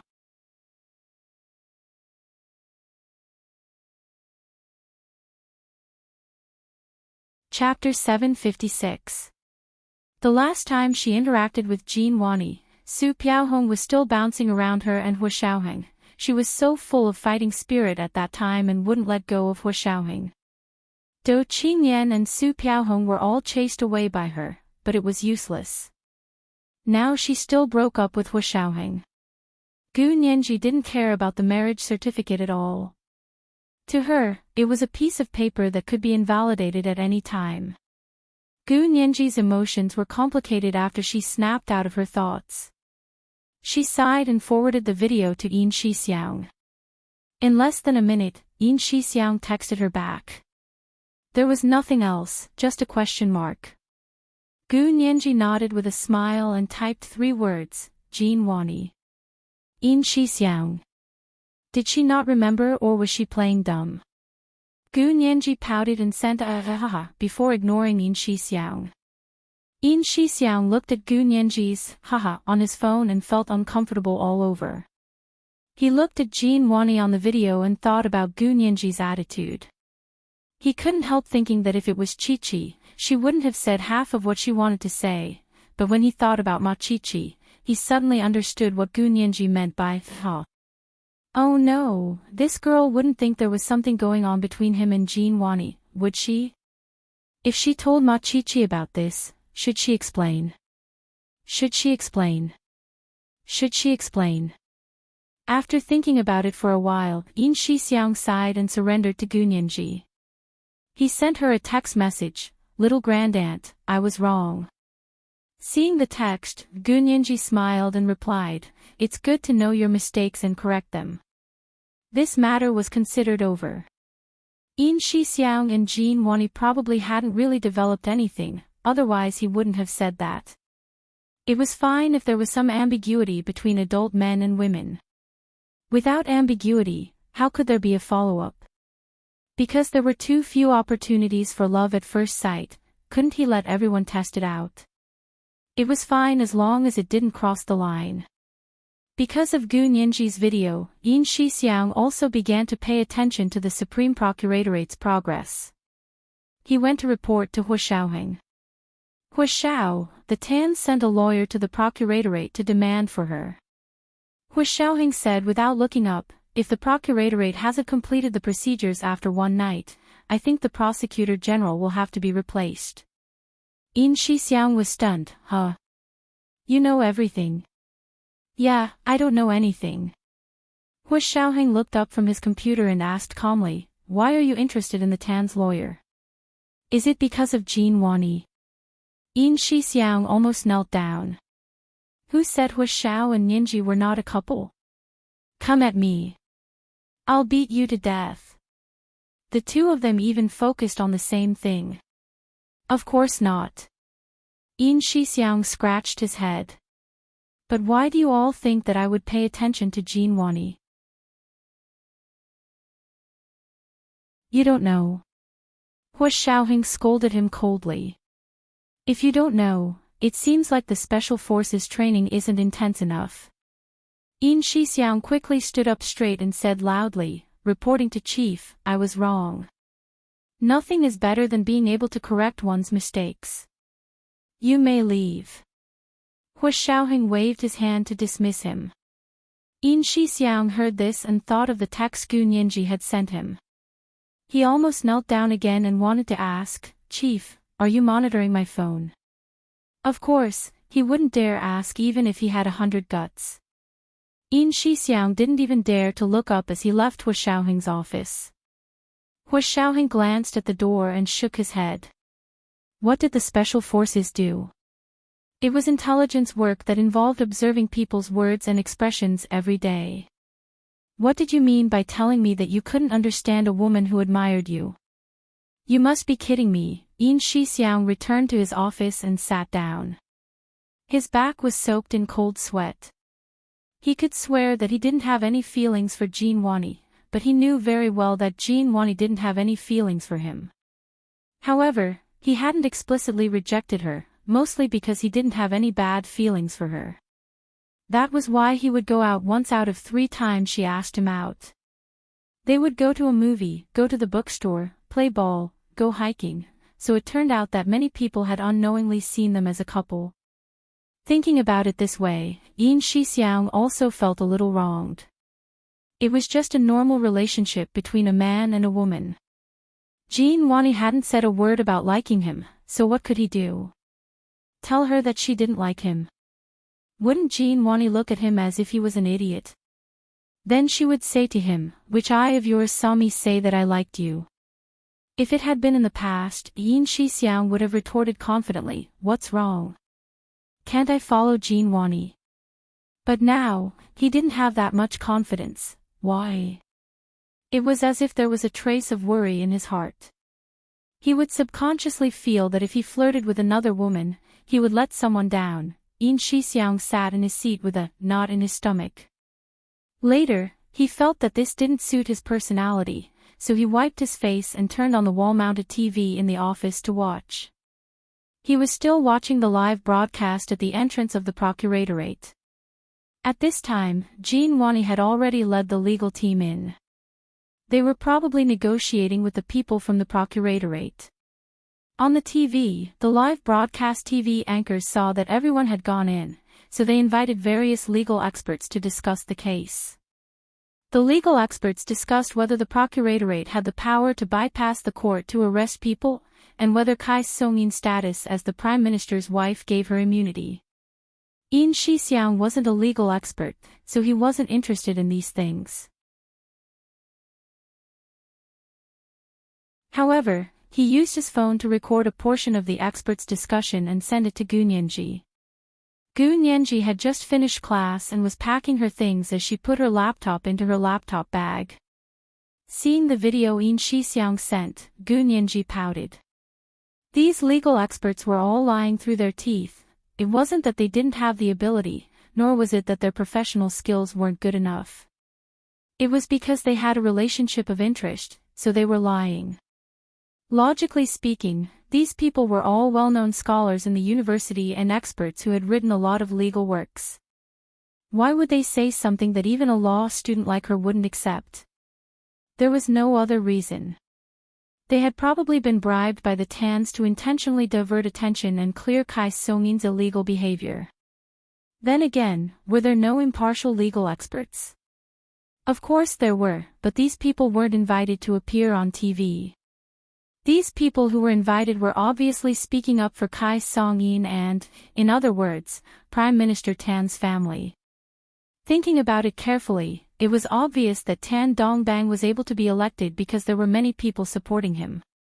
How could he be taken down as soon as he took office? There would definitely be a counterattack. Gu Nianji had already calmed down after understanding the cause and effect. Also, why were these people discussing whether the Prime Minister's wife had immunity? She had only heard of diplomats having diplomatic immunity in other countries, and the President of the United States having the right to exempt others when he left office. She had never heard of any high-ranking officials in the Hua-Xia Empire having immunity. Were they trying to set a precedent so everyone could follow the rules in the future? Gu Nianji shook her head and turned off her phone to go to the cafeteria for dinner. After dinner, she returned to the dormitory. Gu Nianji felt a bit tired and didn't plan on going out to study. She stayed in the dormitory to review her homework. Ma Qiqi, on the other hand, went to study at night and didn't come back until 10 p.m. As soon as she came back, she called out loudly, "Nianji! Nianji! Are you in your room?" Gu Nianji poked her head out of her room and asked with confusion, "Yes, what is it? Did you watch TV? The TV was discussing Kai Songyin's case just now. Did you know? The lawyer hired by the Tans has already taken Kai Songyin back from the procuratorate." Ma Qiqi waved her arms angrily. "Tell me, how could they do this? They're still discussing it." Gu Nianji was shocked. They had already discussed it all day, but it still hadn't stopped. Yes, these people are really something. Ma Qiqi pulled her to the living room to watch TV. "Look, I recognize this fat legal expert. He's the dean of the Z University Faculty of Law.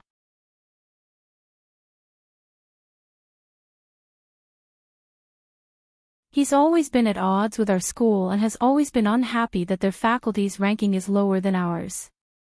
Now it's their turn to show their faces.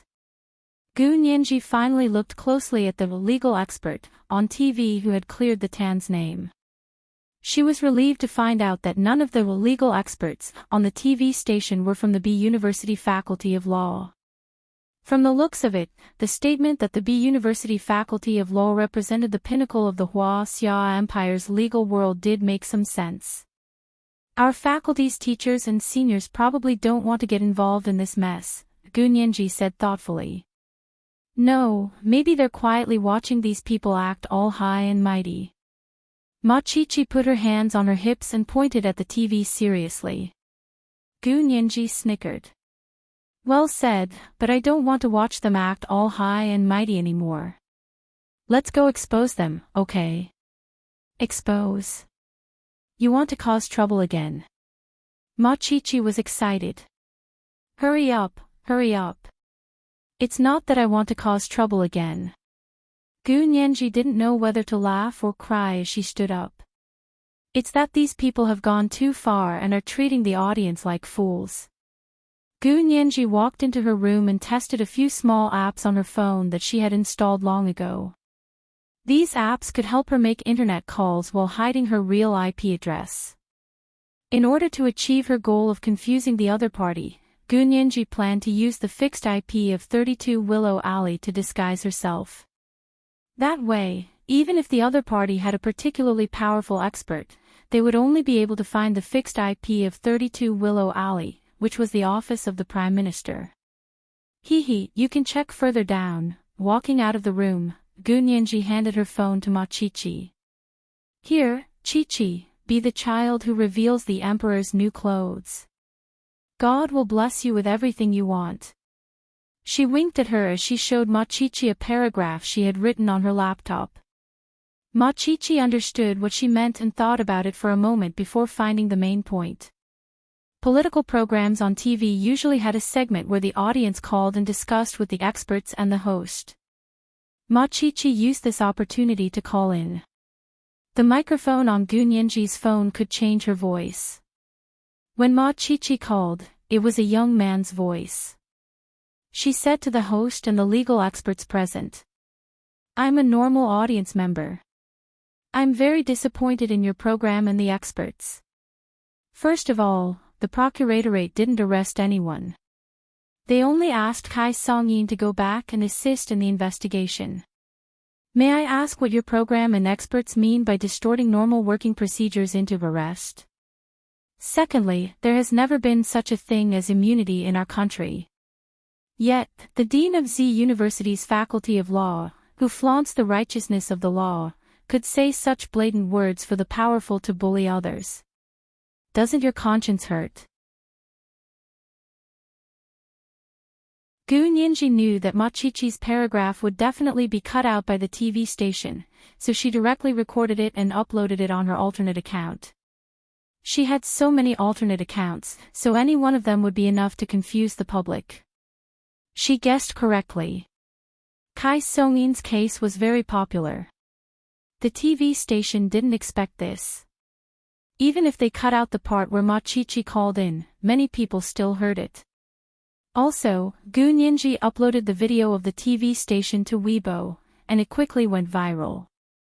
Therefore, the image of the Dean of the Z University Faculty of Law with a fat head and big ears became a meme. It was a big, fierce-looking face with the words, "Doesn't your conscience hurt?" Below it was written, "This is the worst time my conscience has ever been smeared." This was the first episode of 3,500 words. Today was the last day of April. Everyone, hurry up and cast your monthly votes. The monthly votes were 9,400 plus episodes at 1 p.m., and the third episode at 7 p.m. P.S.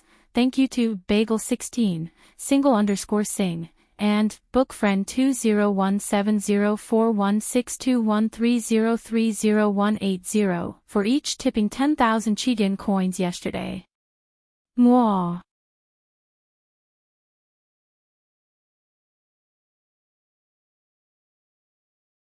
Chapter 757. The emoticon, "Doesn't your conscience hurt?" went viral on the internet.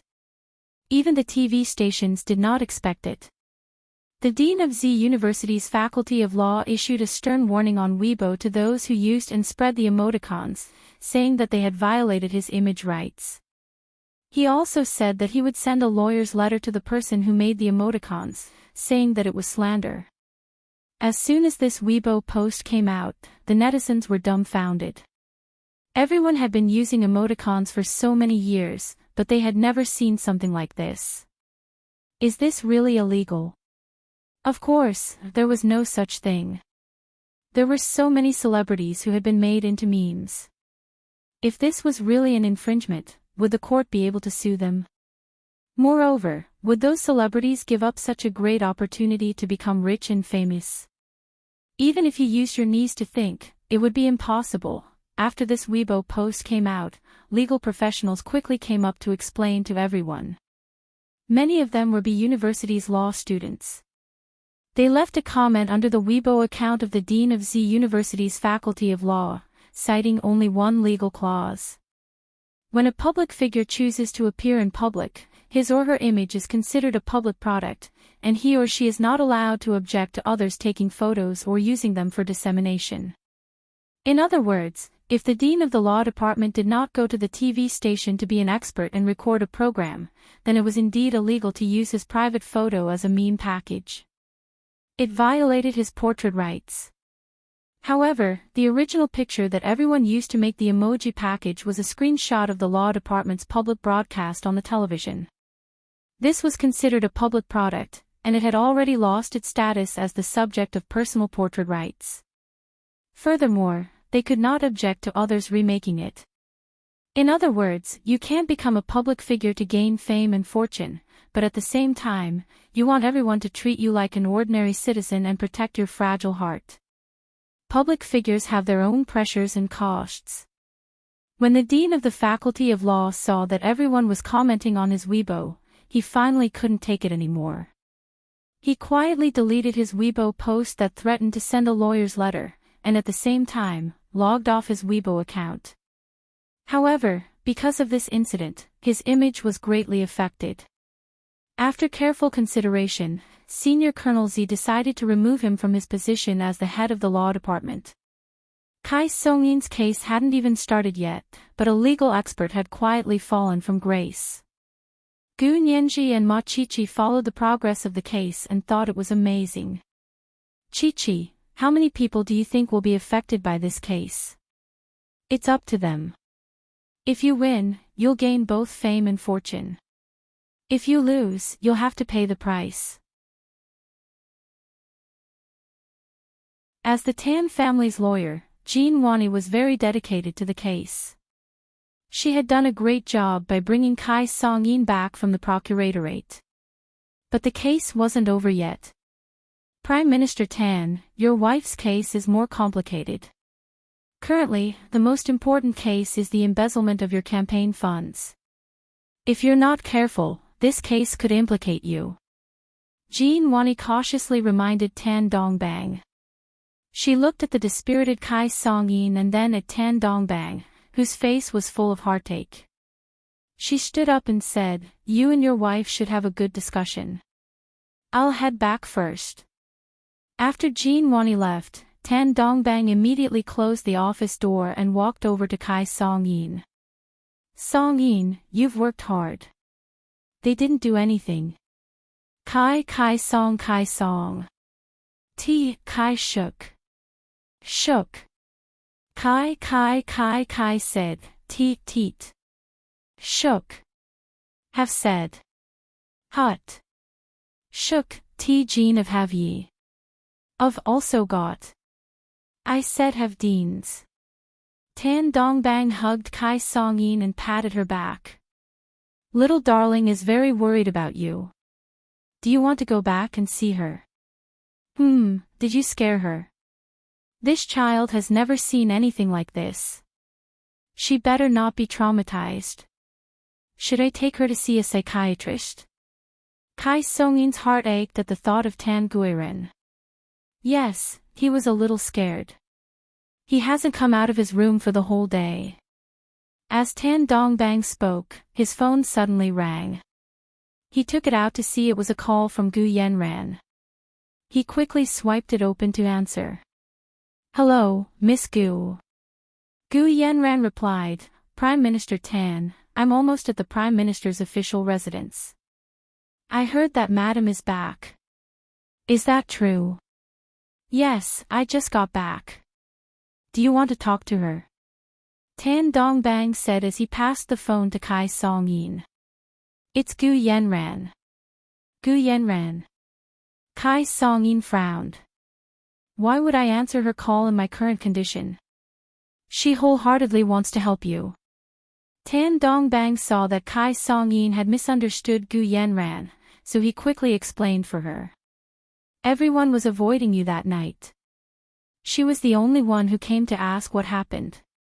Later, she brought a computer expert to help us investigate the origins of those Weibo secondary accounts.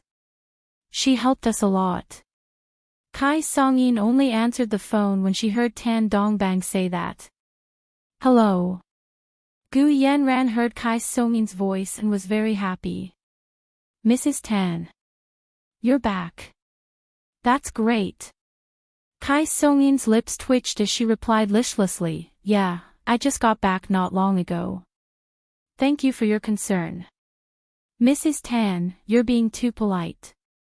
Gu Yenran quickly expressed her loyalty. "Don't be so polite.